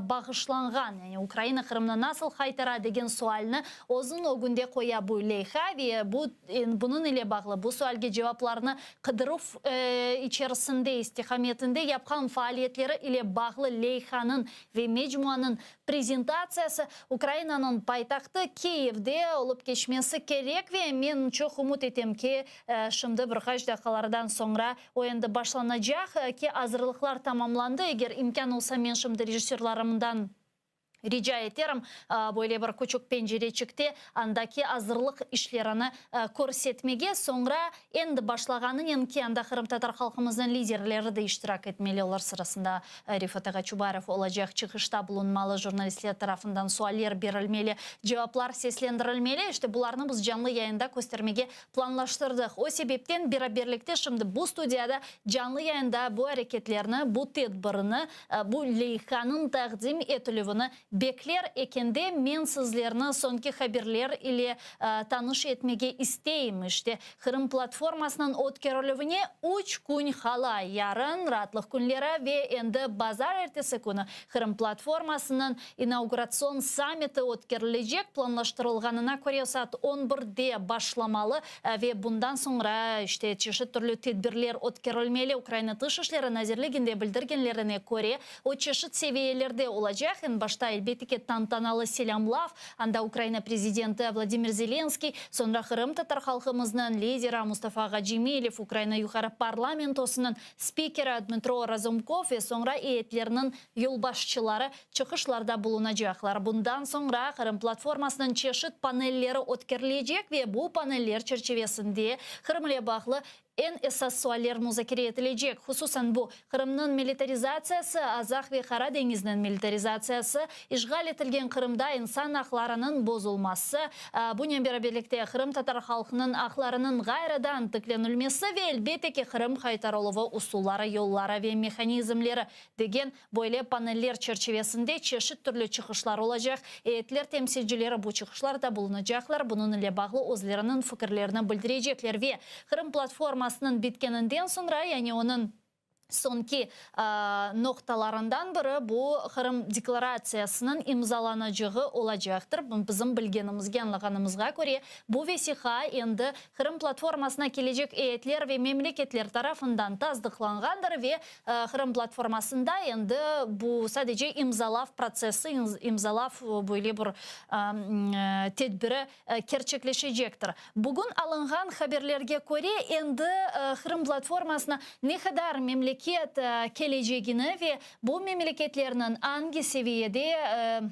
takdim edileceğini bilemiz. Bunu yani endi öğrendik. Bu hafta Ukrayna Dışişleri Naziri Dmitri Kuleba bildirdi. Bizim muhbirlerimiz sizler için mahsus grafikani hazırladı sayılı arkadaşlar. Bu grafikada çeşit türlü ülkelerden temsilciler nasıl seviyede geleceği belli. Sonki alıngan haberlerge göre 9 prezident gelecek iken diğer işte temsilciler ya Dışişleri Nazirliği seviyesinde ya baş nazirler seviyesinde ya elçiler seviyesinde bazılarından müdafaa nazirleri bile gelecek iken tafsilatlıca kendiniz beraberlikte bu grafikani şimdi seyretik, dinleyik, bakayıq. На рівні президентів будуть представлені Латвія, Литва, Естонія, Польща, Словаччина, Угорщина, Молдова, Словенія, Фінляндія. На рівні прем'єр-міністрів будуть представлені Румунія, Грузія, Хорватія, Швеція. 2 держави будуть представлені на рівні глав парламентів – Швейцарія та Чехія. 14 держав будуть представлені на рівні міністрів закордонних справ – Туреччина, Франція, Німеччина, Іспанія, Італія, Бельгія, Австрія, Нідерланди, Люксембург, Ірландія, Данія, Болгарія, Чорногорія, Північна Македонія. 2 держави будуть представлені міністрами оборони – Велика Британія та Португалія. США будуть представлені особистим посланцем президента Джо Байдена і членом уряду міністром транспорту США. Норвегію представлятиме держсекретар міністра закордонних справ. 7 держав будуть представлені на рівні послів – Нова Зеландія, Мальта, Японія, Австралія, Кіпр, Канада, Греція. Організації, які візьмуть участь у Кримській платформі. Європейську комісію представить віце-президент Валдіс Домбровскіс. НАТО представлятиме заступник генерального секретаря. Раду Європи представить генсекретар Марія Пейчинович-Бурич. ГУАМ буде представлений на рівні генсекретаря.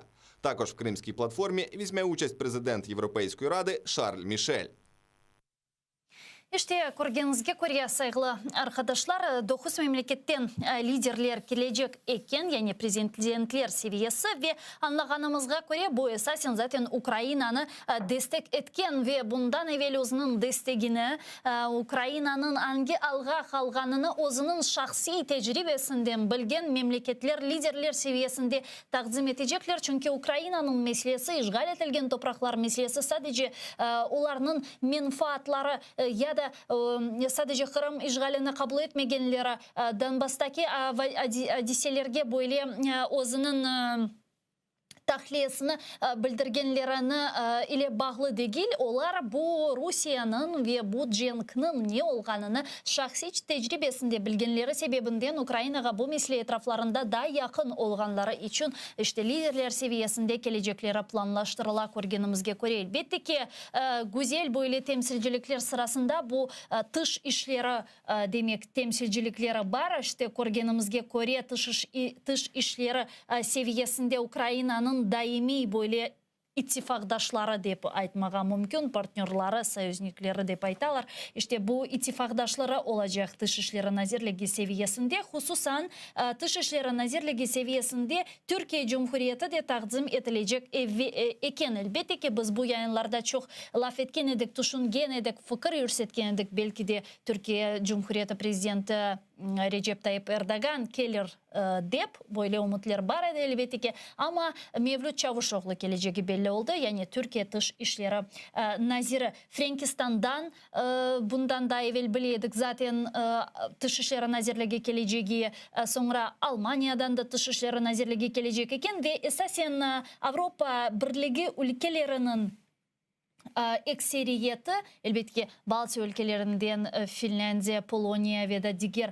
işte bizlerge böyle aytkanım ki bu şahsi tecrübesinden bilgen destegini bildirgen memleketlerinin den gayrı Avrupa'nın ekseri memleketleri demek dış işleri nazirligi seviyesinde takdim edilecek eken Büyük Britanya'dan, İngiltere'den ve Portugalya'dan müdafaa nazirleri iştirak edecek. Menimce bu da çok güzel bir böyle temsilciliktir. Çünkü müdafaa sahası da çok güzel, çok hürmetli, saygılı bir temsilcilik. Zira bu İngiltere'ni alacak olsak, Büyük Britanya'nı alacak olsak, geçenlere Karadeniz'de yani Ukrayna'nın böyle denizi bölgesinde, denizi teritoriyasında yapkan ve göstergen böyle bir jest deyip aytalardı hareketi, yani İngiliz destroyerleri ile bağlı bu seviyede ve İngiltere'nin Ukrayna'na daimi şekilde destek etkenini göstergen bir hareket oldu deyip aytmağa mümkün ve müdafaa nazirligi seviyesinde takdim edileceği bu devletlerinin bu da çok güzel bir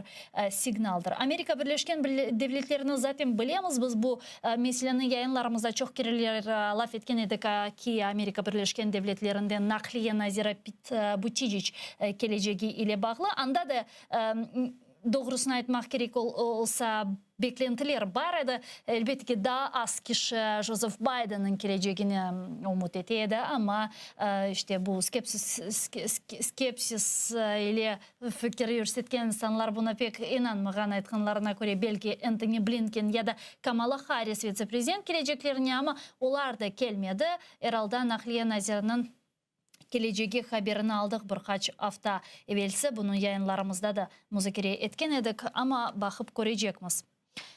Насыл олажақ, бұне бераберлікте демек елчілер севиесінде чешіт бізні дестек еткен мемлекетлер сырасында бұл демек Японияда олды, Австралия, Қыбрыс, Канада, Греция, яғни Юнанистан ве Яңы Зеландия девлетлер бойлы елчілер севиесінде кележек екен. Демек, сайғылар arkadaşlar, esas maksat nedir? Esas maksat sırasın, esas maksatını Ukrayna prezidenti Vladimir Zelenskiy kendi bu intervyusunda açıkladı. Onun aytkanına göre Kırım platforması öyle bir çağ olmalı ki bütün halkara topluluğunu bu problema, yani Kırım'ın kaytarılığı, Kırım'ın işgali probleması etrafında birleştirsin de onlar endi bu problemin çözülme usullarını beraberlikte işlep çıkarsınlar. Келін Зеленский'nin bu mesele etrafında aytkanını dinleyik. Що можна зробити? Треба щодня бити, як то кажуть, біть в колокола. Для цього потрібно, щоб було місце, був колокол, були руки. Вважаю, що до цього моменту, до Кримської платформи, не було просто колокола. Люди, вони є, які хочуть повернення Криму, але покажіть, будь ласка, де їм в це бити, і хто це буде робити щоденно, окрім просто приписів в Фейсбуці чи десь наш Крим, очень жалко, но нічого, ми вернемося. В цьому і ідеологія Кримської платформи. Кожну тему треба робити такою загостреною, актуальною на рівні не тільки українського суспільства. Yani gene de bunun ile bağlı şunu aytmağa isterdim ki Kırım meselesinin ko'tarilüvi, laf etilmesi, erdayım böyle kun tertibinde olması bu elbette ki çok mühim. Ve bu sonki 7-8 yıl içerisinde Ukrayna diplomasiyanın, siyasetçilerinin yapkan mühim hareketleri sırasında, zira bu yapılmasaydı Kırım işgali ki biz göremiz bazı ittifakdaşlarımız gene de Rusya'nın iktisadi böyle anlaşmalar peşinde ve bu görünüyor ki Ukrayna'nın probleması Kırım işgalinden başlanған cenk olarga bu iktisadi menfaatlarını bazılarda gerçekleştirmek için hakikaten keder ete bunu doğru böyle anlamak mümkün. Çünkü onlar da özlerinin menfaatlarını bilinciden düşünmekteler. Ama Kennedy özünün prensipleri, dünya değerlikleri, insan hakları değerlikleri üzerinden de böyle basıp geçip olamaylar. Buna gözlerini böyle yumup olamaylar. O sebepten işte Ukrayna devletinin pozisyası bu meselelerde çok mühim. Eğer ki Ukrayna bunu unutturmasa, her daim aytıp geçse, bu mesele etrafında her daim represiyalar hakkında aytıvlar olsa, böyle doğru artikülasyalar olsa, seslendirilse ve ilahri bizim ittifakdaşlarımız da elbette ki bu değerlikler, insan hakları değerlikleri üzerinden basıp bunu geçip olamazlar ve herhalde dünya Ukrayna'ga Kırım'ın kaytarılığı yönelişinde, Donbas'taki cenk yekünlenmesi yönelişinde Ukrayna'nın yanında duracaktır ve bu halkara destek elbette ki çok mühim. Ama bu destek yanında eğer ki hiçbir hareketler olmasa ve bu desteğinin amelge geçirilüğü hareketlerde olmasa ne yazık ki sözler endi emniyetini joya. Biz öyle bir devirde yaşayımız ki bir kere aytılgan sözünün arkasından hiçbir hareket gelmesi bu söz aytılgan sözünün emniyetini ne yazık ki joyamız ve çok böyle inançlar da olmay. O sebepten çok umut etemiz ki bu Kırım platformasında aytılgan, seslendirilgen şeyler çok doğru laflar ki ben eminim çok doğru tezisler seslendirilecek, çok doğru laflar olacak ama bunun arkasında nasıl hareketler gelecek işte bu en mühim sual ve çok umut ettim ki bu sadece sözlerde kalmaz da gerçek, konkret böyle somut hareketler bunun devamından son görürüz. Sayın dostlar, bizim bekleyenimiz stream ne yazık ki daha başlamamakta ama biz bekleyimiz birkaç umut ettim birkaç dakikalardan sonra aslında 18.30'da başlaması gerek idi. Biz bu streamini canlı yayında göstereceğimiz. Biz küçük bir teneffüske geçeceğimiz şimdi. Sonra yayınımızga kaytacağımız ve bugün informasyon programmalarına devam edeceğimiz. ATR ile olunuz. Görüşkence.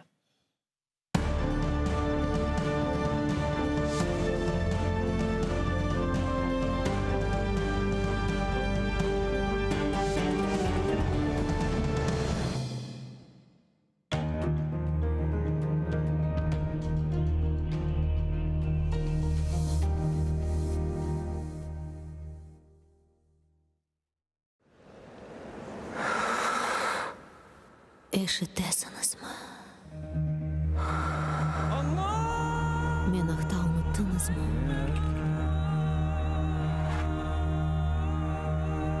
Мен мұндамын. Бұл менің топырағым. Менің қырымым.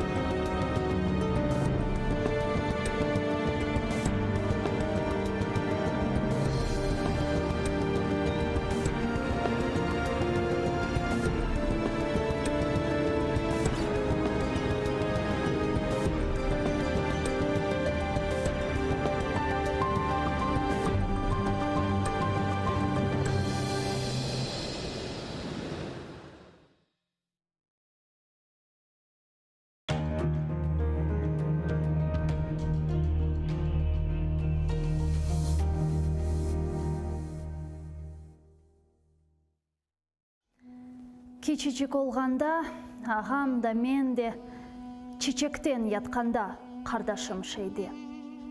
Құртқаға телі шал марама бергенде, бізім үшін ақ чеккен сен де келмедің. Өзіміз межалсыз, бабам да пек қарт. Yok екен азбарда араба ве ат, құмшудан бір тілім, отмекні сорап, ала алмаған бір қапым. Сен де келмедің. Тек айлар де келде, yıllar да кечкен. Қарт фақыр бабайым, ачылықтан өлген. Сен де қартанайым, 60-та екен, біздерге көз тіккен. Сен де келмедің. Артық урве сербест олғанымыз вақыт, епіміз іш көріп, çalışқаны вақыт. Ашаған аққымыз ақ олғаны вақыт. Eskisін söylegen, sen de gelmedin.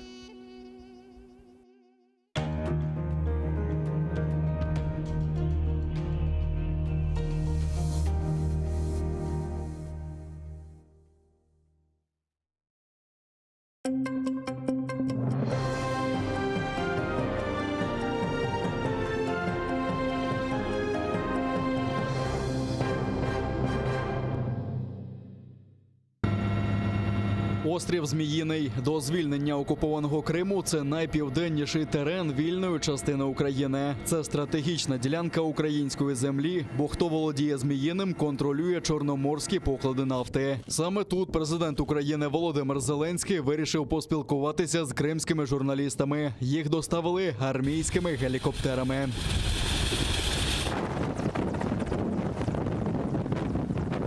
В тіні маскувальної сітки президент пообіцяв, що до 2035 року Україна матиме великий сучасний флот. Саме силою, на його думку, можна стримати російську агресію в Азово-Чорноморському регіоні. Розповів про допомогу в розбудові флоту з боку союзників і наголосив, що Україна не дозволить Росії підкорити Чорне та Азовське моря. Будуть і корвети, будуть і військові катери, будуть малі підводні човни, також військово-морські бази. Перша буде будуватись в Бердянську. Ідея в підтримці цього проєкту з боку Європейського Союзу, з боку Великобританії, з боку Сполучених Штатів. Я вважаю, ми показуємо, що будь-який острів, будь-якою територією, він є українською землею, і ми будемо його захищати усією нашою потужністю. Окупація Криму, агресія в морях, знищення екології та системні переслідування кримських татар та українців на півострові – це ті питання, про які треба бити в усі дзвони, каже Зеленський. Саме таким дзвоном він вважає Кримську платформу. Для цього потрібно, щоб було місце, був колокол, були руки. Вважаю, що до цього моменту, до Кримської платформи, не було просто колокола. Люди, вони є, які хочуть повернення Криму, але покажіть, будь ласка, де їм в це бити. Кожну тему треба робити такою загостреною, актуальною на рівні не тільки українського суспільства. Звільнення бранців – ще одна тема для Кримської платформи. Списки складені, каже Зеленський. Там об'єднані бранці з окупованого Донбасу, Криму та ті, що утримуються в Росії. Саме це і не подобається Москві, каже президент, і тому блокується звільнення наших співвітчизників. Я вважаю, що на сьогодні, окрім прямих перемовин з президентом Росії щодо кримських в'язнів, я виходу іншого не бачу. Я вважаю, що інші виходи є, вони повинні напрацьовуватись саме в Кримській платформі. Президент Російської Федерації сьогодні може спокійно повернути нам наших полонених, навіть якщо він не вважає, що вони політв'язні. Ми готові і до обмінів, і до будь-яких кроків, щоб повернути наших кримчан. Розповів про важливість закону про корінні народи. На його думку, такі кроки важливі, аби ядро людей, які вважають Крим своєю землею і частиною України, не розпадалося. Цей закон говорить про те, що це їх земля, і воно більше. Вони не переселенці в Криму. Це їх земля. І коли ця людина йде по вулиці, він йде по своїй вулиці, а напроти йде громадянин Російської Федерації, і саме він турист і гість на його землі. Це важливо розуміти.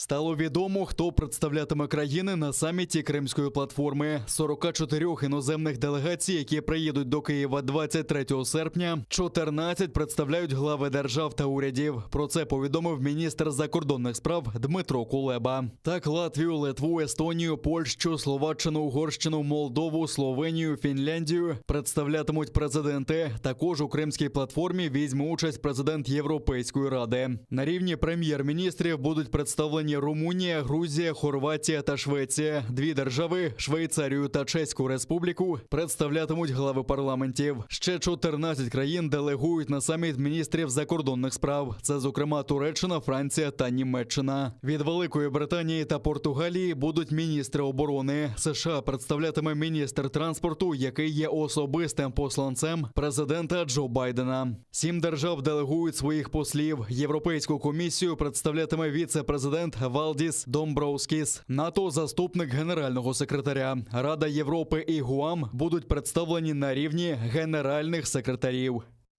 Незалежно від рівня представленості, ці країни стають засновниками Кримської платформи як держави.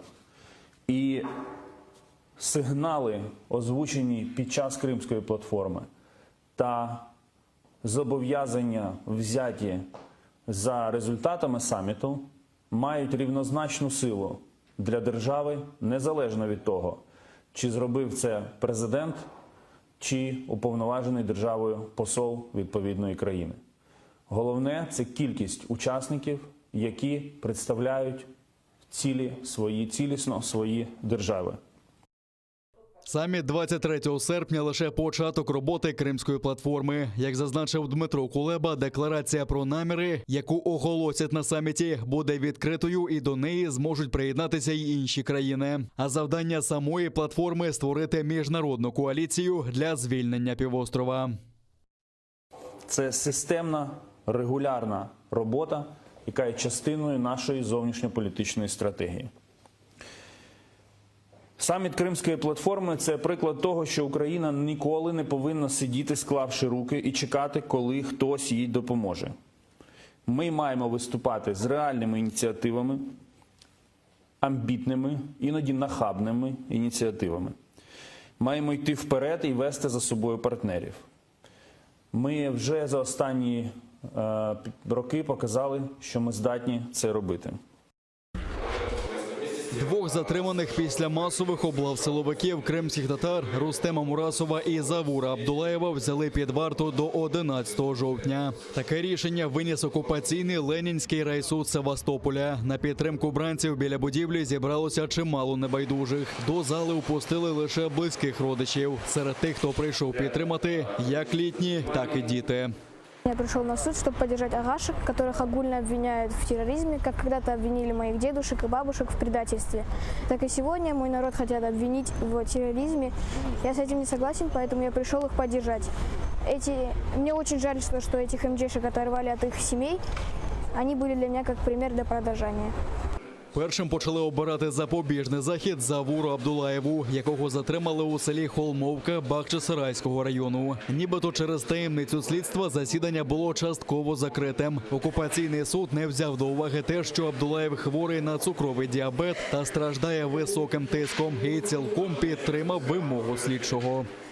Следователь полагал, и, собственно, суд и прокурор поддержали, что Заур якобы может скрыться от органов следствия, в том числе потому, что он является гражданином Украины. Очевидная дискриминация, и тот факт, что он гражданин Украины, никаким образом не может подтверждать его желание или нежелание скрыться от следствия. Обрання запобіжного заходу Рустему Мурасову мали почати о 5-й, але засідання почалося лише після 8-ї вечора. За словами адвоката Еміля Курбідінова, вимоги співробітника ФСБ про взяття Мурасова під варту задовольнили без будь-яких доказів. Водночас на засіданні ФСБ вимагали визнати законним проведення обшуку в будинку матері Мурасова у селищі Поворотне, де вони нишпорили без санкції суду. У ФСБівців на руках було лише рішення про обшук у будинку Мурасова, в якому він наразі не мешкає, у селищі Куйбишеве Бахчисарайського району. Прошло 2 обыска в отношении Рустема. Один был в Куйбышево, где Рустем сказал, что ему подкинули огромный флаг и несколько исламских книг. По Куйбышево было решение суда и разрешение на обыск. И в этот же день был обыск в Севастополе, Поворотное, если я не ошибаюсь, называется село. В этом селе был проведен обыск без решения суда. Наши доводы также не были приняты о том, что это абсолютно необоснованный обыск, раз. И во-вторых, что не было никаких оснований проводить его, так скажем, в неотложном режиме без получения решения суда. И второе решение сегодня бы вынесли по Рустему, это то, что обыск в Севастополе, где проживает его мать, был абсолютно законным и обоснованным, по мнению Ленинского районного суда. Попри те, що засідання завершилося майже опівночі, люди, які прийшли підтримати, не розходились. Вони у своїх молитвах попросили Аллаха про якнайшвидше звільнення затриманих. Anakanlarımızdan Allah en büyük şekilde razı olsun. Böyle evlatlar, böyle ballar, böyle şahslar öldürüp çıkargan için. Hanlar gibi yurtsun şu yerde, en güzel insanlar gibi, Peygamberimiz sallallahu aleyhi ve sellem gibi yurtsun. Ballarımız, evlatlarımız. Затримані адвокати у звинуваченнях у тероризмі не згодні. Арешт оскаржуватимуть упродовж 10 днів. За їх словами, затримані готові захищати своє чесне ім'я.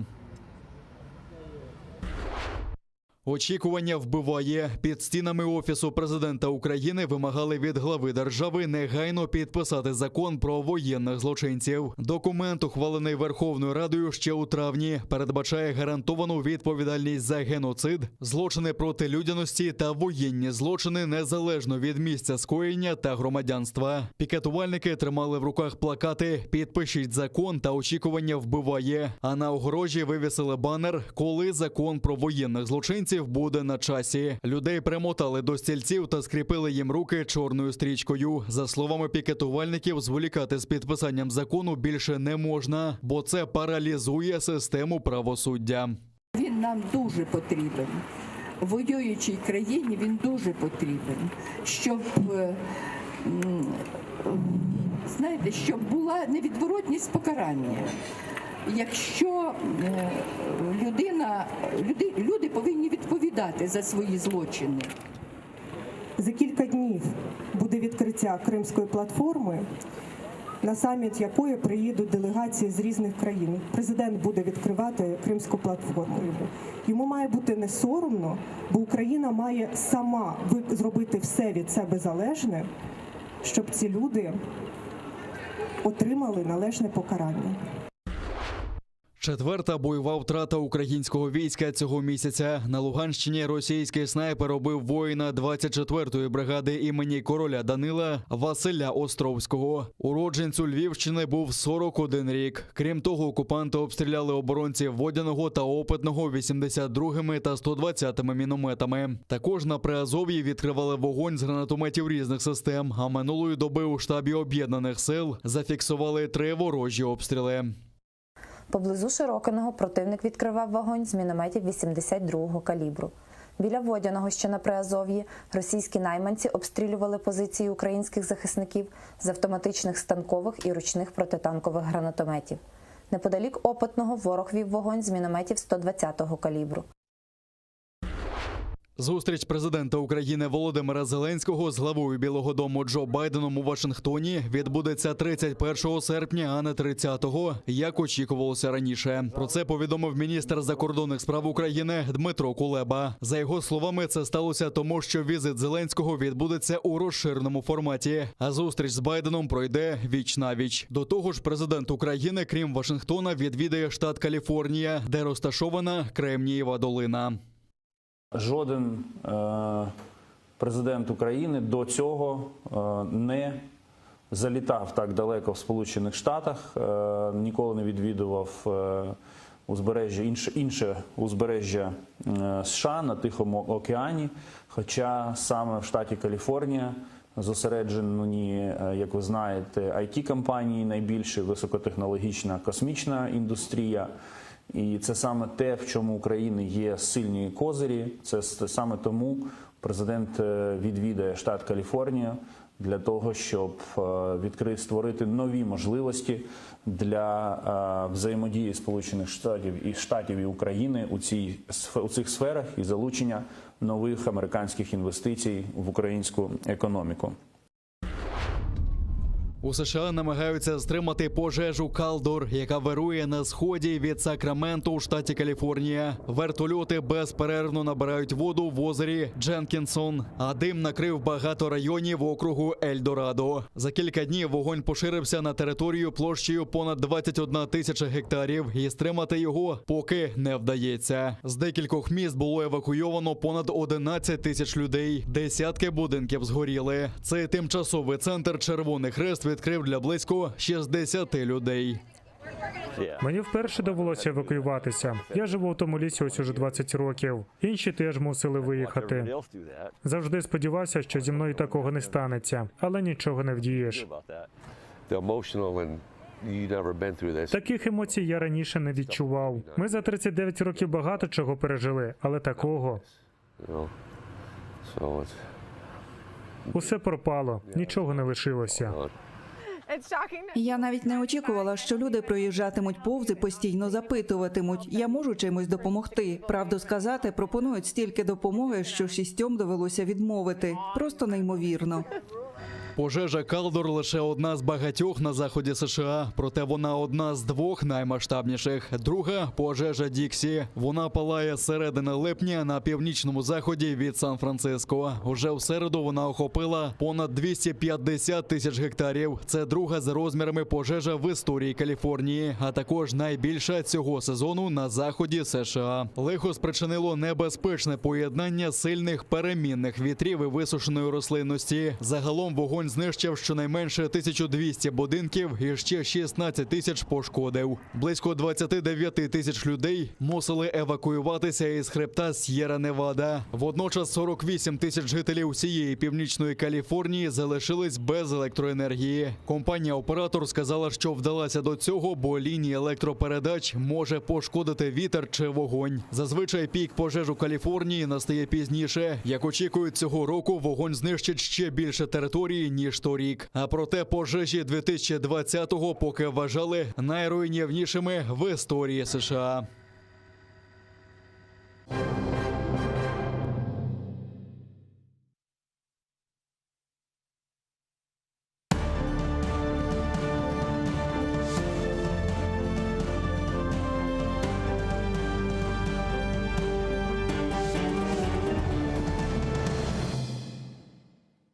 Селям алейкум, хайрлы акшамлар, сайгыл АТР телеканалының телесерджилері бүгін информацион программасын сейретесіңіз. Студияда сізлер үшін мен Гульсум Халилова чалшам ве сізлерге ваде еткеніміз стримне аят башлады. Келіңіз берабер сейретейік. експерти. Тільки так ми зможемо гучно бити в цей колокол. І я особисто вважаю, що Кримська платформа – це таке вікно, крізь яке ми будемо транслювати своє бачення Криму. Тому що ми розуміємо, що Російська Федерація не перший рік намагається свою дійсність показати. Її мета Російської Федерації – замовчати тему Криму, тому крок номер один, тактичний крок номер один – повернути тему Криму до міжнародного порядку денного. І дійсно всі виміри Кримської платформи, вони вже мають певні результати. Парламентський вимір, працює міжфракційне об'єднання Кримська платформа, і я дякую всім депутатам присутнім тут, які підтримували цю ідею. Вже прийняті важливі закони для нашої країни і, переконана, будуть ще прийняті важливі рішення на рівні парламенту.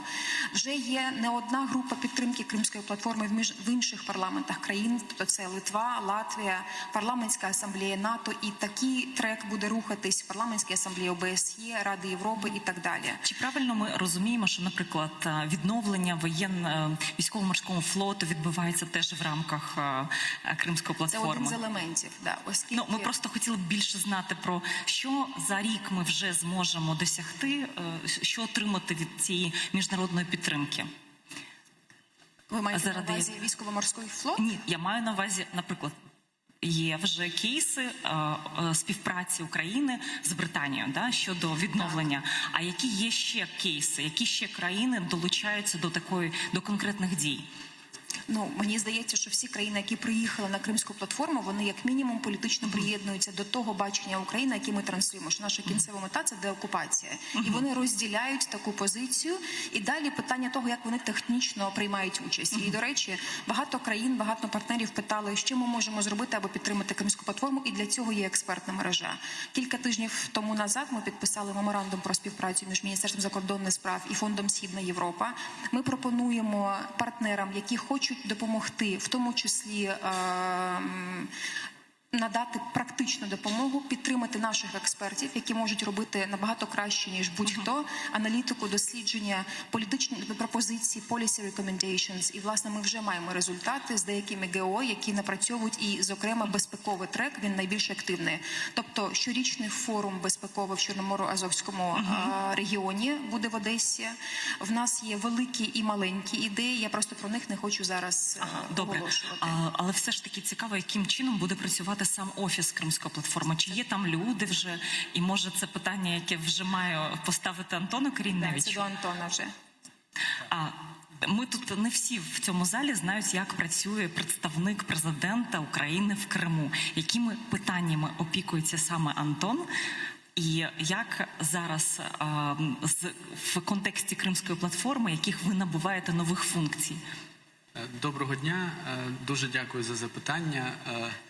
Як працює представник президента в Криму, я думаю, хай оцінюють оточуючі, але представництво президента України в Автономній Республіці Крим працює як частина президентської вертикалі, як орган, який має, в принципі, широку юрисдикцію і компетенцію вирішувати будь-які питання, працювати по будь-яким питанням, які стосуються Криму. І ми це робимо командою. Тут присутні мої чудові колеги Таміла Ташева, Дар'я Свиридова. В нас є 2 офіси в Києві та Херсоні. Відповідно, ми займаємося як великими, скажімо так, політичними правовими речима, так і, безумовно, наближені до людей і, безумовно, надаємо завжди всю підтримку, яку ми можемо надати для того, щоб допомогти нашим громадянам. Людям, які з окупованих Криму, правильно? Я назву 2 цифри. За 2020 рік нами опрацьовано більше 5800 звернень громадян. Цей рік ми маємо вже більше 3,5 тисяч, і це не просто статистика, це конкретні люди. Ми дуже уважно ставимося до цієї роботи. Це і мешканці окупованих територій, і ті внутрішньо переміщені особи, які перемістилися на підконтрольну уряду України територію. І ми думаємо, що, в принципі, за 2 роки дійсно ми багато чого зробили в тому плані, що ми зуміли на внутрішньому рівні оцю тему деокупації та реінтеграції Криму дійсно підштовхнути. І зараз, звичайно, разом з партнерами, з Офісом президента, з Міністерством реінтеграції, з Міністерством закордонних справ у нас дійсно є результати, з парламентарями, безумовно, у нас є результати, які справді є важливими. Закон України про корінні народи, це дійсно історичне рішення.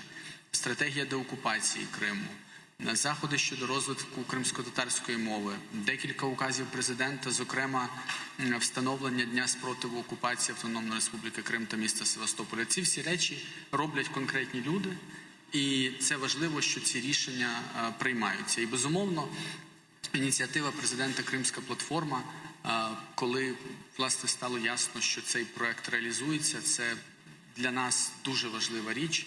І ми якраз є тим органом, який зацікавлений у постійності і у сталості цієї ініціативи.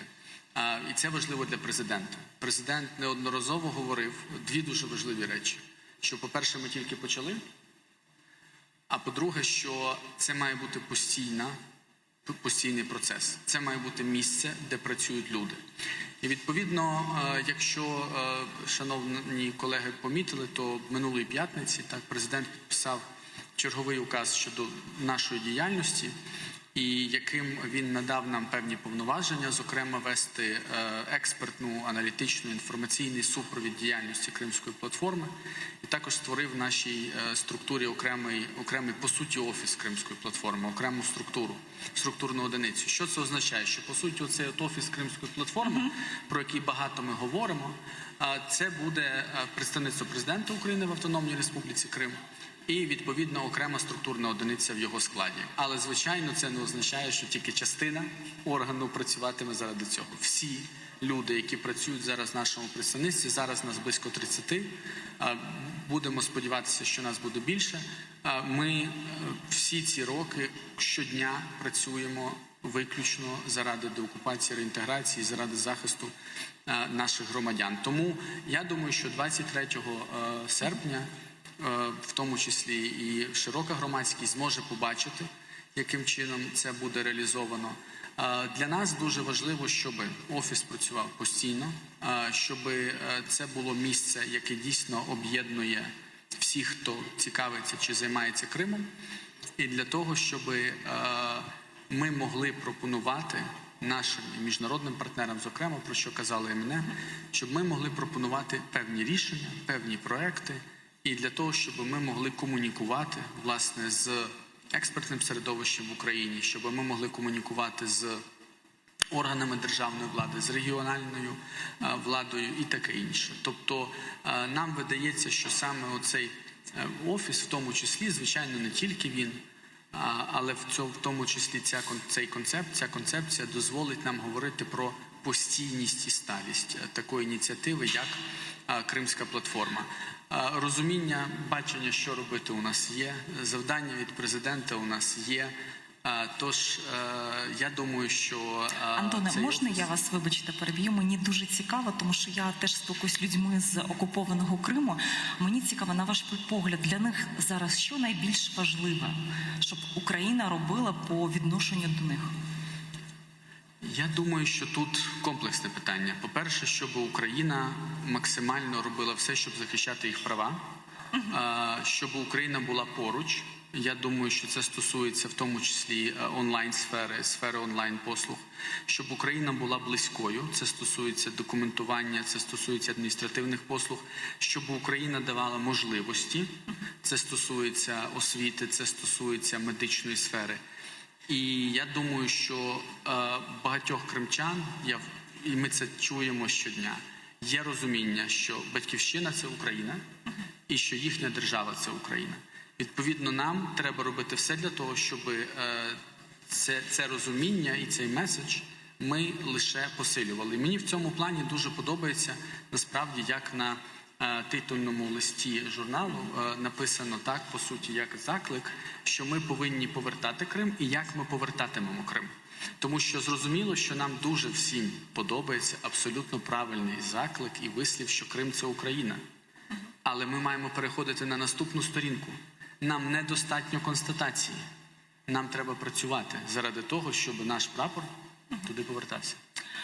Я хочу сказати, що за останніми даними більше ніж 60% опитуваних центром Разумкова сказали, що вважають українців, що вважають, що Крим має повернутися до складу України, а більше ніж 20% вважають, що Крим має стати кримсько-татарською національною автономією.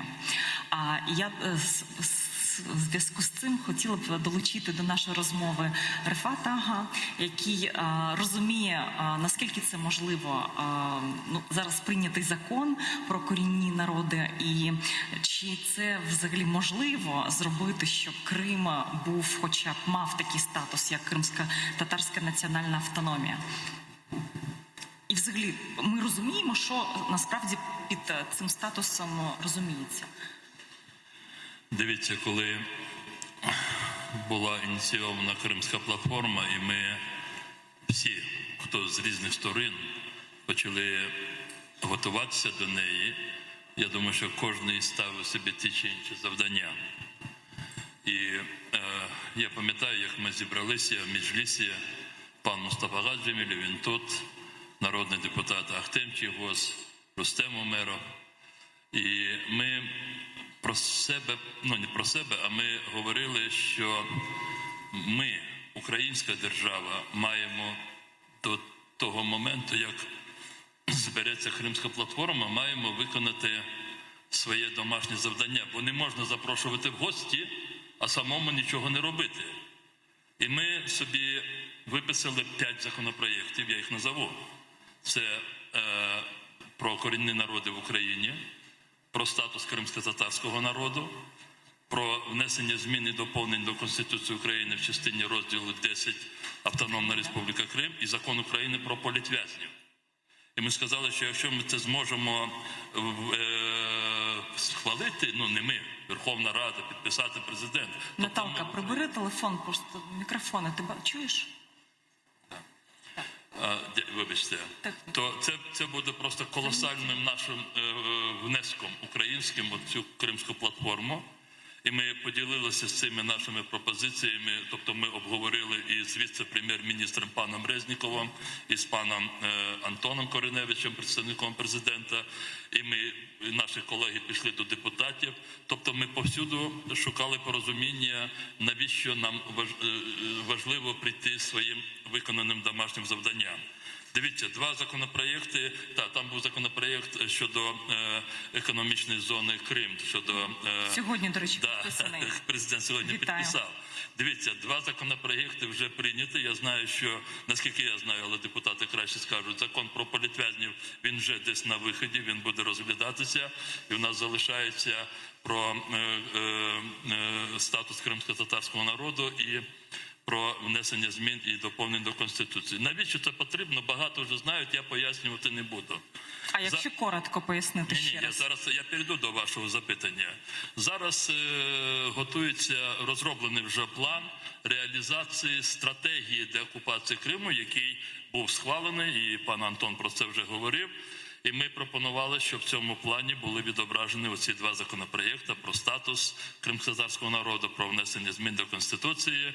І тут ми почали обговорювати, тобто ми пірнули в це обговорення. Я вже дуже боявся, що ми в цей план не зможемо внести ці 2 пункти. Сьогодні я зрадів, зранку подивився інтерв'ю велике з президентом України.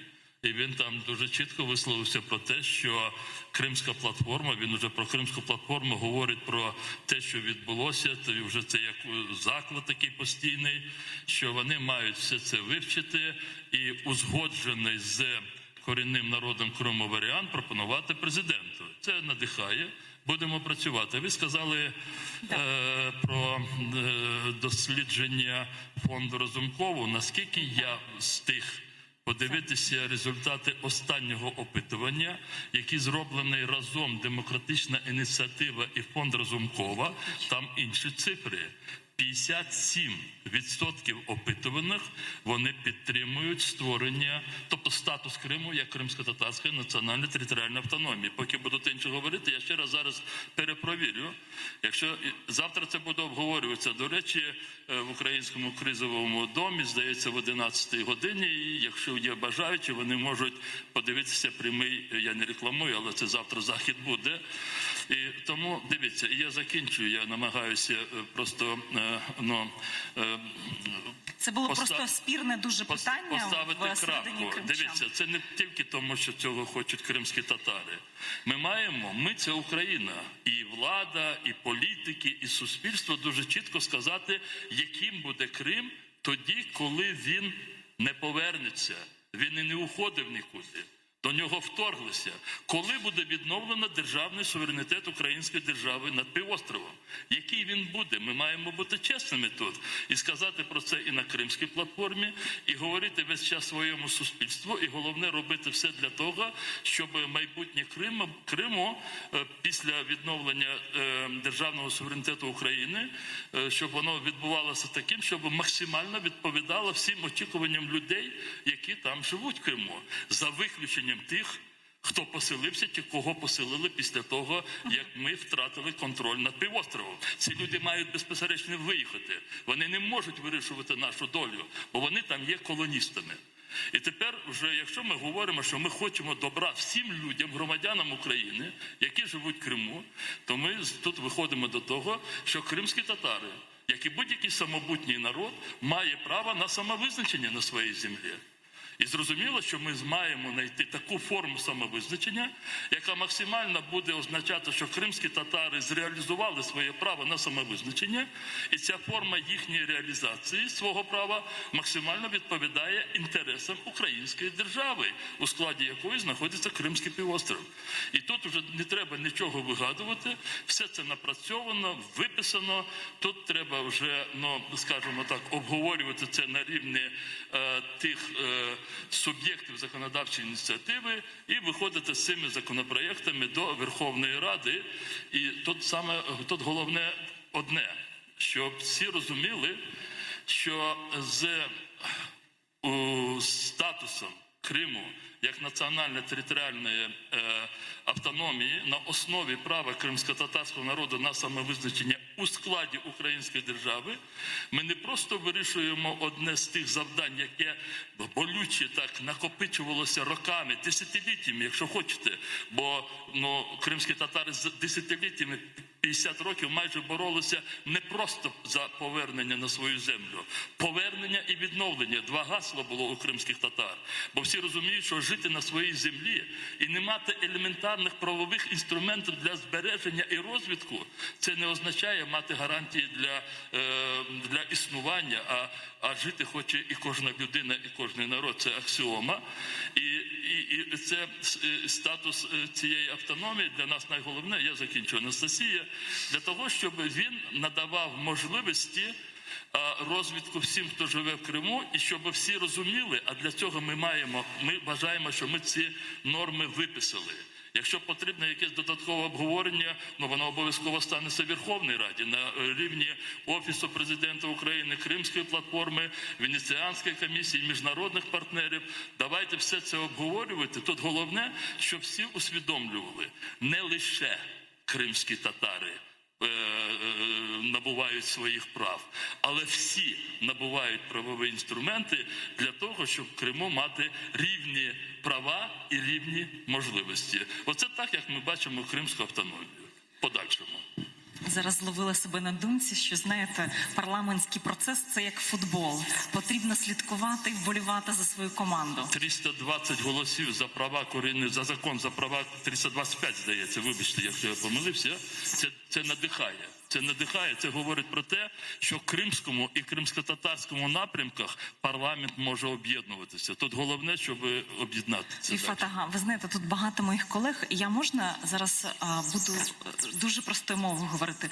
Чи правильно я розумію, що коли українці голосують за те, щоб Крим став кримсько-татарською національною автономією, це означає, що ми насправді підтримуємо Україну в Криму. Чому? Тому що кримські татари себе вважають частиною України. І коли ми кажемо, що кримсько-татарська національна автономія – це в наших інтересах, це означає, що це дуже вагомий аргумент для міжнародної спільноти.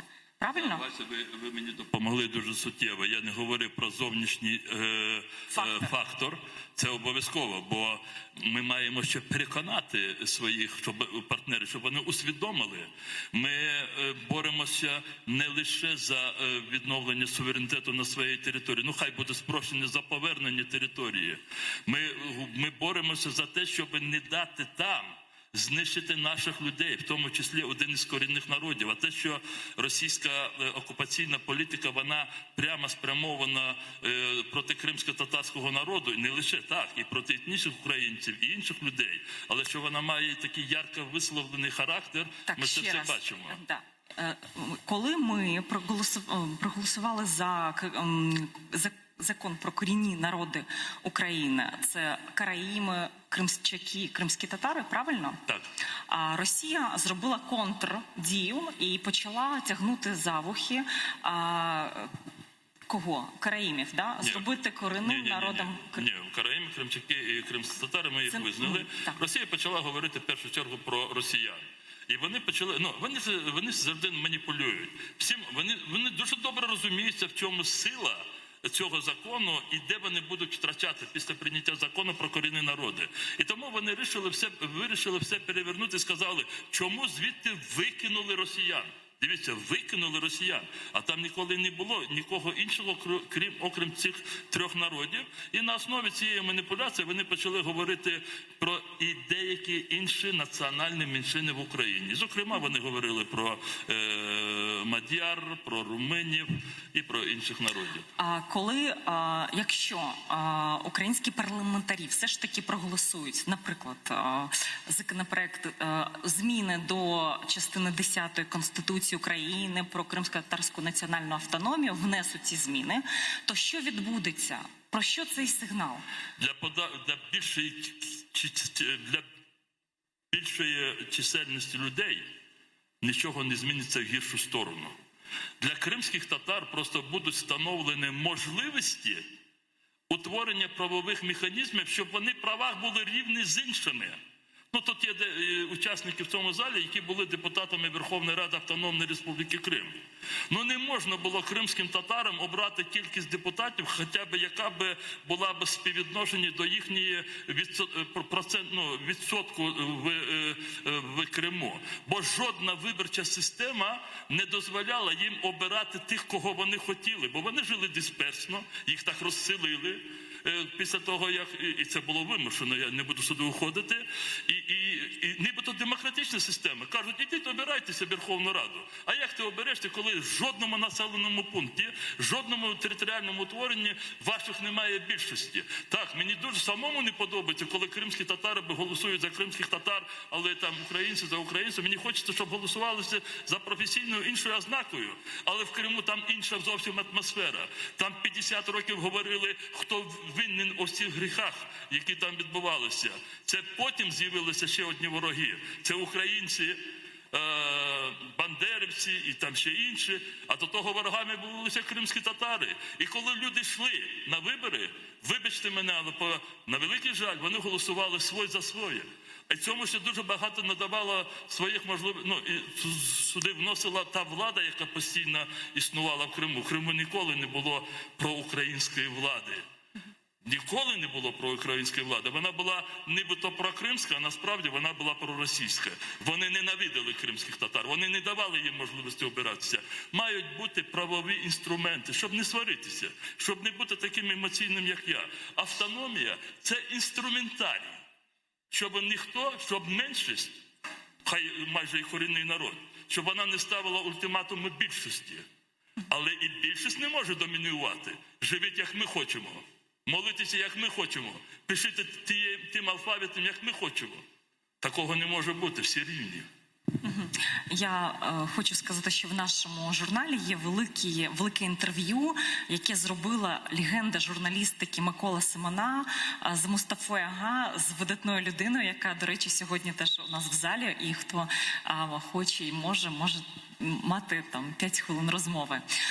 Я ще хотіла би сказати, що комунікація настільки важлива, і той номер, який ми зробили, насправді вважаю, що багатьом відповість на питання про Крим.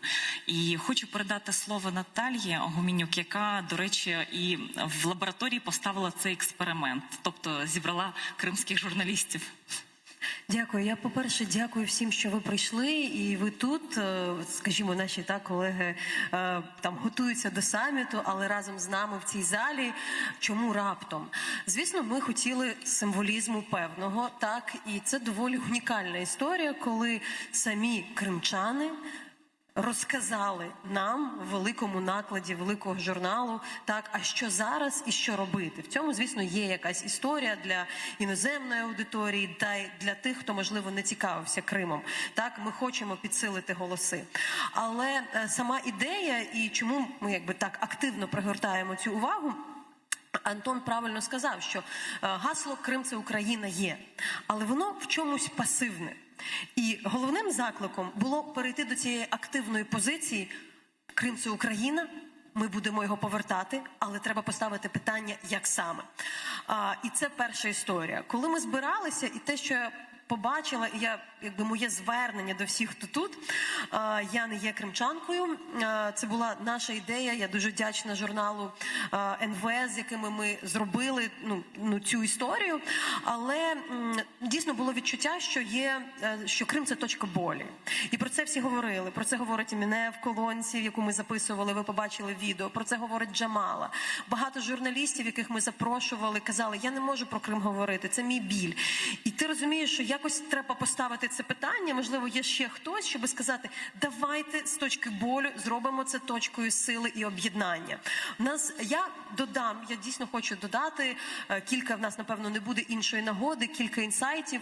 Номер дійсно робили кримчани, навіть фотографи, відеографи, деяких людей ми не показуємо, бо вони мають батьків. І я вам чесно скажу, коли ми готували цю команду редакторів, які їхали на зустріч з президентом Зеленським, я теж розуміла, що в кожного з цих людей батьки в Криму, і це мають всі розуміти, що це не просто так, це не просто звичайне інтерв'ю, це не просто розмова, це не просто це щось більше.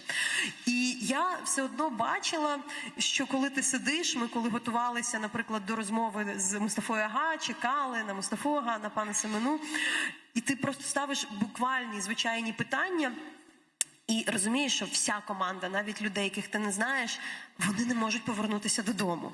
Це успішні, талановиті люди, яких ми бачимо щодня. Але в кожного десь тут є ось ця історія. І з нею щось потрібно робити.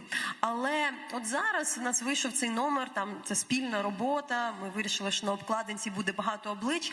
Але ми побачили, що цих облич могло бути в десятки разів більше. І насправді, що це питання дійсно сили, бо людей надзвичайно багато, які працюють над відповідями. Сама історія побудована таким чином. Дійсно, от зараз, напередодні саміту, багато іноземців, багато дипломатів запитують, а що це таке? Розкажіть, що ж там реально буде? Мені здається, це складно дійсно переказати кількома словами, але навіть в цій редакційній статті, яка по чомусь є картою номера, ми говоримо, дивіться, є екологія, це проблема, але вона може стати точкою сили, якщо ми підключимо, міжнародні моніторингові історії. Є проблема культурної спадщини, але якщо ми будемо ставити ще й це питання, це додатковий аргумент, і ось це наповнення сенсами, ми, здається, його трошечки хоча б натякнули, що от воно є. В жодному випадку, як знають всі, журналісти не підміняють аналітичні центри. Є експертна мережа. Наше завдання – говорити з людьми простою мовою. І оцей намір пояснити і закликати простою мовою. Але я додам ще одну річ важливу, яку я би хотіла висловити про конструктив. Знаєте, ми незалежні журналісти, і мені здається, цей номер буде англійською, він буде післязавтра англійською. Є платформа, яка буде англійською, українською, російською і кримсько-татарською. Але ми незалежні журналісти, нас жодним чином нікого, це журналісти з різних видань, мені дуже подобається бачити матеріали, що там написано «Крим Реалії», «Українська Правда», Центр журналістських розслідувань в одному номері. Але це незалежні журналісти, ніхто ніколи не казав, який він має бути. В нас різні відносини з владою, але це той випадок, коли, здається, ми всі розуміємо, що є питання, в яких є конструктивні відносини. Я там рада дійсно, що є інтерв'ю президента. Воно дійсно, можливо, якби кожен звертався окремо, не сталося, але воно сталося. Там є якісь посили, які ви цитуєте. І ось це той намір, з яким ми йшли. Тому я думаю, що експеримент вдався. Але для нас це не номер, це не разовий вихід. Мені здається, це натяки на ті теми. Якісь рішення десь вказані. Андрій Клименко тут сидить. Він якраз написав рішення по мілітаризації, що з цим робити. Деякі не написали рішень, але поставили питання. Значить, ці рішення треба продовжувати. Тому я знову ж таки кажу, це посил. Це номер заклик, це приклад того, що можна долучатися. І якщо кримчан так багато, які можуть об'єднатися, то уявіть, що станеться, якщо тут ті люди, які, можливо, не так відчувають цей біль, ще долучаться, щоб посилити і зробити це дійсно двигуном. Дуже тобі дякую. Я прям вже почала думати, що буде наступним кроком нашої команди, тому що ми дійсно, кримська редакція, ми працювали як одна команда і поки що не прощаємось з нашими авторами, з нашим ядром цього проекту. Хотіла сказати, що мені дуже сподобалось гасло, яке зараз ми можемо бачити на вулицях столиці. Це «Крим – це Україна, сильніше разом». Ось ми вже практикували Еміне цей корпоративний стиль в нашому проєкті. І сподіваємося, що і офіс Кримської платформи буде працювати за такою ж корпоративною культурою. Хочу надати слово Наталії Лютіковій, яка є, як я сказала, активісткою, громадською діячкою, переселенкою з Криму. У неї дуже цікава історія. Вона людина з бізнесу, яка допомагала кримським нашим військовим виходити з Криму, яка власним коштом лікувала людей. І зараз вона людина, яка приймає кримчан і весь час тримає з ними зв'язок. І хто, як не Наталка, знає, контакти може за 5 хвилин знайти будь-якого лікаря в Криму або будь-якого чиновника проукраїнського. І хочу їй надати слово, тому що вона стала ініціаторкою дуже важливого проєкту. Це окупація очима підлітків. Це саме ті діти, яким було там від 11 до 15 років, які побачили окупацію. Що говорять наші діти і що важливого ви винесли з цього проєкту? Дякую, Настя. Дякую всім за увагу. Дійсно, проєкт «Окупація очима підлітків» народився трохи більше ніж півроку тому з ініціативи шкільного вчителя Владислава Штагельського. Він тут сьогодні присутній. Задля того, щоб зібрати свідчення молодих людей, які в 2014 році були підлітками. Так сталося, що моїм старшим дітям в 2014 році було 11 і 17, вони були підлітками. Але через те, що наша сім'я була дуже зайнята переїздом, облаштуванням, іншими питаннями, я насправді не знала, що переживали мої діти. Але з часом я зрозуміла, що якраз вони бачили ситуацію не так, як ми дорослі. Тому що в цей період, коли ти навантажений навчанням, ці гормональні проблеми, конфлікти з батьками, і тут на тебе таке звалюється вторгнення в твою країну. І коли Владислав сказав про ініціативу, а давайте ми їх опитаємо і дізнаємося, що ж бачили підлітки. Звісно, я це підхопила і була дуже здивована, бо на мій заклик в Фейсбуці, хто готовий поділитися своєю історією, ми за перші 2 дні тільки отримали більше 50 відгуків, і ми стали записувати ці історії. Я ще не знала, що буде цей журнал, я не знала, що ми будемо мати можливість голоси цих дітей представити на Кримській платформі, але кожному з них ми ставили питання, що треба зробити, щоб повернути Крим.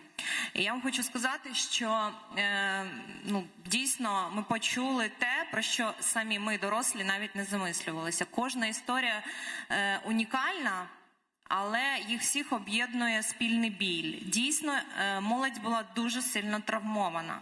Вони були травмовані зрадою вчителів. Кожен з них розповідає про те, що для них це стало просто невиносимою травмою те, як вчителі, які вчора розказували їм, як любити Україну, в один день стали говорити, що вони тепер в Росії. Кожен про це говорить, не може забути. Для них це зрада дорослого, дуже серйозна така історія травматична. Кожен з них Що вони говорять про говорить повернення, Наталка? Що вони говорять про повернення Криму? Це ж найбільш цікаве. А я от хочу декілька історій вам розказати конкретних, і кожного свій рецепт насправді. Їх всіх ще об'єднує те, що жоден з них із їх однолітків, з якими вони продовжують спілкуватися, які залишилися в Криму, жоден з них не сприймав Росію братським народом. І це руйнує міф, який Росія насаджує, і насправді в наративі, в якому ми досі продовжуємо сперечатися, а чи братські, чи не братські народи. Молодь, навіть ті, хто говорили російською, навіть ті, хто вчився в Криму в російськомовних школах, вони всі ідентифікують себе українцями. І коли зайшла Росія, їм було незрозуміло. Для них Росія така сама сусідня держава, як Туреччина, як Польща, як Білорусь. Їм не зрозуміло, якого біса ця Росія вторглася в їх Крим. У нас дуже цікаві історії, насправді багато, ми продовжуємо їх записувати, але в цей журнал увійшло 5, і, наприклад, наш перший герой Андрій Шадрін, йому було 18, він найстарший з наших героїв виявився. Він жив в Феодосії. І коли почалася окупація, перше, що він зробив, він пішов до наших морпехів, спитав, що треба, і почав збирати кошти і купувати те, що їм треба, для того, щоб їх підтримати. Пізніше він виїхав на підконтрольну територію, вступив до лав правого сектору, оскільки кримчан не брали воєнкомати. Він говорить доволі цікаву річ. Каже, я знаю, що згідно Конституції мій обов'язок йти і захищати Україну. Я знаю Конституцію, я пішов одразу в воєнкомат, мене там не взяли. Він 6 років воював.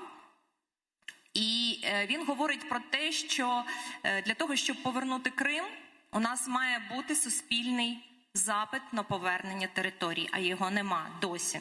7 років війни його нема. І це задача для нас, для присутніх тут, для нашої влади, як формувати цей наратив, як працювати над тим, тому що це дуже важливо. Він говорить про те, що ми не маємо, вибачте, це буде пряма мова, бути терпілами.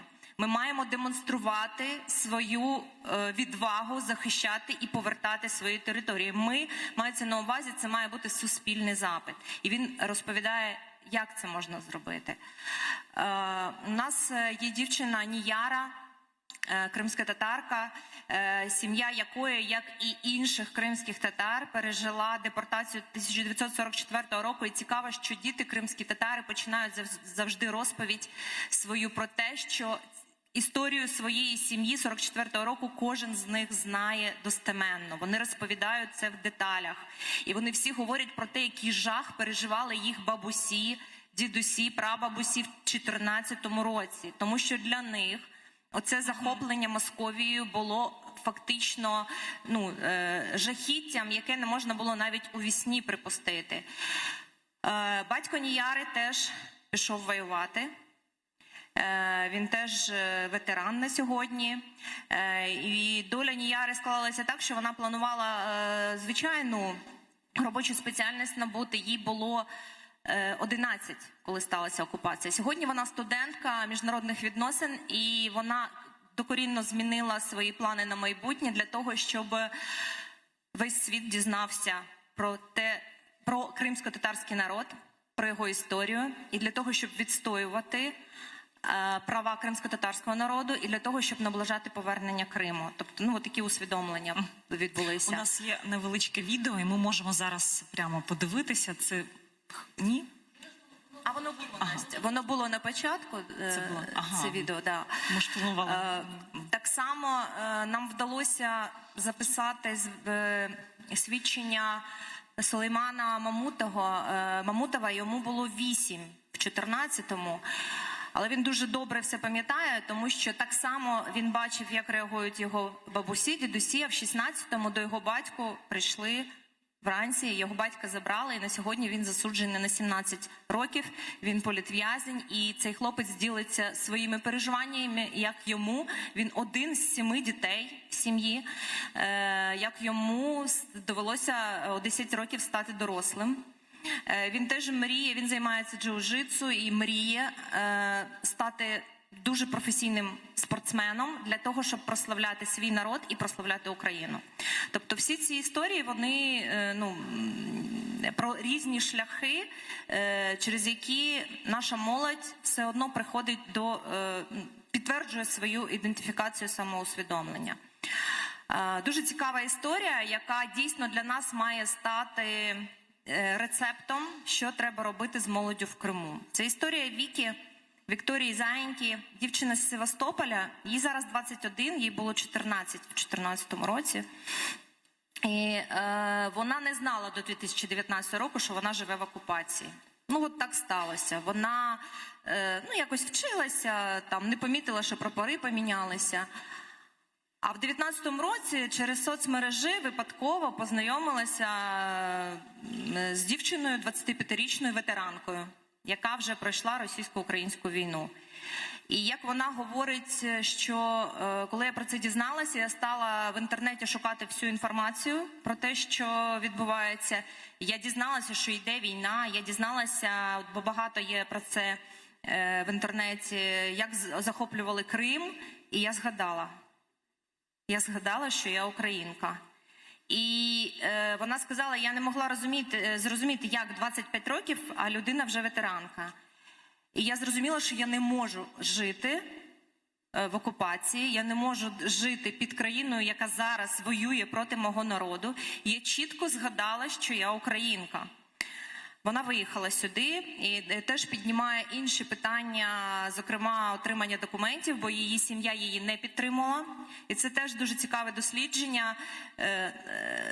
Наші діти говорять про те, що їх однолітки, навіть попри те, якщо їх батьки підтримують проросійські погляди, в більшості своїй продовжують самоідентифікувати себе українцями і за будь-якої можливості намагаються сюди приїхати на підконтрольну територію, побачити і несуть назад, коли повертаються, інформацію, яка розриває цю бульбашку. Розумієте? Коли проривається бульбашка інформаційна, то наша молодь, вона дивиться в сторону України. І це наш інструмент, який треба теж опрацювати і який треба використовувати, бо це дуже потужний крок до деокупації. Вони не дивляться телевізор. І ми розуміємо, що треба робити. І от ця Віка, вона дуже багато подолала перешкод, щоб отримати паспорт, тому що у нас є свої проблеми. Я сподіваюся, вони скоро вирішаться, тому що їй довелося заробляти гроші і платити своїм батькам для того, щоб отримати паспорт на території України. Тому що у нас досі ця проблема дуже ускладнена. Тобто нам є над чим працювати. І ці діти дають нам рецепти, фактично, що робити. Ну і наостанок я хочу сказати про Віолетту Кукурузу. Це дівчина, їй було 9, вона жила в Алушті і малювала в 2014 році тризуб і прапор жовто-синій всюди на асфальті. Це був її протест. І от вона говорить про те, що дійсно молодь усвідомлено не обирала Росію. Для них це було дуже травматично. І тепер нам треба думати про те і вже розробляти заходи. Що ж робити нам з тими дітьми, які на сьогодні вже народилися або були дуже малі і не пам'ятають, що вони українці? Як, коли ми повернемося, робити це екологічно? Як робити це так, не насильницьки? Розповідати їм, що вони українці? Щоб вони не пережили тої травми, яку пережили наші діти в 2014 році. Вона говорить, насправді дуже прості рецепти. Треба бути чесними, треба знаходити шляхи донесення правди, цієї інформації. І це теж над чим нам треба працювати. І насправді... Дякую тобі дуже за таку розповідь.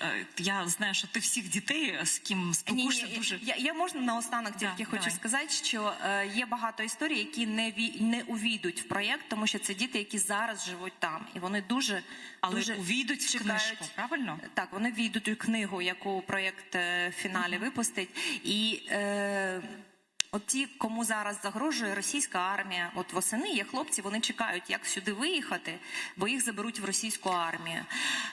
І коли ти це розумієш, ти розумієш, що 7 років – це вже дуже багато. І це дуже сильно стимулює робити все для скорішого повернення, для скорішої деокупації. І дійсно багато було скепсису, як казала і мене, щодо Кримської платформи. Багато є тут таких, а вдруг це бутафорія, а раптом нічого не вийде. Тільки від нас, від вас залежить, вийде чи не вийде. От сама Еміне нічого не зможе зробити одна. Тому ми всі маємо стати підтримкою. І ми маємо не зупинитися на цьому журналі, а розуміти, що через рік Ми вже видамо ми цей журнал не будемо ховати, а ми будемо дивитися, чого ми змогли досягти і наблизити деокупацію. Добре, щоб кудись дійти, ми маємо рухатись вдвічі скоріше. Я б хотіла долучити нашу аудиторію, тому що багато людей уважно слухають, ніхто не пішов, тобто ми все ж таки про щось цікаве для вас розповідаємо. Будь ласка, давайте якісь ставте нам запитання, тому що ми тут всі можемо говорити як радіо, особливо я. Дякую. У мене питання в першу чергу до пана Антона як представника державних інститутів і як від вчителя в першу чергу. Бо насправді, коли ми говоримо про стратегію повернення, це все політика і дійсно Крим повернеться в Україну.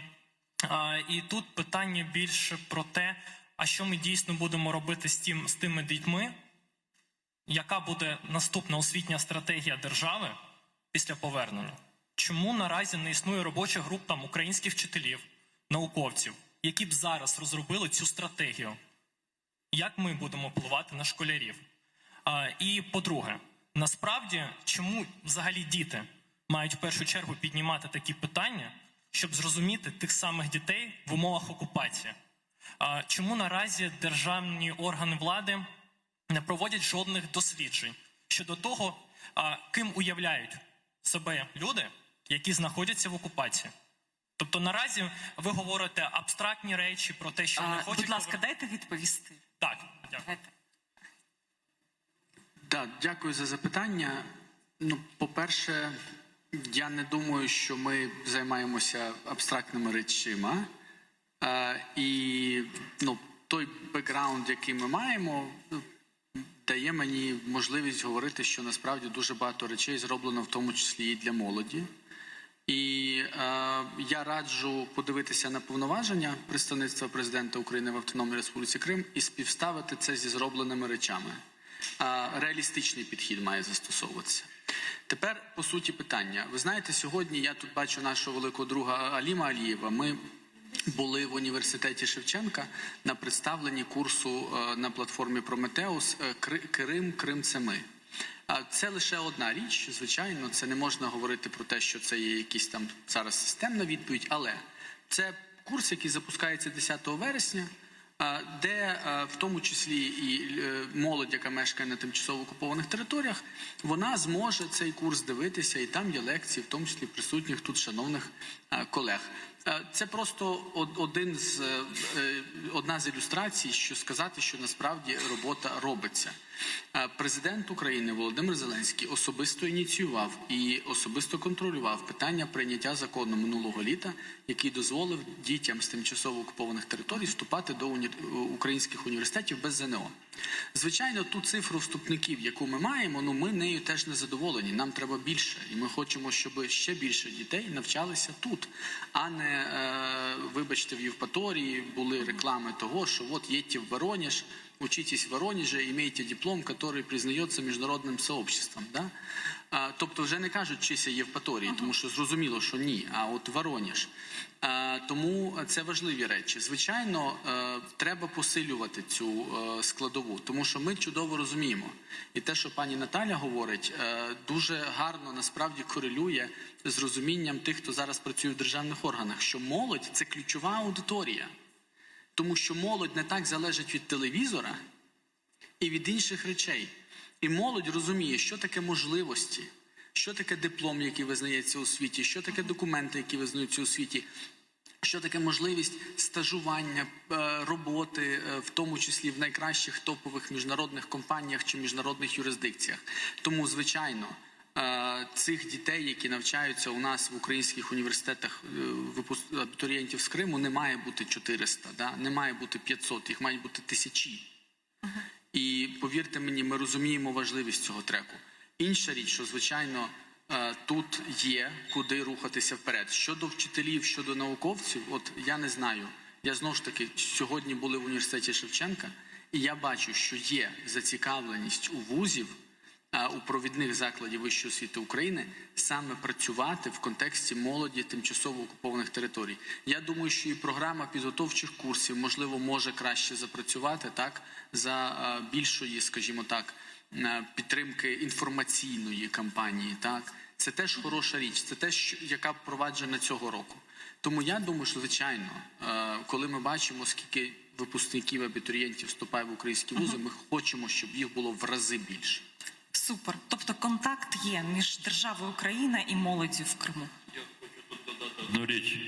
Вибачте, дивіться, це абсолютно правильно те, що говорить Антон. Я не буду говорити, що ми робимо як Меджліс для того, щоб максимально допомогти молодим людям, щоб отримували освіту за межами окупованого Криму.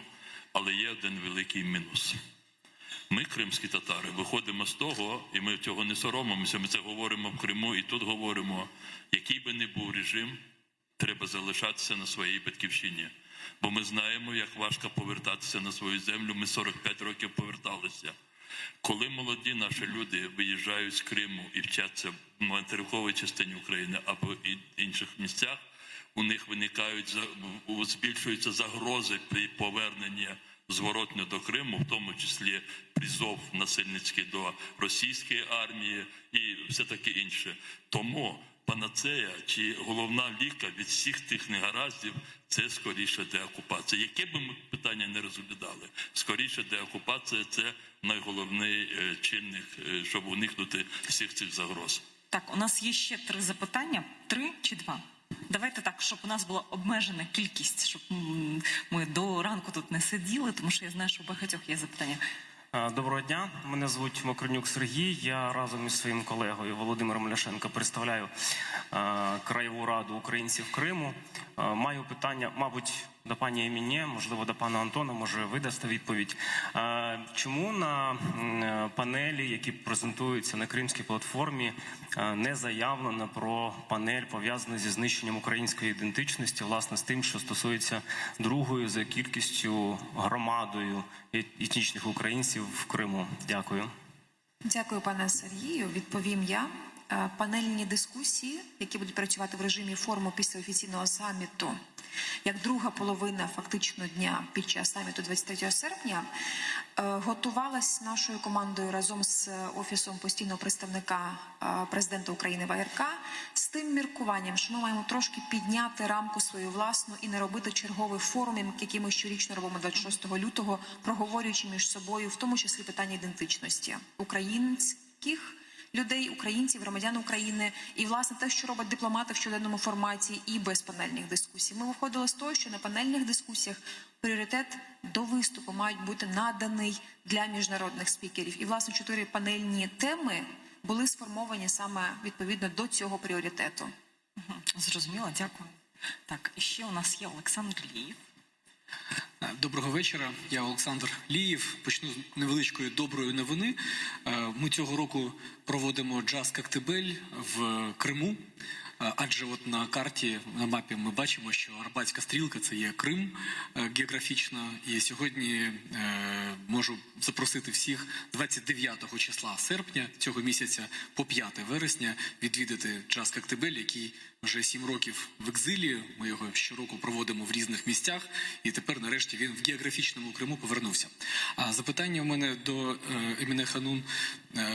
Дуже вам дякую, по-перше, за те, що ви робите. Кримська платформа – це дійсно довгоочікуваний інструмент. Звичайно, в першу чергу юридичний інструмент, і на цьому ви і наполягаєте в тому числі, що нам треба застосувати міжнародне законодавство. Анастасія говорила в цьому фільмі, що треба тиснути в одну точку. Я не знала, що мене знімають. Так, це все так і є. Додати до цього, можливо, ще і якісь економічні орієнтири для наших міжнародних партнерів. Наприклад, ми повернемо Крим. Це не гасло, я в це вірю, я цим живу. Ми повернемо Крим. І, наприклад, система меліорації Криму буде потребувати для відновлення до рівня 2013 року майже $500 мільярда. А для розвитку, для того, щоб її зробити такою, як вона повинна бути сучасною, ще $500 мільярда, тобто мільярд. Своїх грошей Україна таких на це виділити не зможе. Наші олігархи до того часу, сподіваюсь, вже будуть в бігах, а їхні гроші якось розподіляться між меншими підприємцями, напевно. То я це до того, що ми маємо сьогодні дуже круті пропозиції нашим іноземним партнерам, економічні, які можуть бути для них привабливими після повернення Криму. Або будівництво портів. У нас в Криму 5 міжнародних портів. Пропонуєш ф'ючерси на Крим продавати? Я пропоную створювати інтерес у бізнеса за кордоном, адже, як ми побачили по поведінці пані Меркель і інших панів поважних, вони все ж таки йдуть на поводу свого бізнесу. Давайте створювати їм такі пропозиції. Будівництво порту в Донузлаві – це ще $1 мільярд. Ми самі це не побудуємо, будуть бажаючі, які можуть в цьому побачити зиск і пріоритет. Я можу назвати 7 таких проєктів, як меліорація або порт. Не буду зараз час забирати. Можливо, це теж може бути темою Кримської платформи. Дякую. Дякую. Я думаю, що ми розподілимо з Антоном відповідь на це запитання, тому що, як я казала, Кримська платформа має 2 інтерфейси – внутрішній і зовнішній. Ці питання, які ви піднімаєте, здебільшого про внутрішню українську політику. Ми з Антоном десь місяць тому менше, кілька тижнів тому назад були на нараді, на зустрічі з президентом. І, власне, ф'ючерси, оці, про які казала Настя, це була ідея президента, яку він зараз підняв і озвучив як те, що дійсно має формуватись зараз чіткі правила і політика того, який буде Крим, не тільки в політичному змісті, а й економічному після деокупації. Ми собі пообіцяли, що відразу після того, як відбудемо саміт, бо дійсно дуже зараз весь ресурс наш йде на фокусі і прийнятті наших гостей, будемо фактично формувати оцю роботу. Ми вже форсайт проводили, це коли біля сотні людей з Криму і не з Криму міркували про майбутнє Криму. Це важливі речі. Тобто ми виходимо з констатації факту окупації за межі своєї свідомості, шукаємо відповіді, а яке майбутнє має бути в Криму, і саме так ми плануємо рухатись в наступному році. Власне, додати до пані Еміне, це те, що дійсно економічна складова, власне, мені видається, що і цінність Кримської платформи, зокрема в тому, що вона дає можливість піднімати всі питання, які пов'язані з окупацією. Міжнародні організації, ми поважаємо працю наших дипломатів, вони обмежені своїм статутом. Якщо там написано, що вони тільки стрибають, то вони можуть тільки стрибати і займатися, наприклад, тільки правами людини. Ми ж говоримо про те, що це Кримська платформа і всі оці треки, і внутрішній офіс, це постійно діючі, це можливість говорити про всі речі. І ми, зокрема, провели дослідження нещодавно, економічних втрат. Звичайно, це там не фінальна крапка, як пан Андрій Клименко теж абсолютно вірно зазначив, але це вже орієнтир. І тому дійсно в президента дуже чітка візія, що ми маємо говорити про Крим і в порядку, як кажуть юристи, міжнародники де леге ференда, що буде після деокупації. І якраз оце так зване, його можна умовно назвати меню проєктів, які можуть бути запропоновані нашим міжнародним партнерам, безумовно можуть включати економічні аспекти. З цим можна буде працювати з Офісом Кримської платформи або в рамках експертної мережі, якщо це стосується діяльності. Тому звичайно, тобто тут же ж якраз і ідея в інклюзивності і в залученості сторін і партнерів. Я тільки трошки додам, що ідея була в тому, що всі люди, які відчувають свою спроможність формувати візію, можуть входити до експертної мережі і фактично запропонувати це до реалізації вже на державному рівні. Кримська платформа такий Linux, з відкритим кодом. Приходь, якщо у тебе є щось дописати, дописуй. А як це зробити, одразу питає Олександр Ліїв.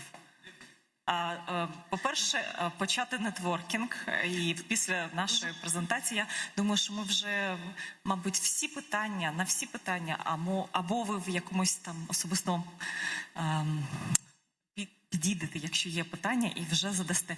Я ще хочу надати слово Мустафі Ага. Можливо, він скаже пару слів, так?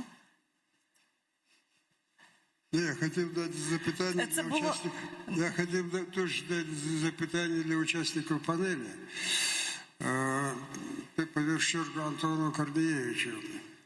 Скажіть, будь ласка, що робить з тими людьми, яких Російська Федерація завезла в окупований Крим? По нашим даним, за 7,5 років окупації вона, по різним оцінкам, від 600 тисяч до по 1,5 мільйона громадян своїх завезла в Крим. Знаете, в Российской Федерации земли мало, всего 17 миллионов квадратных километров. Вот они решили свое население к нам завести. Я це спрашиваю, тому що в адміністрації президента, в частности, Арестович, вот сказал, что если вони захотят, то могут там громадянство им дать. Что это такое? Вы четкую позицию адміністрації президента можете сказати цьому дуже важливому запитанню? Я дякую Мустафі Ага за запитання. Ну, Це була, знаєте, ініціатива Миколи Семени, і потім моя. Так, безумовно, питання важливе, і я тут не можу, напевно, говорити за позицію Офісу Президента України як та великої структури. Я можу говорити про позицію представництва Президента України в Автономній Республіці Крим як так, органу президентської вертикалі, але юридично окремого. Тобто я не можу говорити за ОПУ в тому сенсі в повному. А щодо моєї особистої, наприклад, позиції, то безумовно ми, коли говоримо, що кримчани – це громадяни України, ми говоримо про тих кримчан, які були в Криму до 2014 року, і про їх дітей. Так? Тобто ми безумовно не говоримо про тих, хто незаконно був переміщений в Крим після початку окупації. Тепер, після деокупації, треба дивитися, якщо є громадяни, які на законних підставах можуть залишатися перебувати в нашому українському Криму, наприклад, це там шлюб з громадянином України чи ще щось, і бажають перебувати в правовому полі України конституційному, так, тобто мають законні на це підстави, то вони можуть залишитися. Це не буде велика кількість. А ті люди, які не мають таких підстав, а тим більше ті люди, які вчиняли системні порушення прав людини, воєнні злочини, злочини проти людяності, мають цю територію покинути. От і все. Буквально 1,5 хвилини. У нас немає тут розходжень з нашим лідером, паном Мустафою Джемілєвим, але я, дякуючи цьому запитанню, хочу ще раз заакцентувати увагу всіх, не тільки хто в цьому залі, а хто нас дивиться в прямому ефірі. Чинне законодавство України говорить, що будь-яка людина, яка незаконно перебуває, будь-який іноземець чи людина без громадянства, яка незаконно перебуває на території України, має бути видворена за межі України. Всі люди, незалежно від національності, хто вони там є за етнічною належністю, хто поселився в Україні проти законодавства України, вони мають бути негайно самі виїхати. Було б краще, щоб момент деокупації чи до деокупації. Ми просто не бачимо іншого розв'язання цієї проблеми, бо їхнє завдання – колонізувати нашу землю і витіснити наших людей. От і все. Так, я ще нагадаю, що стосовно міжнародного права, це Женевська конвенція від 25 августа 1949 року, а там про статус окупованих територій. Там чітко говориться, що принуждення к виїзду населения оккупированных территорий и завоз на оккупированную территорию своих громадян является злочином, военным злочином. За это нужно вести відповідальність, а не разбираться, как, по какой причине він что-то приехал. Поэтому нам дуже важливо, чтобы позиция администрации президента была чітка, потому что нам запитання приходять з Криму. Що це? Вот, если они захотят, оказывается, ему дадут українське громадянство. Це... Ні. Дивіться, пане Мустафа, пане Рефате, я ще раз, так? Це насправді дуже тонкі питання міжнародного права. Ще раз, більшість людей змушені будуть покинути нашу територію, як такі, які не мають права перебувати на нашій території. Щодо воєнних злочинів, щодо серйозних порушень прав людини, щодо Женевських конвенцій, безумовно, це воєнний злочин, системне переміщення населення окупуючої держави на тимчасово окуповану територію, і за це люди мають нести кримінальну відповідальність.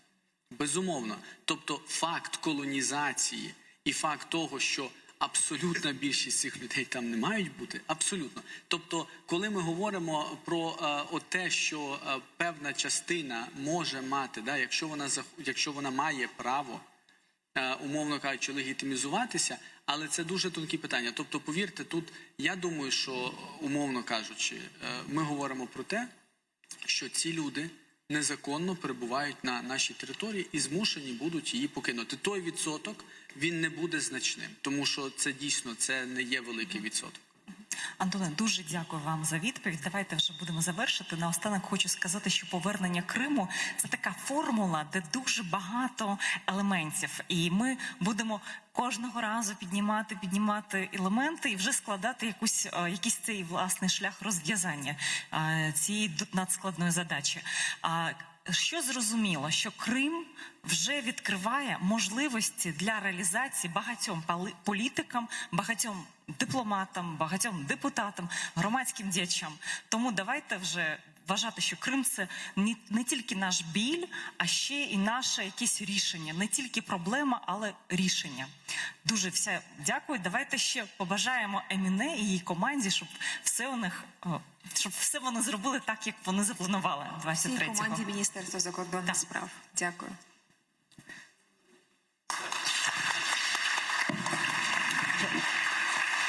Але в нас ще маленьке є відео від Джамали, яке вона спеціально записала для спецпроєкту. І я думаю, воно теж має певний додатковий сенс, про який ми не чули.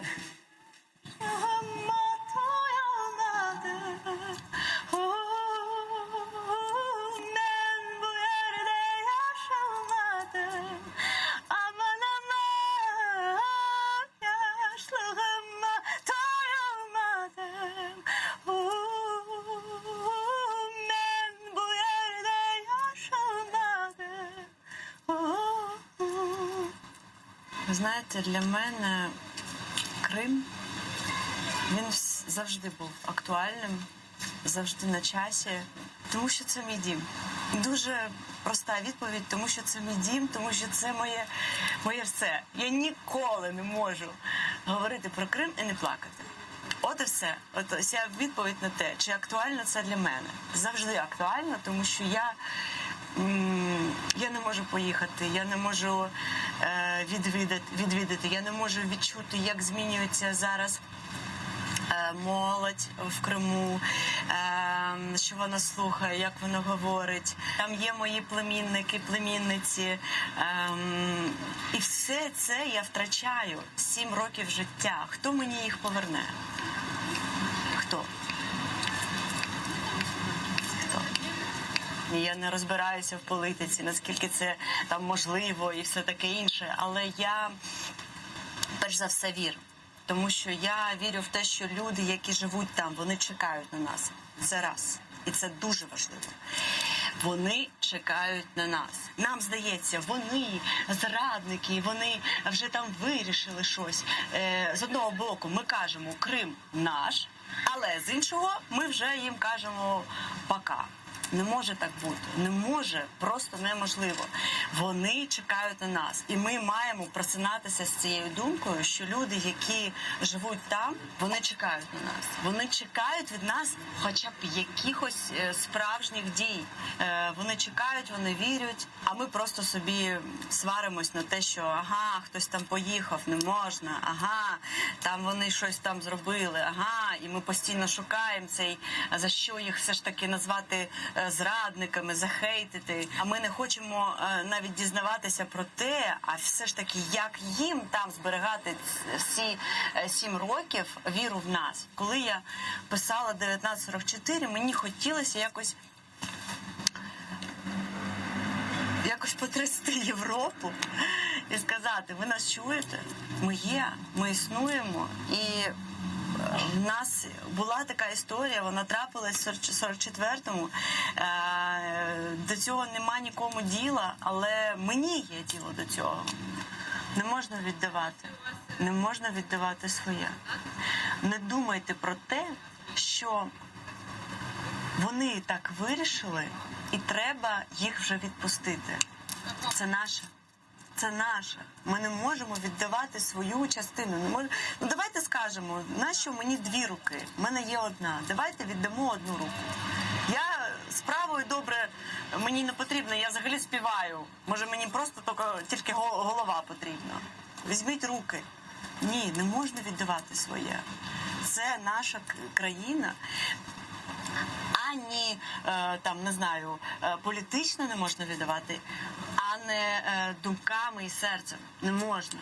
От якщо ми з вами, кожен з нас буде віддавати і скаже собі, ну, та вже 7 років, це нереально. Ну, я знаю таке.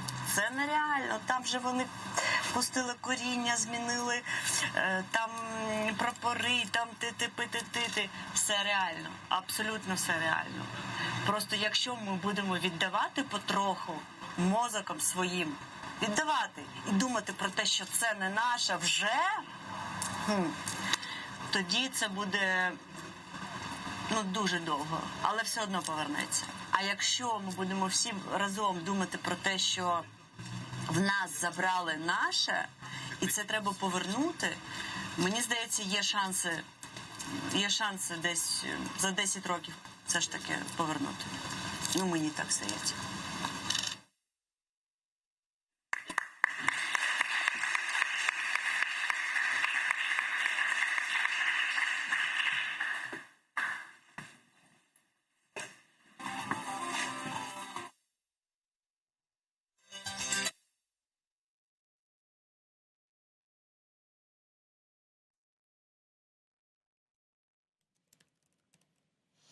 İşte saygılı arkadaşlar, birlikte mahsus leyha Kırım'ın nasıl kaytaracağımız degen leyhanı birlikte seyir ettik. Çeşit türlü demek musafirler anda çıkışlarda bulundu. Son olarak işte Jamala'nın aytıp geçkenlerini, hususan Kırım işgali ile ve Kırım kaytarılığı, Kırım'ın akıbeti ile bağlı malumatlarını öğrendik. Şimdi birlikte işte tedbirini nasıl şekilde yekünlegenini seyir etmeye teklif ettim. Zaten seyretemiz. Anda көргенімізге көре Kırım Tatar Milli Meclis azaları men şahsen Milli Meclis reisimizin muavini İlmiyağa Umerovna көрем. Sonra çıkışta bulunganlar sırasında işte bu leyhanın müelliflerinden biri Anastasiya Ringis böyle moderatorluk yaptı dep aytmağa mümkün. Çeşit türlü suallerini spikerlerge berdi ki spikerler sırasında Kırım Tatar Milli Meclis reisi Rifat Agachubarov var edi. Sonra Ukrayna Dış İşleri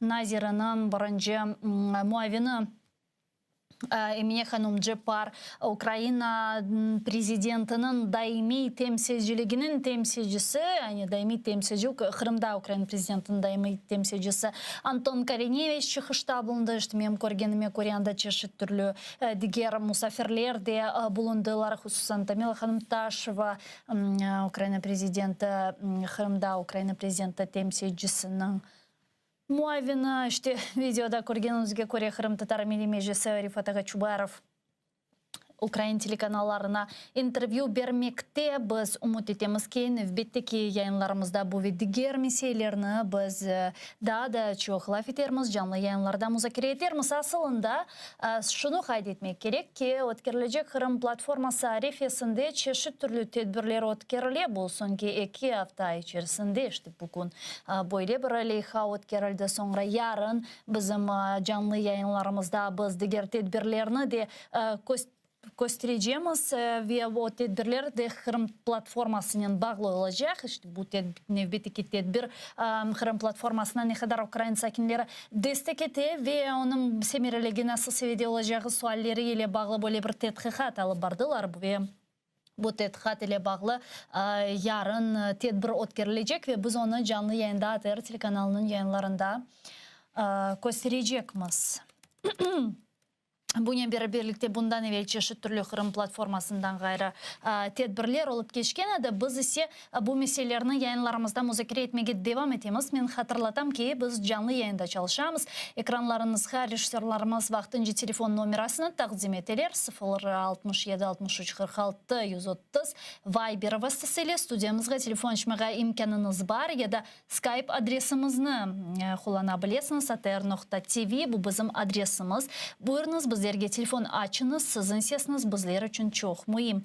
Мы продолжаем информационно-аналитическую программу «Бугунь». В студии для вас работаю я, Гульсум Халилова. И этот блок я бы хотела продолжить и посвятить темам крымской платформы. Сегодня стало известно, что участие в саммите «Крымская платформа» 23 августа примут представители 44 стран. На уровне глав государств будут представлены 14 стран. Об этом сообщил глава Министерства иностранных дел Украины Дмитрий Кулеба во время брифинга. Наши журналисты подготовили небольшую графику, в котором можно увидеть, какие страны будут представлены на уровне президентов, какие будут представлены на уровне министров иностранных дел, министров обороны, премьер-министров. Давайте посмотрим, а потом вернемся к нашему эфиру и начнем нашу беседу с гостем, который подключится к нам в эфир в режиме онлайн. На рівні президентів будуть представлені Латвія, Литва, Естонія, Польща, Словаччина, Угорщина, Молдова, Словенія, Фінляндія. На рівні прем'єр-міністрів будуть представлені Румунія, Грузія, Хорватія, Швеція. 2 держави будуть представлені на рівні глав парламентів – Швейцарія та Чехія. 14 держав будуть представлені на рівні міністрів закордонних справ – Туреччина, Франція, Німеччина, Іспанія, Італія, Бельгія, Австрія, Нідерланди, Люксембург, Ірландія, Данія, Болгарія, Чорногорія, Північна Македонія. 2 держави будуть представлені міністрами оборони – Велика Британія та Португалія. США будуть представлені особистим посланцем президента Джо Байдена і членом уряду міністром транспорту США. Норвегію представлятиме держсекретар міністра закордонних справ. 7 держав будуть представлені на рівні послів – Нова Зеландія, Мальта, Японія, Австралія, Кіпр, Канада, Греція. Організації, які візьмуть участь у Кримській платформі. Європейську комісію представить віце-президент Валдіс Домбровскіс.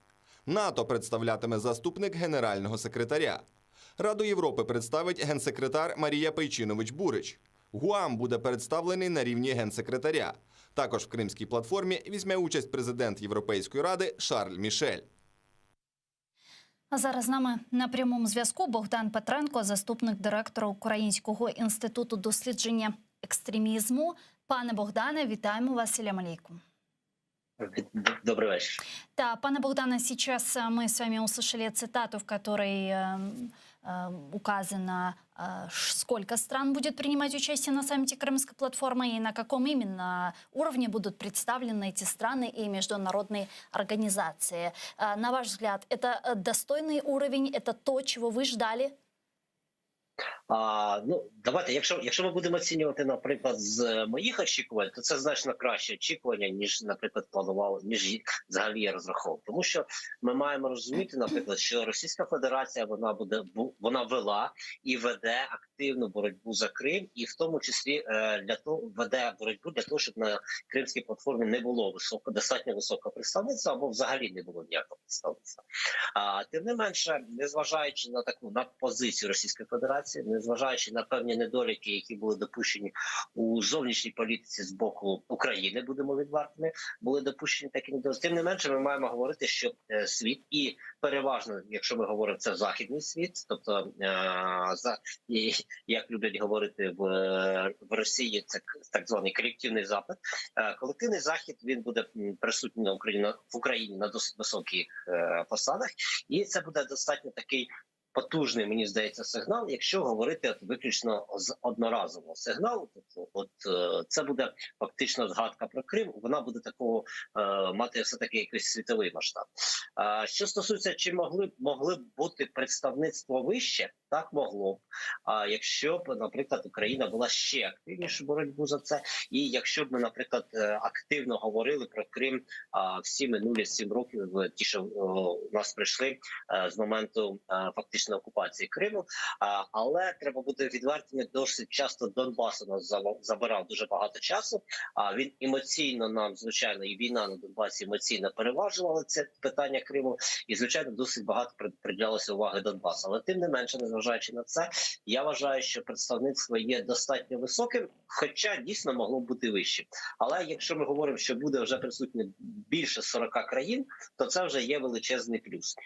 Плюс ще в тому, що ці країни є, я вже повторюся, є Заходом, і відповідно ті країни світу, які на сьогоднішній момент будуть орієнтуватися на Захід, будуть орієнтуватися на Європейський Союз, будуть орієнтуватися на Сполучені Штати і на Канаду, на Велику Британію. А ті країни вже в своїх рішеннях будуть орієнтуватися на те, що вони були присутні, представники на цьому заході, на Кримській платформі. І відповідно, навіть якщо будуть якісь рішення прийматися, ми маємо розуміти, що, наприклад, на тій же Генеральній асамблеї ООН не буде в нас 44 голоси, а буде в ті 100 голосів, які були раніше. Тобто, фактично, ми маємо говорити про те, що це досить потужний удар. Єдине питання, от що буде далі і які рішення будуть прийняті на самій Кримській платформі. Оце для мене теж важливо.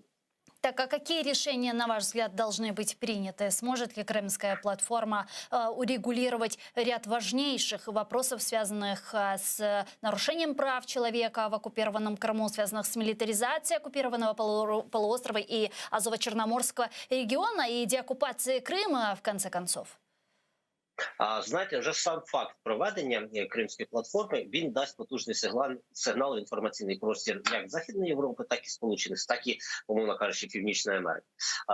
І в цьому сигналі, цей сигнал фактично є впливом на громадську думку цих країн. Ми маємо розуміти, що політики і громадські діячі, вони завжди залежні від того, що думає народ і що думає населення. Якщо Крим знову згадається, я думаю, що певна хвиля підніметься і певні питання, які на сьогоднішній момент розглядаються по Криму, в тому числі і в судових інстанціях, вони, можливо, будуть певним чином з боку інформаційного середовища педальовані ці питання. Але я б, наприклад, не говорив про те, що це питання зараз вирішить всі і ті, що ви назвали питання, і питання повернення Криму в Україну.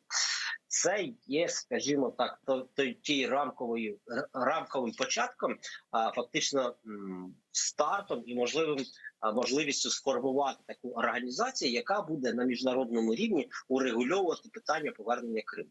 Бо з одного боку я, наприклад, бачу позитивні сигнали, які на сьогоднішній момент відбуваються в українському законодавстві. Так, наприклад.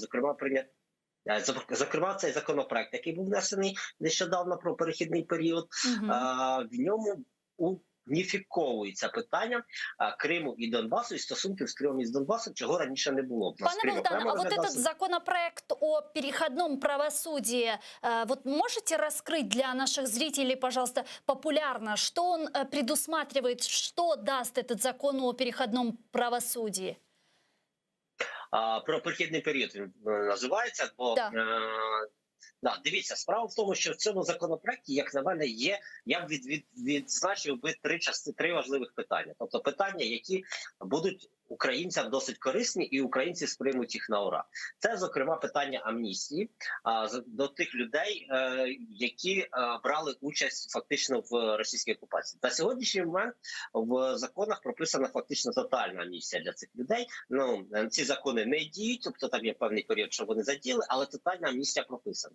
В цьому законопроекті передбачено, наприклад, що тотальна амністія не розповсюджується на тих людей, які здійснювали злочини, які визнаються військовими, які визнаються злочини важкими злочинами і, звичайно, злочини пов'язані з вбивствами. Тобто, фактично, для цих людей не буде стосуватися амністія. І для тих людей, чиї питання розглядаються в міжнародних судах. Тобто для цих людей амністія розповсюджуватися не буде. Більше того, частина людей, які брали участь в складі російських окупаційних військ, мається на увазі і ЛНР, і ДНР, називаються вони так, російськими окупаційними військами, і в російській окупаційній адміністрації, в тому числі в адміністрації, яка на сьогоднішній момент присутня в Криму, вони не будуть допущені до наступних виборів. Крім, звичайно, є там певні винятки, що цих людей можуть допустити. В цьому, звичайно, є певний позитив, але є, умовно кажучи, і низка таких, знаєте, і про те, що я говорив, що об'єднується питання Криму і Донбасу. Бо я завжди відстоюю і наполягаю на тому, що без вирішення питання Криму, питання Донбасу не вирішиться. І якщо ми хочемо вирішити одне питання, воно неможливо, просто вирішення окремо питання Криму від Донбасу і окремо питання Донбасу від Криму. Тому що ми маємо справу з одним загарбником, з одною країною-агресором. І вирішувати це питання необхідно комплексно, в тому числі підтягувати Крим і вирішувати питання Криму однозначно. Тобто величезний плюс цього законопроекту в тому, що ці питання мають вже вирішуватися в, скажімо так, оперативний швидко. Є ризиковані моменти, які прописані в цьому законопроекті, і вони багатьом не сподобаються. Так, наприклад. Зокрема, прописані питання щодо того, що вибори проводяться не після того, як Україна буде контролювати кордони, а після того, як Росія перестане впливати на процес виборів, відповідно до українського законодавства. Це певним чином, скажімо так, ставить питання, чи зможе Україна провести, чи не програємо ми Росії. Але це ще не найскладніше питання, ризиковане. Є Так, питання, а не кажется ли вам, что наоборот в таком случае полностью убираются вот эти все риски с имплементацией формулы Штайнмайера в украинское законодательство после установления украинского контроля над границей, нет? А ви розумієте, от саме це і не прописано в цьому законі. В цьому є ризики. Тобто це не прописано в законі. Це, я вам скажу, що це не найбільший ризик, який на сьогоднішній момент не прописаний в цьому законі. Ще одним з ризиків, проти якого будуть виступати дуже велика кількість людей, це ризик зняття блокади. В цьому законі прописано, умовно кажучи, цей закон передбачає два типи врегулювання. Врегулювання, яке відбуватиметься під час конфліктного періоду, тобто під час збройної агресії, фактично те, що зараз відбувається. І те, що буде після того, як відбудеться деокупація, тобто налагодження, там, умовно кажучи, якихось стосунків. Так от, під час конфліктного періоду, тобто конкретно зараз, прописана можливість відновлення соціальних, фінансових і економічних зв'язків з окупованими територіями. Тобто, як на мене, це ставить питання про те, що блокада буде знята, і про те, що можуть відновлюватися ці зв'язки. І більше того, там навіть прописано, що може бути відновлений поштовий зв'язок. Розумієте, дуже багато людей працювали над тим, щоб блокада була встановлена, і довгий період часу не за цю блокаду виступали. Є частина людей в Україні, які виступають проти блокади, які виступають за налагодження економічних зв'язків. Це питання дискусійне, і це дійсно треба виносити, і це я вважаю, що треба взагалі окремо обговорити. Але це я вам сказав про ризики. А ще є одне питання, яке на мене взагалі неприйнятне і яке прописано в цьому законі. Зокрема, в статті 5 цього, законопроекту, за статті 5 цього законопроекту прописано питання, яке фактично дозволяє вести контакти з російськими окупаційними адміністраціями.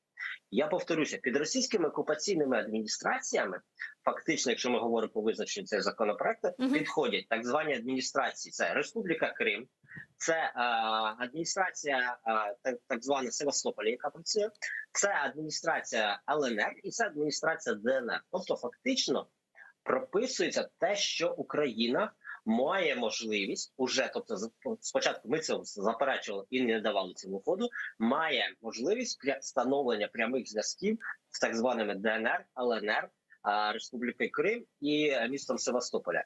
Як на мене, це в принципі неприйнятне явище, тому що фактично ми вже починаємо грати на російських наративах.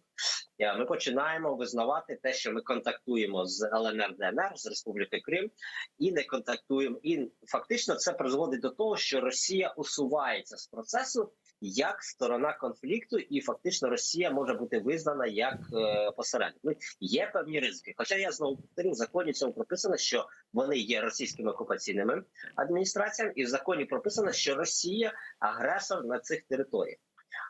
Тому мені здається, що оце питання якраз є найбільш проблематичним і найбільш неприйнятним. Я думаю, що під час там якогось другого читання його можна вилучити, а от по ризикованим питанням, які я озвучив раніше, звичайно, варто вести дискусію і варто говорити, чи доцільно на сьогоднішній момент знімати ту саму блокаду. Чи доцільно, наприклад, залишати, от перед цим говорили в передачі, чи доцільно залишати те громадянство, російське громадянство, яке люди там набули, враховуючи, що воно було набуто дуже багатьма автоматично, а дуже багато скажуть, що це було здійснено під примусом. Чи варто все-таки кожен випадок розглядати окремо?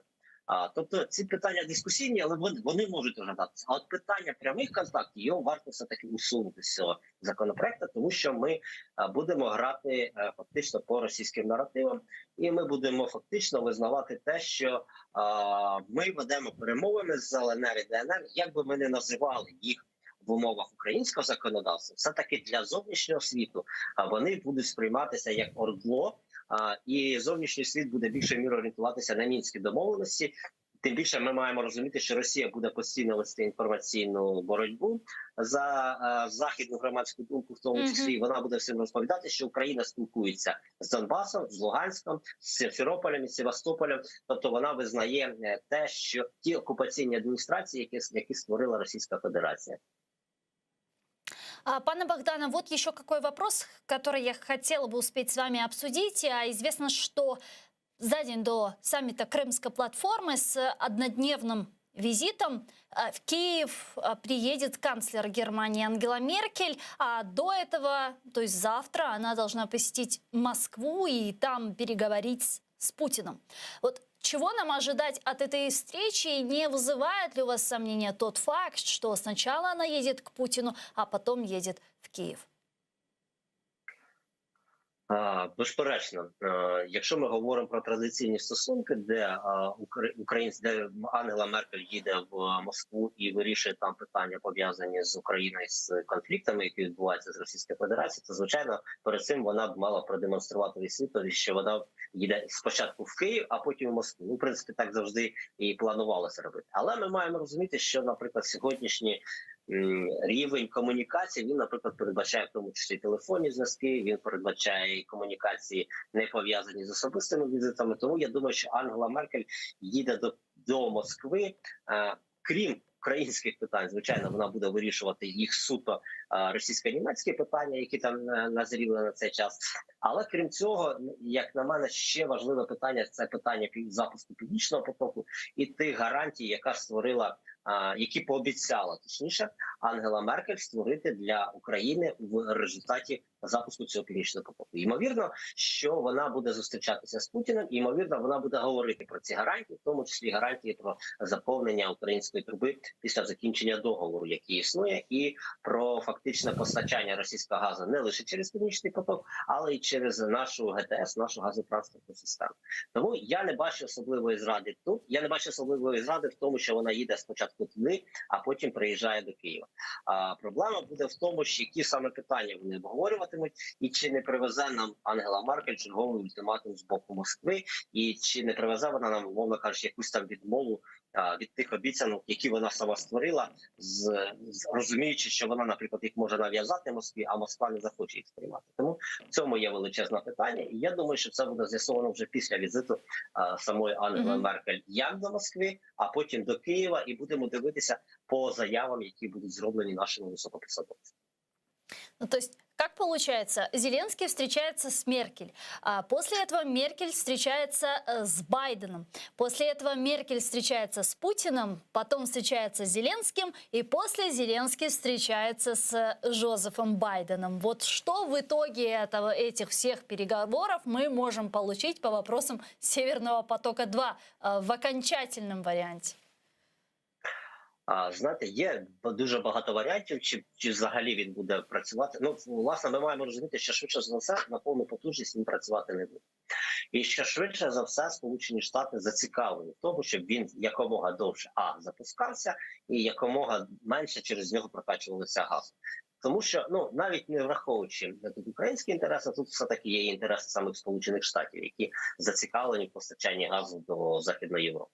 І я думаю, що в результаті цього всього кругу, де Зеленський був, скажімо так, в центрі цієї уваги світової, мені здається, що в результаті цього кругу Україна все-таки отримає певні гарантії, і Україна отримає певні бонуси. Я не думаю, що ці бонуси, що це буде, наприклад, 100% покриття тих витрат, які ми матимемо у зв'язку з запуском цього трубопроводу. І це ми повинні розуміти, і це так і має бути, тому що ми маємо розуміти, що в кожній країні є свої економічні інтереси. Якщо Україна має відстоювати свої, значить треба їх відстоювати було значно жорстче, і треба було робити, наприклад, ту ж диверсифікацію значно раніше, а не в умовах уже війни, не в умовах конфлікту. Тобто зрозуміло, що зараз ми зможемо отримати те, що зможемо, хоч якийсь відсоток прокачки, але в цілому ми маємо говорити не лише про російську нафту, а й створювати певну диверсифікацію, в тому числі, наприклад, там про побудову чи то нафтошляхів до Одеси, бо ми знаємо, у нас, наприклад, є і Одеса-Броди, у нас є інші трубопроводи, в яких може бути також зацікавлена Європа, і в яких також можуть бути зацікавлені західні інвестори, які за великим рахунком не зацікавлені в тому, щоб Росія панувала в енергетичній сфері на ринку Європи. Тому я думаю, що тут це буде залежати від того, як Україна, чи зможе Україна презентувати ці нові проекти, нові шляхи постачання газу і інших енергоресурсів в Європу, чи не зможе Україна цього зробити, бо фактично ми зараз говоримо про якусь стратегію. А от збереження російського газу в трубі в українській, як транзитного, це є тактика, і ми маємо розуміти, що так чи інакше Росія з певним часом відмовиться від постачання, і фактично труба ця, будемо говорити відверто, вона може перетворитися просто в декілька десятків, декілька сотень тонн заліза, яке буде просто лежати на території України. Дякую вам дуже, пане Богдане. Чохсаглнес, що нашли время і підключились к нам в ефір. Богдан Петренко був з нами на прямому зв'язку. А я с вами, к сожалению, вынуждена попрощаться на сегодня. Буквально через 5 минут смотрите информационную программу «Заман» на крымско-татарском языке. Сайглар хадашлар, мен сізнен бүкінлік сағлықлашмақ мечбуретінден бірхаж дахадан sonra, беш дахадан sonra «Заман» информацион программасы Крым татар тілінде яйынымыздан девам ете. Аллах хісмет ете, мен сізлерінің бұл студияда енді ярын селямлажам. Сонке ең актуаль хаберлер Крым етрафында, Украина етрафында АТР телеканалының yayınlarında bizle olunuz. Görüşkence.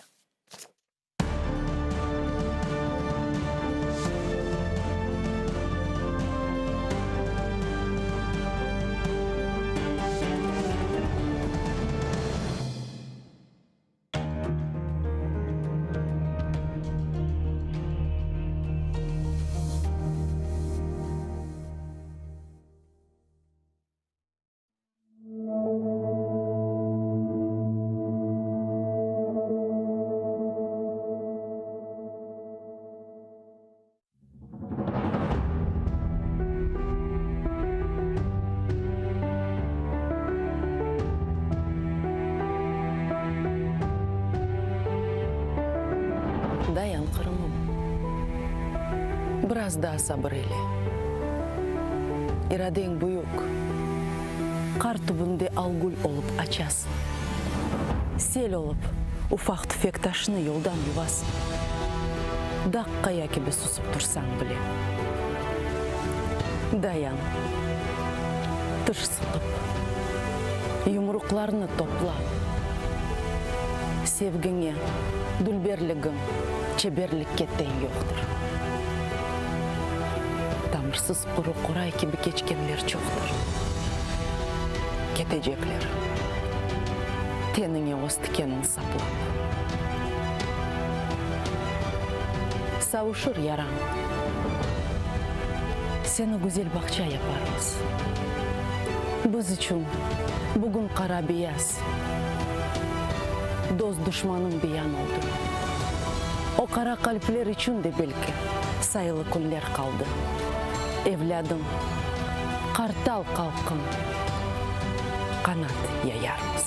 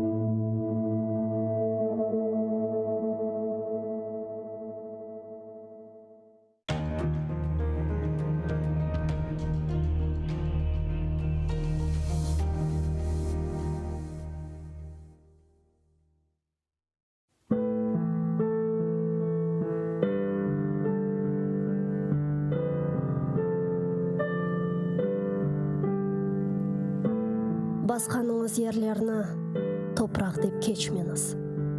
О топырақларда сіздің адыңызды сақламақ үшін неше құрбанлар берілді. Бинлерce шейітлерінің қанлары бар о топырақларда. Құруды деп беллемеңіз. Алида синмеді шу қан топырақның ішіне. Кечкеніңіз ерлерні соқақ деп кечмеңіз. О соқақларда неше жесір аскерлер жүрді. Ватанымны қорчалайым деп қылычлар салланды.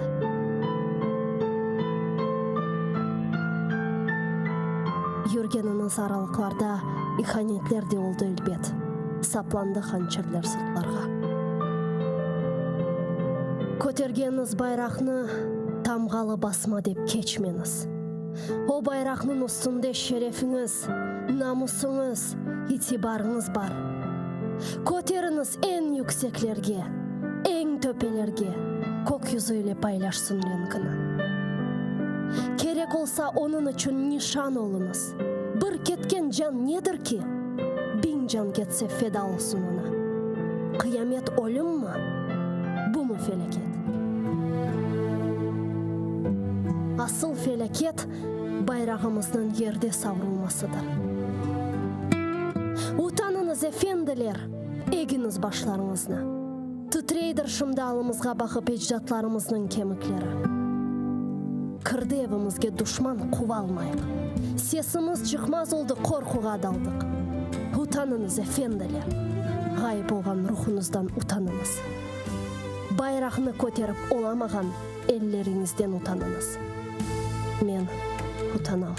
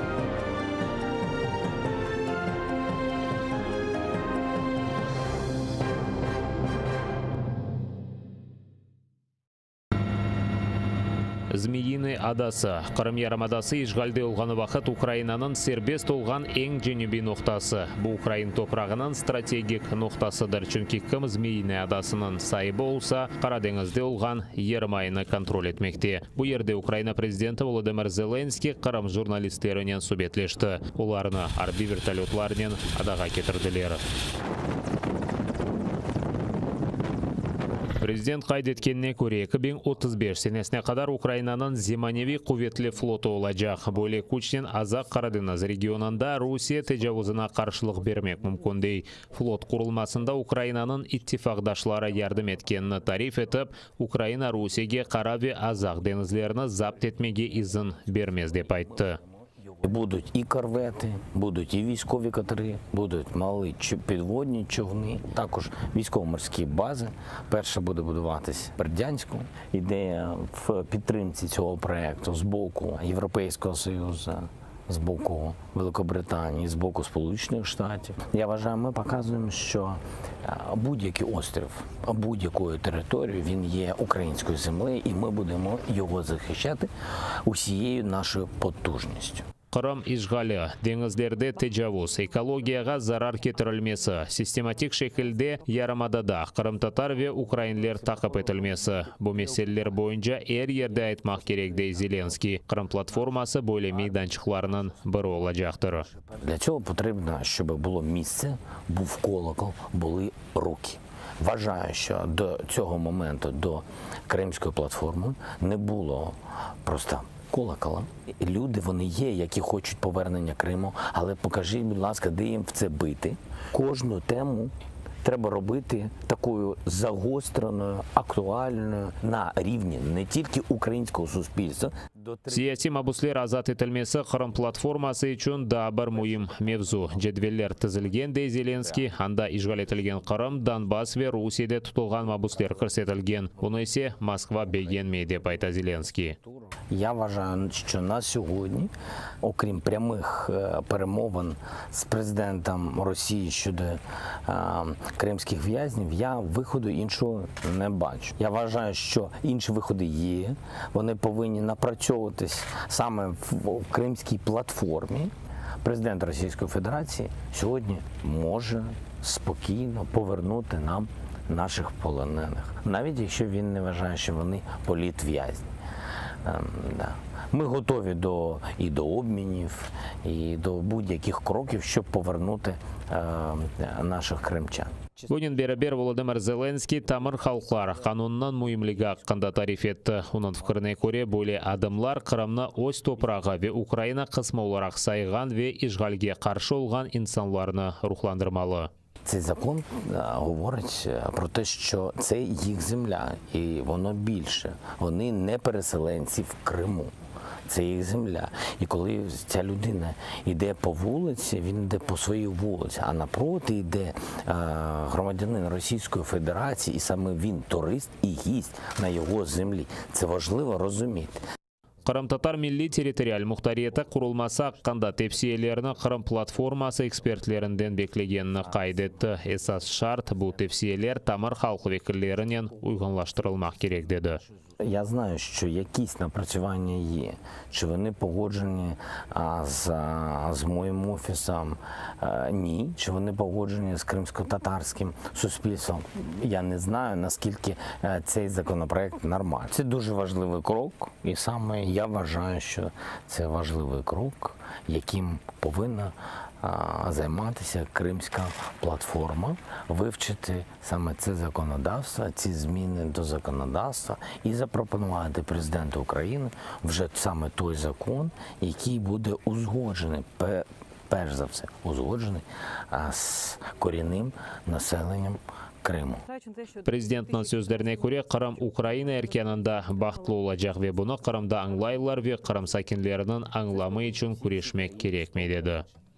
Мені здається, що з Кримом питання саме про деокупацію території. Ніяких змін, я впевнений, ментальних не треба буде робити. З радістю будуть приймати українську владу в Криму. З радістю, повірте мені, навіть ті в душі там з октябрятським значком, душа, отут спрятали, отут октябрятський значок, но все одно будуть радіти, тому що з Україною в Крим повернеться життя. Интервьюны Зеленский Қырым аққында балалық хатырлауларынан бітірді. Ярмада ишғалден азат етілген сон Айпетриге шықмаға арзу етем деді. Қырым платформасынан қошылған мемлекетлеріні кім тақдим етежегі белі олды. Киевде августың 23-нде кечірілежек саммитте 44 четел әйеті иштирак етмелі. 14 девлет елбашысы ве акимиет башлықлары олажақтыр. Бұны Украина тышешлері назирі Дмитро Кулеба хабар етті. Латвия, Литвания, Эстония, Полония, Словакия, Маджаристан, Молдова, Словения, Финляндияның президентлері кележек. Бұнен берабер Авропа шурасының президенті де олмақ керек. Романия, Гурджистан, Хорватистан и Свечрені баш назирлер тақдим етежек. Швейцария ве Чехияны парламент башлықлары тақдим етежек. 14 мемлекетнің тыш ишлері назирлері кележектір. Бұл Түркия, Франкистан, Алмания темсілжілерідір. Бүйік Британия ве Португалияның мудафа назирлері иштирак етмелі. Америка Бірлешкен Девлетлерінің президенті Джо Байден саммитке нақлият назиріні йоллай. Еді мемлекетнің елчілері иштирак етежек. Авропа комиссиясыны президент муавины Валдис Домбровскис темсіл етежек. НАТОдан баш катепнің муавины олмалы. Авропа шурасы ве Гуам шураларына баш катеплер темсіл етежек. Незалежно від рівня представленості, ці країни стають засновниками Кримської платформи як держави. І сигнали, озвучені під час Кримської платформи, та зобов'язання, взяті за результатами саміту, мають рівнозначну силу для держави, незалежно від того, чи зробив це президент, чи уповноважений державою посол відповідної країни. Головне – це кількість учасників, які представляють цілісно свої держави. Августның 23-нде кечірілежек саммит Қырым платформасының ilk басамағыдыр. Дмитро Кулеба қайд еткеніне көре саммитте имзаланған декларация ачық олажақ ве башқа девлетлерде оңа қол тұтып имзалай білежек. Платформа есе Қырым ишгалден азат етілмесі үшін халқара коалицияны топламалы. Це системна, регулярна робота, яка є частиною нашої зовнішньополітичної стратегії. Саміт Кримської платформи – це приклад того, що Україна ніколи не повинна сидіти, склавши руки і чекати, коли хтось їй допоможе. Ми маємо виступати з реальними ініціативами, амбітними, іноді нахабними ініціативами. Маємо йти вперед і вести за собою партнерів. Ми вже за останні роки показали, що ми здатні це робити. Августның 17-сінде кечірілген полис тарамалары нәтижесінде тұтылғанда екі Қырым татары Рустем Мурасов и Завур Абдуллаев октябрьнің 11-не қадар апске алынды. Бөле қарарына қиярдаки işgalcilerinin Ленин район махкемесі шығарды. Мабуслерге қол тұтмақ үшін махкеме өгінде бір чоқ инсан топлашты. Махкеме салонына тек мабуслерінің ақрабасы кіріп болды. Қол тұтмаға келгенлер арасында эм қарт, эмде яшлар бар. Я пришел на суд, чтобы поддержать агашек, которых огульно обвиняют в терроризме, как когда-то обвинили моих дедушек и бабушек в предательстве. Так и сегодня мой народ хотят обвинить в терроризме. Я с этим не согласен, поэтому я пришел их поддержать. Мне очень жаль, что этих МДшек оторвали от их семей. Они были для меня как пример для подражания. Бірінші оларақ залон койде тұтылған Завур Абдуллаевке сыңырланов тедбірі белгіленмесі башланды. Тақиқат сыры бар деп махкеме қысмынен қапалы режимде кечірілген. Абдуллаевте шекер хасталығы ве қан басымы yüksek олғанына işgalciler махкемесі қозуғыне алмастан тақиқатшының талабына қанатлендірген.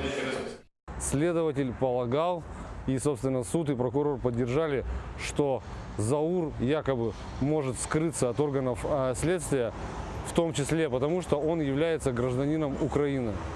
Очевидная дискриминация, и тот факт, что он гражданин Украины, никаким образом не может подтверждать его желание или нежелание скрыться от следствия. Рустем Мурасов Ханесбетен сыңырланов тедбірі белгіленмесі бойынша махкеме саат 5-ке тайынленмесіне бақмадан отырыш тек ақшам саат 8-де башланған. Адвокат Эмиль Курбидиновтан сөздеріне көре ФСБ таққачысынан апске алынма талабы ичбір избатсыз олғаны бақмадан қанатлендірілген. Бұнен берабер махкемеде Мурасовның анасы яшаған айланма койындеки евде кечірілген тентув қануни едімі жоқмы меселесі бақылған. Чүнки ФСБ қадимлерінде тек Рустем Мурасовның Бақчысарай районы Албат койынды, евінде тентов кечірілмесі аққы бар екен. Прошло два обыска в отношении Рустема. Один был в Куйбышево, где Рустем сказал, что ему подкинули огромный флаг и несколько исламских книг. По Куйбышево было решение суда и разрешение на обыск. И в этот же день был обыск в Севастополе, Поворотное, если я не ошибаюсь, называется село. В этом селе был проведен обыск без решения суда. Наши доводы также не были приняты о том, что это абсолютно необоснованный обыск, раз. И во-вторых, что не было никаких оснований проводить его, так скажем, в неотложном режиме без получения решения суда. И второе решение сегодня бы вынесли по Рустему, это то, что обыск в Севастополе, где проживает его мать, был абсолютно законным и обоснованным, по мнению Ленинского районного суда. Махкеме топлашулары яры гежеде биткеніне бақмадан мабуслерге қол тұтмаға келген инсанлар тарқалмады. Олар мабуслер яқын вақытта азат етілмесі үшін Аллахқа дуалар етті. Anakanlarımızdan Allah en büyük şekilde razı olsun. Böyle evlatlar, böyle ballar, böyle şahslar ösürüp çıkargan için. Hanlar gibi yurtsun şu yerde. En güzel insanlar gibi. Peygamberimiz sallallahu aleyhi ve sellem gibi yurtsun. Ballarımız, evlatlarımız. Мабуслер ве адвокатлар терроризм қабатынен разы дегел. Үч күн ішінде бұл сыңырланов тедбіріні шикайет етежеклер. Адвокатларының сөздеріне көре мабуслер өз теміз адына қоршаламақ үшін күрешке азырлар. Русияның Арабия апелляцион махкемесі Хизбут Тахрирге алақасы бар деп терроризм ве Русияда әкиметні күчнен запт етмейін тылуында қабатланған уч қырым татарына сыңырлану тедбіріні деңіштірмеге разы олмады. Адвокатлар Русияның Женеби Арби махкемесі аға қардаш Сейтумер ве Осман Сейтумеровларға ве Рустем Сейтмеметовқа апсте тұтылып октябрінің 20-сіне қадар девам еттірілмесінің шикайет етежек олды. Ләкин апелляцион махкеме бұл қарарыны деңіштірмеді. В ходе судебного заседания по рассмотрению апелляционной жалобы наши подзащитные указали не только на то, что судом были допущены существенные нарушения уголовно-процессуального законодательства, не были учтены рекомендации постановлений пленумов Верховного суда Российской Федерации, а также определений Конституционного суда. Но было также указано на многочисленные нарушения норм международного права, как то Женевской конвенции, ратифицированной в том числе Российской Федерации, и также Европейской конвенции по правам человека. Беклеме Ольдуре Украина президент офисы оғынды девлет ел басшысы Арби жинайтлер аққында қанунна дерал имзаламасына талап еттілер. Юқары Шурамай сайында қабыл еткен весиқаға көре геноцид, инсаниетлікке қаршы ве Арби жинайтлер япқанлар не ерде олғаны ве жинайтлер не ерде япылғанына бақмадан месулетлік белгіленмекте. Наразылық көстергенлер қанунна имзаламақ. Беклеме Ольдуре кібіп языларнен плакатлар тұтайды. Қоруда есе Арби жинайтлер аққанда қанун не заман актуаль олacak язына астылар. Акция иштиракчылары инсанларны скемлелерге қара ширетнен сарды. Наразылық иштиракчылары айтқанына көре қанун дерал имзаланмалы, чүнки қанунсыз адлия системасы бұл йөнеліште ішіні башлап оламай. Він нам дуже потрібен. В воюючій країні він дуже потрібен, щоб знаєте, щоб була невідворотність покарання. Якщо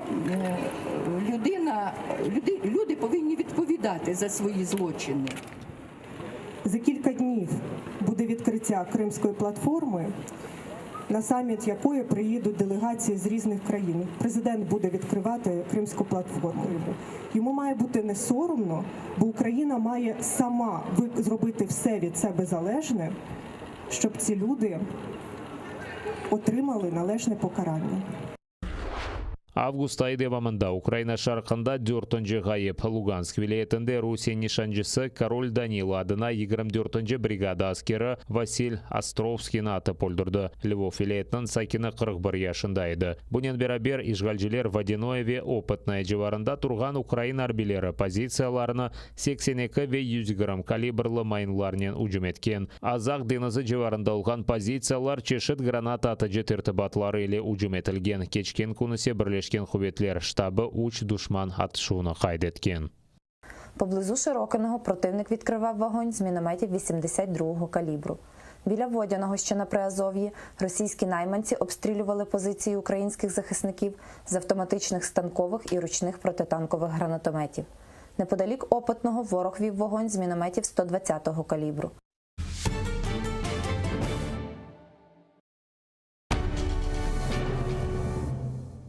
Ізраїльські вчені створили унікальний засіб, що містить природні інгредієнти.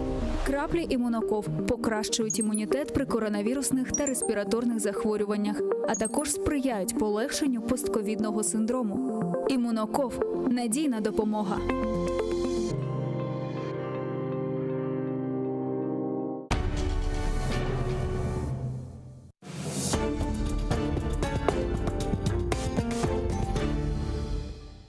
Добрый вечер. В эфире Прайм на канале АТР. Это время для обсуждения самых глубоких тем и для встреч с людьми, которыми, как выражаюсь, всегда есть что сказать. С непустыми людьми. Ну, других тут, собственно, и не бывает, но особенно я отмечаю такие дни для себя и запоминаю все такие интервью, когда к нам в гости приходят ветераны войны, люди, которые, благодаря которым, без всякого пафоса, мы вот тут вот сидим, красиво с кондиционером под софитами, а вы сидите в кресле там и, например, ужинаете.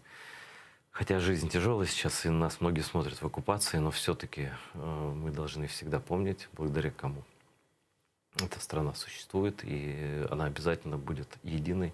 В этом нет никаких сомнений. Нам нужно просто все вместе к этому идти. Сегодня в гостях у меня Юрий Руденко, ветеран войны с Россией, писатель, автор программы «Истории войны» и бывший зенитчик, как я понимаю. Совершенно верно, да.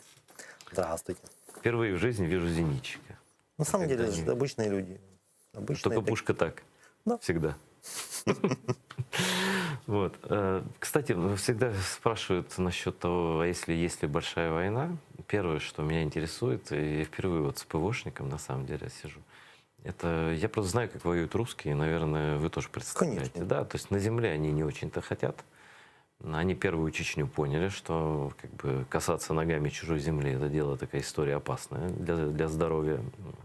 Поэтому они бомбят, они стреляют ракетами, они зачищают градами. Ну, вот это все, что мы проходили уже. А насколько наша, тем более вы снимаете программу, ну, вы знаете, наверное, по-разному, чуть больше в миллион раз, чем я, да? Хотя я там с военными тоже общаюсь, все равно отрывочно. Насколько именно ПВО и насколько воздух у нас закрыт в случае, если им придет в голову, а прийти может вот хоть завтра, хоть сегодня ночью?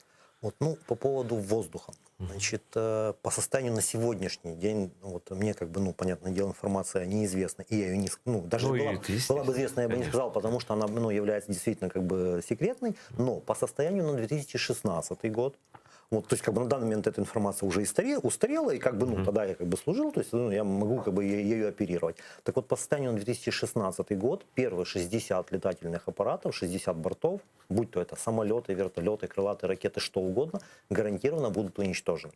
Те, которые, ну, пересекут границу, либо проявят какие-то агрессивные, будут вести агрессивные действия в сторону Украины. Вот. Дальше там уже, как говорится, бабка надвое гадала, потому что там, ну, все упирается в боезапас ракет, количество ракет. Подобная ситуация на самом деле имела место в 2008 году в Грузии. То есть на тот момент, пока, значит, грузинская система ПВО обладала запасом ракет, вот, российская авиация... Да, там падали вот так, как домино. Совершенно верно, да. Российская авиация несла ощутимые потери, потому что, ну... Что-то 30 бортов они потеряли? Не, на самом деле там не 30, там 11 или 12, то есть это уже уточненные данные. То есть но это на маленькой территории, на очень ограниченной. Да. Вот, среди них, при том, что один самолет Ту-22, если не ошибаюсь, М2 или М3, это уже, ну почти стратегический бомбардировщик. То есть, ну, это разведывательная модификация была, но в любом случае его как бы достали, он не у земли летает, на большой высоте.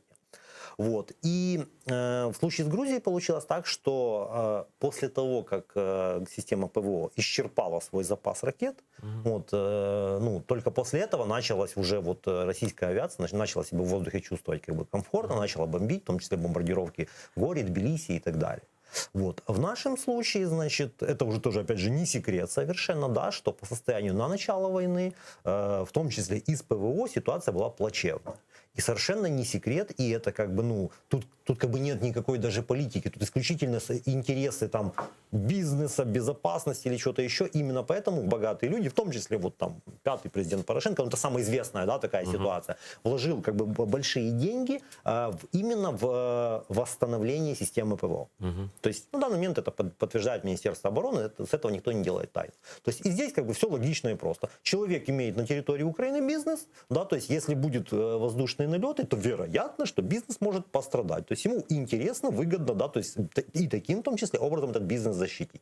Это было в 2014 году, по состоянию там уже на 2016 год, это уже были государственные программы, выделялось финансирование, то есть, ну, обновление, скажем так, реанимация буквально системы ПВО началась с Киева, ну, с зоны Киева, то есть, которая охраняется от воздушного удара. Вот, и дальше это дело расширялось на, ну, фактически на всю страну. То есть тут, ну, важно понимать, что не вся страна прикрыта таким воздушным зонтиком, да, то есть, вот, а прикрываются обычно ключевые какие-то объекты, или, ну, то есть места, где как бы есть что бомбить. То есть чисто поле нет смысла. Ну, которые могут вызывать интерес у врага. Вот, мало того, об этом, ну, как бы тоже это не секрет совершенно, но об этом так, ну, в СМИ не особо говорят, и гражданские люди этого не знают. Значит, опять же, в том же 2016 году, если я не ошибаюсь, было пересмотрены, скажем так, правила открытия огня, то есть правила применения противовоздушной... Ну, протоколы. Да, совершенно верно. Вот. И Если до того что-то летит, там командир боевой машины или там радиолокационной станции должен позвонить там дежурному оперативному, там дальше звонок в Киев, дальше, ну, сложная, короче говоря, длинная Но цепочка. это процедура мирного времени, скажем Да, так. да, вот. То по состоянию на сейчас, значит, командир боевой машины или там расчета комплекса, он имеет чуть больше полномочий, значит, если пилотируемый летательный аппарат вторгается в воздушное пространство Украины и применяет оружие, то есть, ну, там, бомбит, стреляет, что-то еще. угодно делает. Да. Либо высаживает десант, то есть, если он делает вот такие враждебные, как бы, действия, то он подлежит уничтожению без всяческих разговоров, то есть, не надо никуда звонить, там, спрашивать разрешение. Тут даже штаб свой. Да, конечно.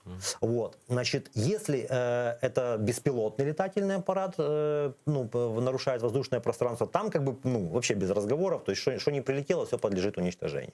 Вот. И в случае, если это пилотируемый летательный аппарат, он залетел, но просто летит, ничего не делает, да, то есть, как бы, вот, то тогда, значит, уже начинается, схема усложняется, то есть поднимаются перехватчики, да, и либо выдворяют его, либо принуждают к посадке. Зачем это сделано? Чтобы избежать, опять же, такой, опасности, скажем так, провокации, да, что те же там наши российские не друзья, да, запускают пассажирский самолет. Совершенно верно. Большой, запросто. Вот, именно для этого. И вот эта схема, она разработана, то есть, как бы, командир боевой машины, он защищен фактически, да, то есть, в том числе перед законодательством, что у него есть четкий план действий, что, как делать и так далее, и так далее. И, опять же, он несет ответственность, если он там ослушался этого указания. То есть, тут, как бы, получается, что влияние человеческого фактора, как бы, снижено. Поэтому, в том числе и поэтому, например, опять же, это тоже не секретная совершенно информация, но она в публичном доступе есть. Например, в сентябре 2014 года от приграничных аэродромов, которые близко к границе, было отведено 60 бортов российской авиации, они улетели домой. То есть, что-то, видимо, там посчитали, что, как бы, воздушное вторжение, возможно, будет, не окупиться, скажем так. Травматично. Да. Вот. И подобная ситуация, как бы, она там так или иначе продолжается по состоянию на сегодняшний день. Ну, я надеюсь, нет. Я уверен, что с 2016 года, за 4 года, как вы служили с тех пор, я думаю, что соблазн еще меньше стал. Будем надеяться на то, конечно. Ковать с воздуха, да. Что сложнее, быть на войне или рассказывать о ней, снимать о ней психологически? На самом деле, психологически быть на войне явно проще, чем ожидать. Вот все говорят. В чем простота? Значит, на самом деле, как бы, опять же, как там, человек, там, назовем его постсоветским человеком, да, который вот вырос на территории бывшего Советского Союза, как он судит о войне? Он судит о войне по фильмам, которые он там смотрел в детстве. Вот. Логично, что кинематографисты, когда они снимают кино, они же показывают, как бы, самые яркие моменты, там, ура, в атаку, там, вот это вот все.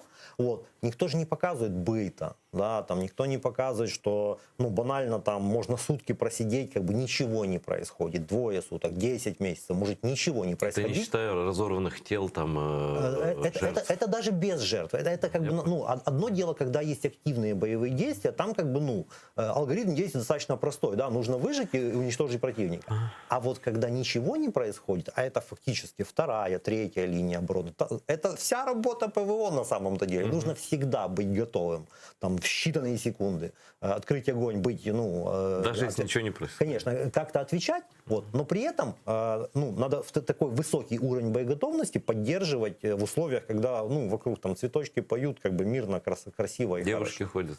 В том числе. Вот. И вот это достаточно сложно, потому что, опять же, в моем случае, да, получилось, в зоне АТО я провел 13 месяцев, вот, и большую часть из этого вот срока, да, это, хорошо, если там это зима, нужно еще бороться с какими-то погодными условиями, да, то есть, ты чем-то постоянно занят. Когда у тебя все построено, все налажен быт, у тебя там, все приготовления сделаны, дальше становится, то есть, вроде как бы делать нечего, а уйти нельзя. Опять же, а дома там дела какие-то, там, неустроенные, там, дома бизнес загибается, то, 5-е, 10-е, то есть, и это действительно, как бы, психологически, именно физически это очень просто, это как отпуск. То есть для тела это совершенно не является какой-то проблемой. Можно и поправиться, да. Легко на самом деле, вот. А психологически действительно это сложно. опять же, человек, который не присутствует в зоне боевых действий, а он где-то, например, там, ну, в центре страны находится или еще где, он смотрит по телевизору, опять же, журналисты, опять же, берут, ну, какие-то яркие моменты, да, то есть сообщают о погибших там, об обстрелах, то есть, соответственно, человек, не находящийся на войне, он себе рисует картинку такого Сталинграда нормального, который он видел, в общем-то, по телевизору, ну, там, в кино.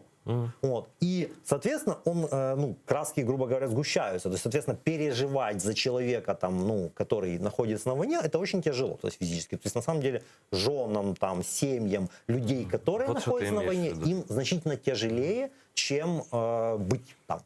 Вот. И банально и просто, там, вечером ты, там, допустим, забыл позвонить домой, ну, забегался, там, ну, какие-то вообще бытовыми вопросами был занят. Или просто заснул. А там семья плачет. Совершенно верно. А семья уже себе придумала там кучу, 52 различных страха и ожидают там не то похоронки, не то там звонка с той стороны, что может в плену. Ну, короче, вот какие-то страшные такие вещи, ну, дофантазируют. Вот. И, ну, вот этот, как бы, аспект, да, то есть, ну, это фактически боевых действий, да, то есть войны, он, ну, его очень сложно показать по телевизору, ну, действительно, да, вот, в новостях его очень сложно показать, и он, ну, такой, его нельзя назвать публичным. Вот. И, ну, увы и ах, да, то есть семьи нормально так, ну, тяжело это переносят, то есть, вот, но, опять же, у нас человек там с войны пришел, да, он ветеран, он там УБД ему, там, ну, какие-то там звания, регалии и так далее, семья, ну, остается как бы немножечко, ну ее жертва, скажем так, не оценена. Вот. То есть сложно сказать, хорошо это, плохо, как это починить, да, то есть, ну, тут это жизнь. Это, да, это жизненные моменты, но так есть. Юр, а бывали такие случаи, насколько часто, что, ну, вот ты как человек не просто там за себя одного, ты же, вот истории войны, это много историй. Это какая-то статистика у тебя в голове есть. Конечно, не статистика, но картина, да, довольно подробная. А часто ли такое бывает, что ушел человек на войну, воевал, вернулся, ну, как бы дети так смотрят, что это папа где-то был там, да, поскольку мама им ничего не объяснила или как-то объяснила так, что вот, типа, наш пошел там куда-то, что-то мог тут вот вам построить детскую площадку, пошел вместо этого воевать, да и она уже, в общем, нашла другого себе. На самом деле, ну, такие вот эпизоды есть. Ну, это как бы из этого не стоит делать какой-то даже тайны там или трагедии, что важный момент. Значит, часть людей унесли в армию проблемы, нажитые в мирной жизни. То есть кто-то там, ну, пускай там потерял общий язык со второй половинкой, да, то есть, ну, всякое чаще бывает. всего это до уже как-то. Конечно, так, конечно. Кто-то там пристрастился к алкоголю, бывает такое, то есть тут тоже, ну, скрывать как бы нечего, да. И просто, ну, в экстремальных условиях, а даже, грубо говоря, даже быть там на второй линии, в каком-нибудь штабе, это все равно не домашние условия, то есть это все-таки условия более сложные. И в таких условиях, да, то есть человек, ну, там, все эти пороки повылазили. Вот. Параллельно этим процессом, значит, этот наш герой, да, он там, ну, находится там в армии, да, то есть там, ну, длительное время какое-то. Вот. Так же самое длительное время без него дома находится семья. Семья привыкает жить условно без папы, да, ну, условно, да, без папы, без мамы, без там кормильца. Кормилец условно привыкает жить без семьи. То есть тут, скажем так, это тоже не ново совершенно. То есть у меня вот тесть мой, он на Северном флоте служил, там 12 или 13 боевых служб, там самая короткая. Подводник, скажи мне? Нет, это сам БПК Тимошин, то есть флотский. То есть, ну, все равно у них походы это были в Советском Союзе какие? Ангола, Индийский океан, то есть вот и уже как бы там поимев какой-то опыт, да, то есть, ну, скромный, там, скажем так, по сравнению там, с тем, вот, я уже с тестем общался, он говорит, да, действительно такое было, то есть в длительном походе, то есть это даже не было там связи, мобильных телефонов там, и так далее, говорит, что в длительном походе буквально он семью забывал.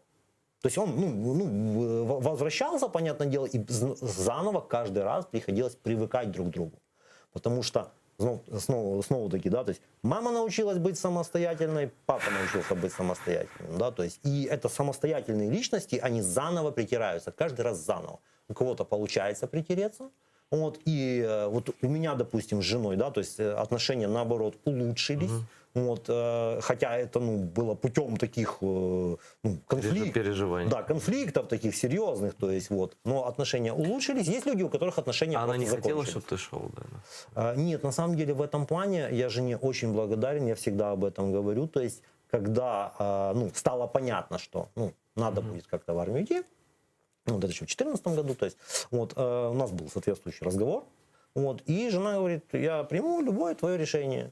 Вот. То есть ты мужик, да, то есть как бы ты решай. Вот. И это правильно на самом деле, потому что, тогда человек идет спокойно. Совершенно верно, человек идет со спокойной душой. И еще важный момент, да, мы все равно зависим от общественного, скажем так, мнения, да. Если там женщина скажет, женщина, вторая половинка, да, то есть у нас тут и женщины в армию идут, и мужчины идут, то есть вторая половинка скажет, что окей, иди, кто-то обязательно скажет, вот, типа, там, отправила на смерть, вот что-то такое. Или наоборот, да, скажет, нет, не иди, не пускай. Опять же, кто-то найдется, кто скажет, типа, не пускаешь человека там защищать. То есть, вот, такие вещи. Соответственно, это такая штука, которую там наш герой условный, да, должен принять решение сам, нести за него ответственность самостоятельно, а семье остается только принять. Как ты принял это решение? Вот лично ты сам. Мне было очень просто. То есть, получилось так, что у меня сначала одни друзья пошли, потом другие пошли, то есть я сначала волонтерством занимался, потом там появились первые потери, да, то есть там один погиб. Из личных знакомых. Да. Вот. И как бы тут уже, если это формулировать, скажем так, красивыми словами, да, то я себе так придумал, что я пойду в армию, чтобы мои там друзья могли вернуться, да, отбыть там свой срок мобилизации, да, и что их нужно заменить. Вот, это такое очень простое объяснение. Но в любом случае, то есть в моем круге как бы это, общение, да, то есть это, можно сказать, было правилом хорошего тона, что ли. Вот, то есть как-то так. А кем ты был до войны? Я бизнесом занимался. Самое смешное, что я устанавливал спутниковые антенны. То есть у меня люди работали. Достаточно такая была, хорошо на ногах организация стояла. И тут важный момент, я опять же тоже очень часто о нем говорю, как бы его ни капли не скрываю. Потому что как только мне пришла повестка, первым делом, что я сделал, я позвонил своему партнеру по бизнесу и говорю, то есть, что, Коля, ты дела примешь, если вдруг что там, пенсию там, семье, там, что-то такое, да, то есть будешь ли ты решать какие-то финансовые вопросы. Вот. Он сказал, что окей, типа я тебя подстрахую, да, и вот дальше уже, опять же, со спокойной душой я уже пошел с женой разговаривать, там, с родителями, там, и собираться вообще, собственно говоря, в армию. Важно, если бы, да, то есть мне там мой партнер сказал, что нет, типа я твои финансовые вопросы за тебя решать не буду, то, увы и ах, как бы это там, может быть, некрасиво бы не звучало, я в армию не пошел, потому что мне, как бы есть семья, которую нужно кормить, банально. Вот.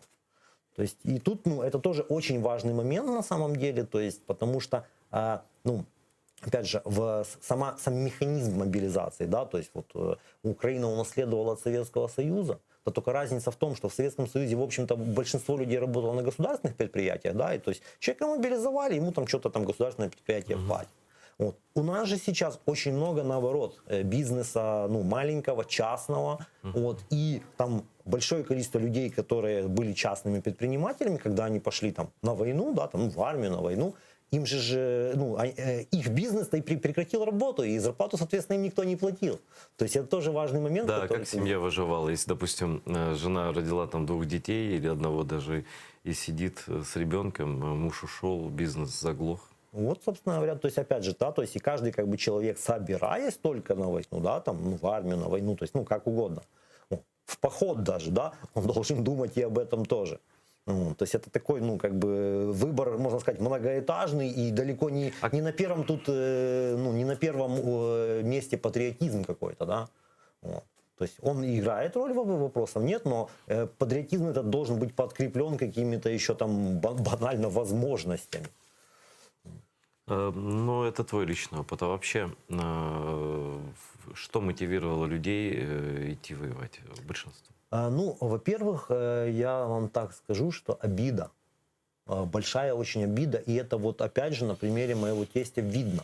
Потому что у меня есть гражданин Российской Федерации, когда-то давно был, да, он в Туле родился, он на Северном флоте Ну, служил. Тула — это вообще Да. арсенал, там Вот. оружие, Он там, легендарно все это. русский до мозга костей, он до сих пор по-украински разговаривает хуже, чем Азаров. То есть, ну, вот. Но получается... Сдал родственника. Не-не, то есть, ну, я папу уважаю, то есть, ну, сейчас расскажу почему. То есть. И, значит, в момент, когда начались крымские события, аннексия Крыма, захват Крыма, для тестя это было вот личная обида. То есть, потому что он же, ну, воспринимал как Российскую Федерацию, как родину свою.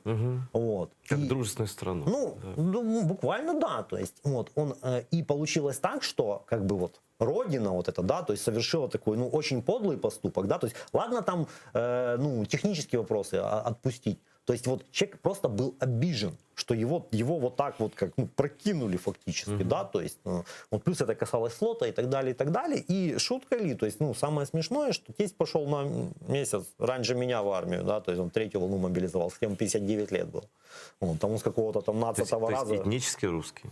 Да. 59 лет. В то время как некоторые идиоты в Крыму кричали там «Родина, родная гавань» и так далее, просто понял, что это подлость. Да. Все. Тут не надо никакого ума, никакой геополитики применять для этого. Да? Просто видно, что ничего думать не надо сильно. Это просто подлость, с которой надо бороться. То есть, и на самом деле, ну, у многих, вот особенно моих знакомых, да, у многих был такой вот какой-то момент, когда, ну, было уже так, ну, все, ну, это уже чересчур. То есть там, грубо говоря, там часть людей, да, то есть там после каких-то потерь там в АТО, то есть такие уже такие, ну все, надо уже что-то, надо там ехать в армию, да? Крым, что, ну вот для твоего тестя ты сказал, что Крым значил, да, личное оскорбление. То есть да. Он шел восстановить свое достоинство над своей страной. Как-то так, да. А для тебя? Вот, на самом деле, ну, для меня это, возможно, не такое, ну, болючее, как бы, да, то есть это можно назвать оскорблением, потому что, ну, опять же, то есть, так как я исследую историю там боевых действий, историю АТО, да, то есть я пытаюсь понять мотивы и замыслы противника в том числе, то есть почему он действовал так, какую он цель там преследовал, да, то есть почему там они... То есть причинно-следственные связи. Да, Самое да. важное, что вообще есть в истории. Да, Можно есть... не знать даты, не знать фамилий. Надо знать зачем. Да, и когда понимаешь, какую цель преследовали, да, то есть, то понятно, ну, достигли, не достигли успеха. Вот. И, то есть, так вот, ну, ставя себя там на место там российского руководства, я понимаю, да, отлично, Украина слаба, в Украине как раз произошла революция, то есть это можно еще больше дошатать, это есть темы, которые можно, пользуясь пропагандистской машиной, дораскрутить, вот, и это, ну, это как у ребенка отнять конфетку, ну, вот так вот. Бессильного в тот момент. Конечно, да. То есть буквально на самом деле, то есть тут тоже мы там особенно с друзьями там военными, да, шутим, что странно, почему Путин пошел на Крым, надо было сразу на Киев идти. То есть, ну, был там такой период, когда вот был у нас, можно сказать, период безвластия, да, то есть там власть не обрела достаточной легитимности, то есть далеко не все западные страны там доверяли, верили и так далее. Плюс были еще наложены санкции за Януковича, то есть на режим Януковича наложили санкции. Они продолжали действовать. Да. Соответственно, был такой, ну, очень как бы период вообще, то есть а когда вот твоя версия, была раз ты причинно-следственно изучаешь связи, почему нет? Почему нет? Почему он не кинулся на Киев тоже? Не на Крым, или вместе, или вместо Крыма на Киев? На самом деле, то есть операция, что по захвату Крыма, ну, она тоже не с бухты-барахты. То есть, например, вот в фильме «Крым. Путь на родину» Путин говорит, что вот, мы тут приняли решение, и гей-гей там. Не верю. Совершенно верно. Значит, топливо начали завозить еще в 2013 году. Вот, и этот самый, ну, количество войск даже медленно, очень плавно начали наращивать в 2013 году. То есть они сверх вот этой нормы, которая была оговорена миром? Там чуть-чуть не так. То есть у них вот эта вот квота, сколько войск можно иметь, они ее не выбирали никогда. Она была не полная. Они начали добирать доверху. Вот это раз. И второе, значит, постоянно, вот, ну, опять же, как бы мне так уж получилось, да, там как-то по истории моей жизни, что приходилось общаться с разными военными, еще там до войны и так далее. Вот. И было же видно, что российские военные, которые в Крыму, использовались как витрина фактически. То есть зарплата у них была выше, вот, условия лучше. И, соответственно, украинские военные, у которых зарплата была, ну, там, 150-200 долларов на тот момент, это смешно, то есть как бы, вот, они смотрели на своих, ну, коллег Была визави. деморализация. Логично, да, что они хотели быть такими же самыми, и тут как бы, ну, ничего удивительного нет. Вот, то есть эти все механизмы Российская Федерация использовала, они это, ну, начали применять в Чечне еще в 1994 году. Там у них не очень хорошо получилось, то есть там было много, скажем так, таких прорех. Вот. В Грузии это уже было применено значительно лучше. Вот. И, ну, Крым, Украина. Ну и плюс, сознание извините, но если в Киеве инфильтрация была предателями колоссальная, там одного за другим можно было назначать, и тот, и другой были гражданами России, да? А здесь, в Крыму, ну, предательство лично для меня вообще не удивительно. Я удивлен скорее, что какое-то количество не стало предателями, потому что, зная, как там кадры формировались, да, и как все было отдано на откуп русским, и везде были фактически, ну, давайте честно говорить, симпатики России. Да, да, то есть, ну, это очень длительная операция, то есть это там на медали написано 20 февраля начало, то есть, да, то есть, но на самом-то деле подготовка к операции была много лет. И опять же, ну, далеко же ходить не надо. Когда был президент Крыма Мешков, он пока еще жив был, он сам в интервью уже российским каналам, там вот, ну, не так давно я нашел. Он болтун-то знает. Да, он рассказывал всю технологию, как оно должно было быть, и просто тогда Украина обладала, там, 94-й, кажется, год, если я не ошибаюсь, или 92-й, ну вот, Мешковщина, да? Вот. На тот момент Украина обладала силами, то есть ввести войска там. И Россия тогда, тогдашняя ельцинская Россия, не обладала решимостью выводить свои войска и воевать, и делать Конечно. то, что они сделали. Плюс, опять же, они еще были параллельно заняты в Чечне, то есть, ну тогда был другой баланс сил, да, и Украина фактически смогла отстоять. То есть, хотя, ну, тогда... Кстати, а ты как думаешь, что это действительно ценой Чечни было, да? То есть, ну, в какой-то мере? В какой-то мере, да. Вот. То есть, в любом случае, как бы, ну, даже для такой большой страны, как Российская Федерация... Спасибо, что сказал, я об этом не думал. Ну, действительно, да. Даже для такой большой страны, как Российская Федерация, как бы война на два фронта, чисто вот территориально разнесенных достаточно там далеко, то есть все-таки это далеко, вот, это сложно. Плюс, опять же, там... При Ельцине еще Россия пыталась играться в демократию. Ну да, типа там мы только с терроризмом боремся, такую открытую агрессию против Украины у них бы не хватило, так сказать, духу. Да. Вот, ну и Украина, опять же, ну если по состоянию на там тоже 20 февраля 2014 года количество боеготовых солдат в Украине насчитывало 6 тысяч, 146 подразделений, да, то есть в которых есть люди, которые что-то хотят и умеют делать. И вот в этих 146 подразделениях всего можно было насобирать 6 тысяч человек. Но учитывая еще и моральный дух. Не, ну это такие еще більш-менш нормальные. Да? То есть там армия по документам была порядка 100 тысяч населения. Не, ну смотри, ну в Крыму все-таки численно, ну, хватило бы для того, чтобы переправу перекрыть, там дороги перекрыть, что-то. Но тут уже вступает в силу, наверное, другое. Мотивация. Тут вступает в силу сразу несколько факторов. Действительно мотивация, потому что, опять же, 36-я бригада береговой обороны, то есть самый боеготовый формирование на территории Крыма. Вот, командир, забыл, как командира зовут, но не суть важно, да, то есть он предал. Вот, то есть військове телебачення сняли об этом очень толковый фильм, называется «Крым оточен не зрадою». То есть, вот, и там получилось так, что командир части, то есть сдал часть без боя. Хотя младшие офицеры хотели там сражаться, как-то бороться, у них там какое-то время это получалось. Вот о чем тогда говорить. И получается, что тут, опять же, это все открытые источники, это никакая не тайна, не секрет. Значит, российские спецслужбы в том числе повреждали связь, чтобы приказ не доходил. Военному не пришел приказ, то есть, он потерянный сидит. Да, в установленной форме. Он, соответственно, там, начинает думать. То есть, военному думать как бы не всегда нужно, да, то есть, ему дают четкие инструкции.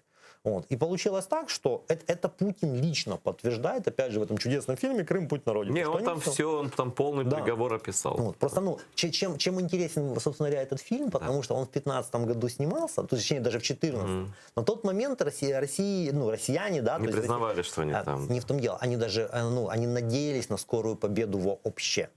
И тогда уже ничего объяснять не приходилось. Да, победители не судят, соответственно, они там и не выдумывали никаких сказок. Вот. А потом получилось так, что Нет, ты посмотри, Путин, он признался в том, что там его войска, только лишь через год.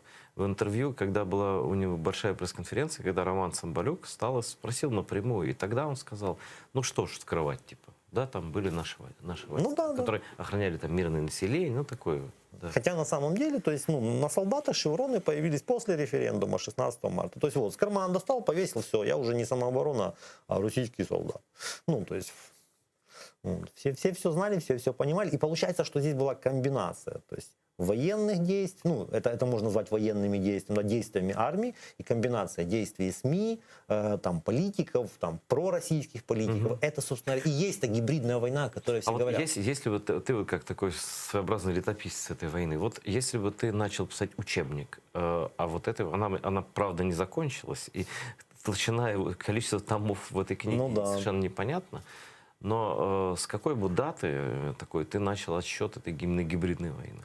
Ну, в данном случае получается, что что-то наподобие учебника я уже написал. Да, есть. Я знаю, да. Я просто не читал, поэтому спрашиваю. То есть, и получается, что там начало, все-таки 20 февраля 2014 года, вот, но в процессе, скажем так, повествования, да, есть отсылки к таким же событиям, там, Грузия, 8-й год, такие же события, тот же Крым, там, вот, 92-й, То есть они отрабатывали элементы вот этой спецоперации, они отрабатывали в разных местах. Ну, они фактически один и тот же, как бы, вариант пробовали неоднократно, и вот, ну, и логично, что его, если несколько раз пробовать, то он получается все лучше и лучше.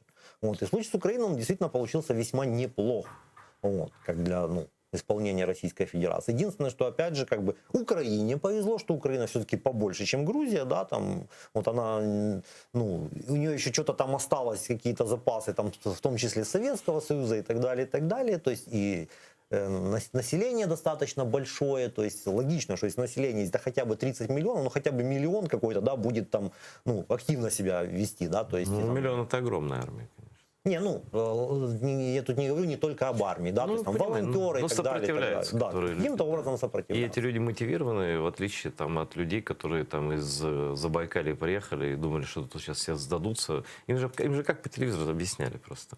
Я же в тот момент там жил. Украинцы страдают от хунты. Майдан, фашисты, вся Украина ждет русского. Вот посмотрите, Крым, значит, вся Украина ждет русского солдата. И как только ты зайдешь туда, у тебя будет каравай, водка, млеко, яйки, все, да? Но оказалось все немножко не так. Вот они как-то, мне кажется, это психологически эту войну немножко не... И сам, наверное, Путин до конца не осознавал, с кем он будет воевать. Наверное, все-таки вот эта их бравурность, она до сих пор, кстати. Украина сдастся в случае войны за 2 недели до Киева, вот это все. Они сами себя как-то немножко загипнотизировали, и Путина, мне кажется, тоже в это дело погрузили. Возможно. То есть, ну, в любом случае, опять же, это все, ну, как бы, это все придумал, наверное, дедушка Геббельс, а может еще и раньше. То есть, надо врага там демонизировать, надо при этом его же, ну, как показать какого-то нездебного, да, то есть, ну, чтобы там, свой солдат не боялся с ним воевать, да, вот. И все, то есть, как бы, если врага назвать там, что он детей ест, да, то есть, то как бы солдат будешь свой, да, воевать за правое дело. Ну, не жалко таких, конечно. Да. Ну, вот. То есть, это, ну, это достаточно стандартные технологии, просто что в случае... Они же никогда, Юр, не воевали, не говорили, что мы будем воевать с украинцами. Они же говорили всегда с фашистами, с бандеровцами. Конечно. Да. Вот. При этом, допустим, вот совершенно недавно, на днях ездил в Днепр на презентацию, и там с человеком общался, то есть он в плену Книжку сидел. презентовал? Да. Вот. Скажи, как книга называется? Это уже 3-я моя. Все 3 можешь назвать. var.ru, то есть война.ру, Россия, Украина. Ну, как старый заголовочник, хочу тебе сказать, что прекрасно. Ну, вот. И, ну, а первые 2 это примерно то же самое, ну, в такой художественной форме, там, «Психи 2 морей», «Свет и кирпич», но это Да, а психи, псих ты имел в виду, что только сумасшедший может воевать с Россией, да? Да.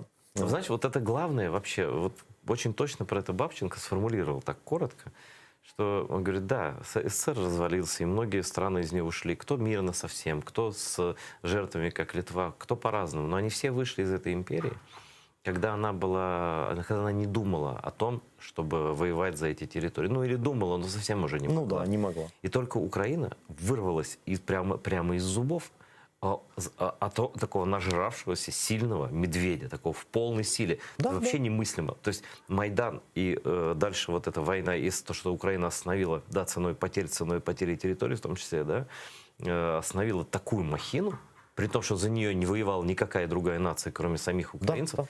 Это какое-то вообще сверхъестественное чудо, потому что это противоречит логике истории, в принципе, да, и как бы, и Путин такой, как, я тут обедать приготовился. А не получилось. Да. Вот, действительно, так оно и есть. То есть, и вот, ну, возвращаясь к фашистам, то, собственно говоря, этот товарищ был в плену, то есть, и он там рассказывал пару моментов, и, говорит, допрашивает его там какой-то там ополченец, условно, да, весь, говорит, свастиками забитый. Вот. Но фашистом называет его. То есть, он такой, у меня свастика, я не фашист, а ты фашист. Типа, то есть, такие тоже были потешные эпизоды. Вот. И это все происходило с нами здесь. Много чего ты весело все рассказываешь. А об этом достаточно сложно. Если об этом говорить постоянно грустно, да, то можно разум потерять. Потому что, но истории войны, они же в основном, конечно, страшные. Не, на самом деле есть и страшные, есть и веселые, и, опять же, то есть, тут следует понимать, да, что если там от чего-то страдает противник, то противнику грустно, а нам весело. То есть, это возможно, такой военный немножечко юмор, да, там, но он существует. Вот. И наоборот, да, то есть так же самое, когда у нас там потери, да, противник тоже, он там веселится. То есть это тоже как бы, это следует понимать. Вот. И так вот, по-честному, да, то есть, когда там еще год-два назад, да, там я там разбираю какой-то очередной эпизод, да, то есть там видео смотрю, то есть, а там еще, если там 14-15 год, то российские боевики, и солдаты, и боевики, и местные, там кто угодно, они не стеснялись снимать и военные преступления, и пытки, там что угодно. То есть, опять же, по той же причине. Себя документировали. Они надеялись на скорую победу, а победителей не судят. То есть, после была Чем больше ты себе орденов навесишь заранее, героем станешь, да. И, логично, да, что как бы приятного мало в такое дело отсматривать, то есть, а по состоянию сейчас у меня уже 4-летний опыт колупания в этом всем, то есть, знаете, как хирурги же тоже, как бы, ребята такие со специфическим юмором. Да, и патологоанатомы, то есть, это вот, в определенной мере, да, то есть, это какое-то, можно назвать, профессиональное выгорание, что ли, там, деформация, даже скорее деформация. Вот. Но в любом случае, то есть куча как бы эпизодов, которые не только там трагические, да, есть наоборот, то есть очень победные эпизоды, которые почему-то там не освещены достаточно хорошо. Есть смешные эпизоды. Юра, я не знаю, сколько лет твоим детям или ребенку, но как ты ребенку или детям рассказываешь о войне? Вот штука в том, что у меня лично с детьми пока еще не сложилось, то есть... хорошо, племянники же есть. Не, а на самом деле вот как ребенку рассказывать о войне? Значит, на самом деле, в данном случае, ребенок от взрослого не очень сильно отличается. Потому что есть люди, которых война так или иначе коснулась. То есть, он там участвовал, или там родственники участвовали, друзья и так далее. Соответственно, человек обладает определенной терминологией, да, там, базовой. Слышал что-то. Да, что-то слышал, понимает, кто хороший, кто плохой. То есть, хотя бы так. Вот. Если человека это не коснулось никаким образом, то его понимание, да, то есть так же само ограничено исключительно там фильмами про войну, и все. То есть человеку надо объяснять с самого начала, то есть кто хороший, кто плохой, почему хороший, почему плохой, то есть вот такие вот вещи, при том, что специально избегать сложных сложных предложений, буквально сложных терминов, сложных аббревиатур следует избегать, вот, и максимально простые ответы нужно давать на все вопросы.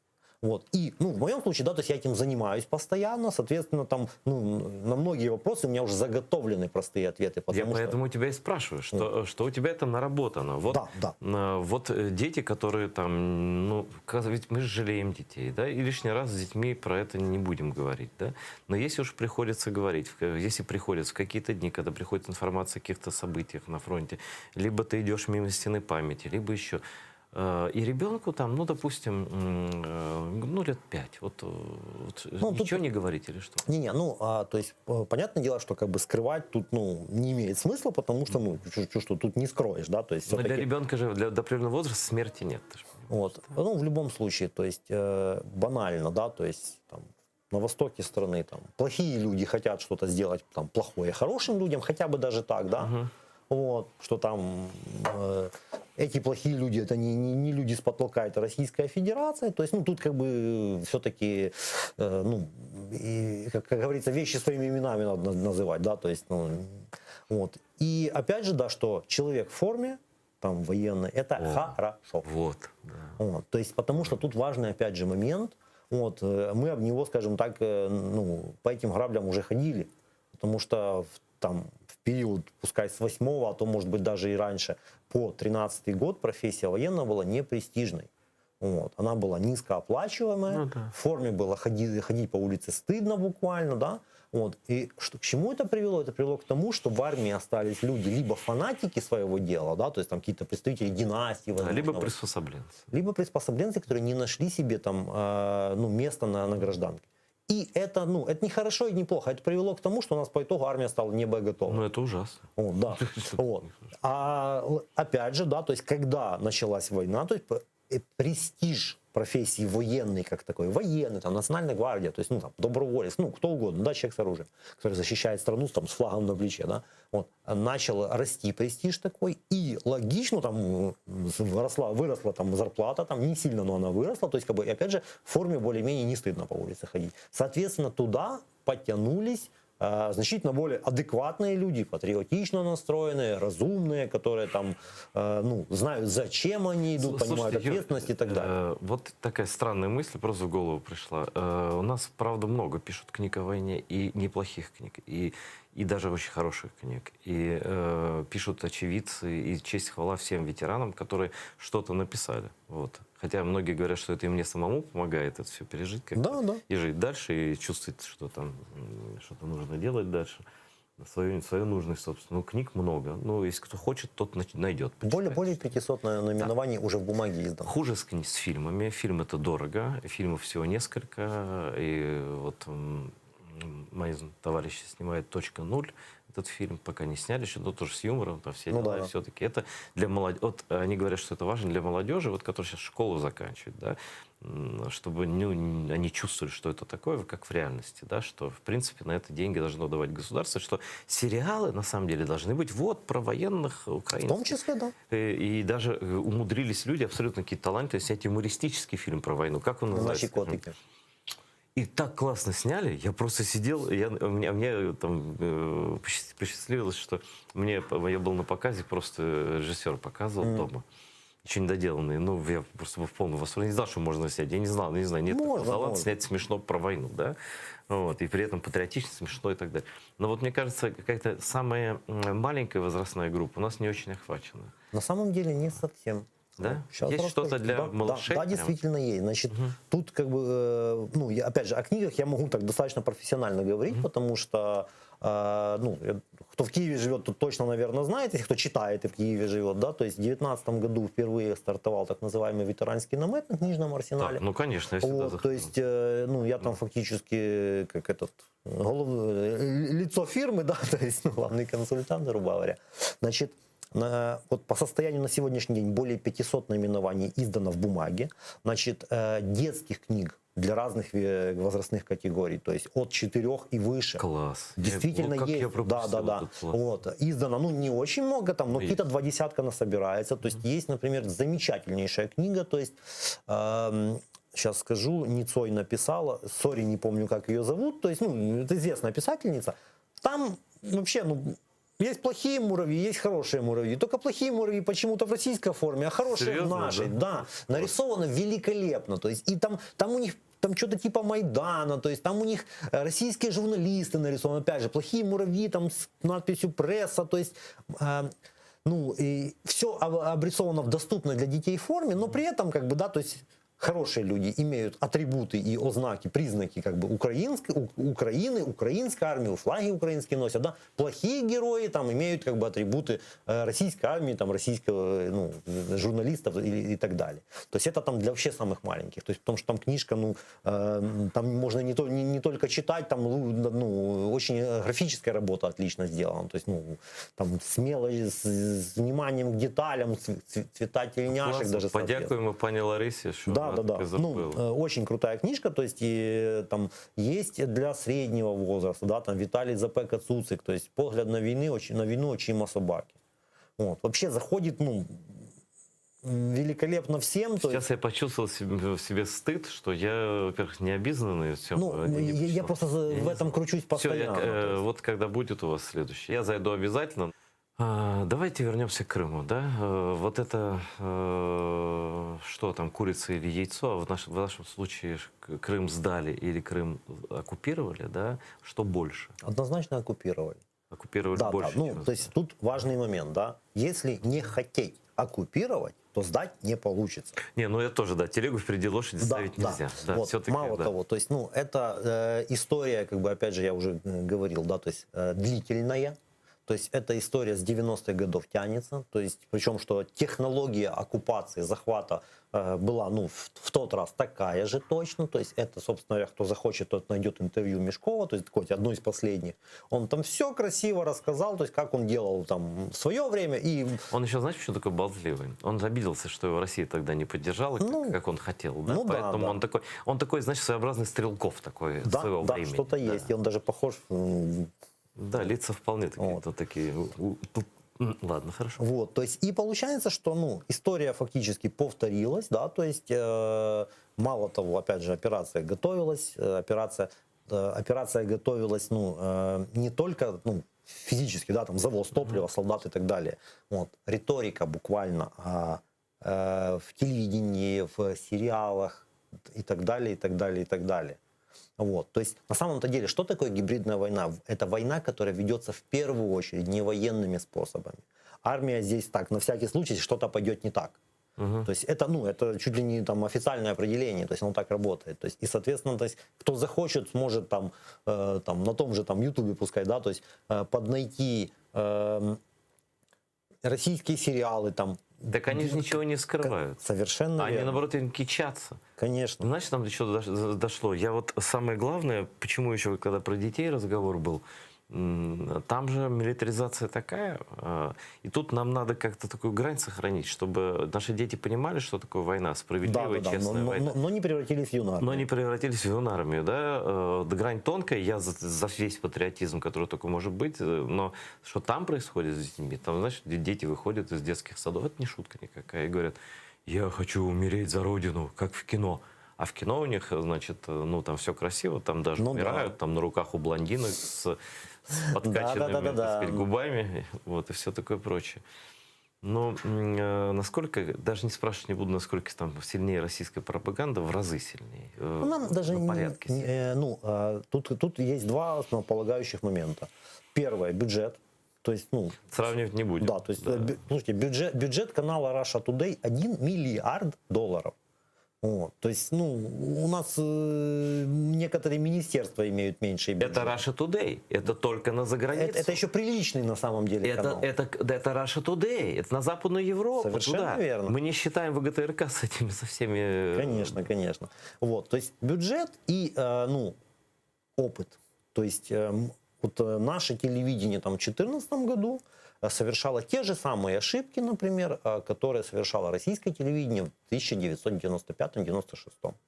Потому что, ну, если вот там, опять же, это на Ютубе точно до сих пор сохранилось, я периодически туда как бы там это дело изучаю, да, там тоже было, что там, как вот это у нас Влада злывая патриотив, да, у них там тоже было такое, что там плохой Ельцин там похоронил пацанов туда-сюда, то есть журналисты, некоторые журналисты, которые до сих пор работают, российские, да, которые сейчас такие пропагандисты матерые, то есть тот же Сладков, например, вот, тогда молодой был такой Я зеленый. знаю Сашечку. Да. Ну вот, то есть тогда бегал там по тому Грозному и, ну, там критиковал власть, на чем свет стоит, как бы, да, то есть.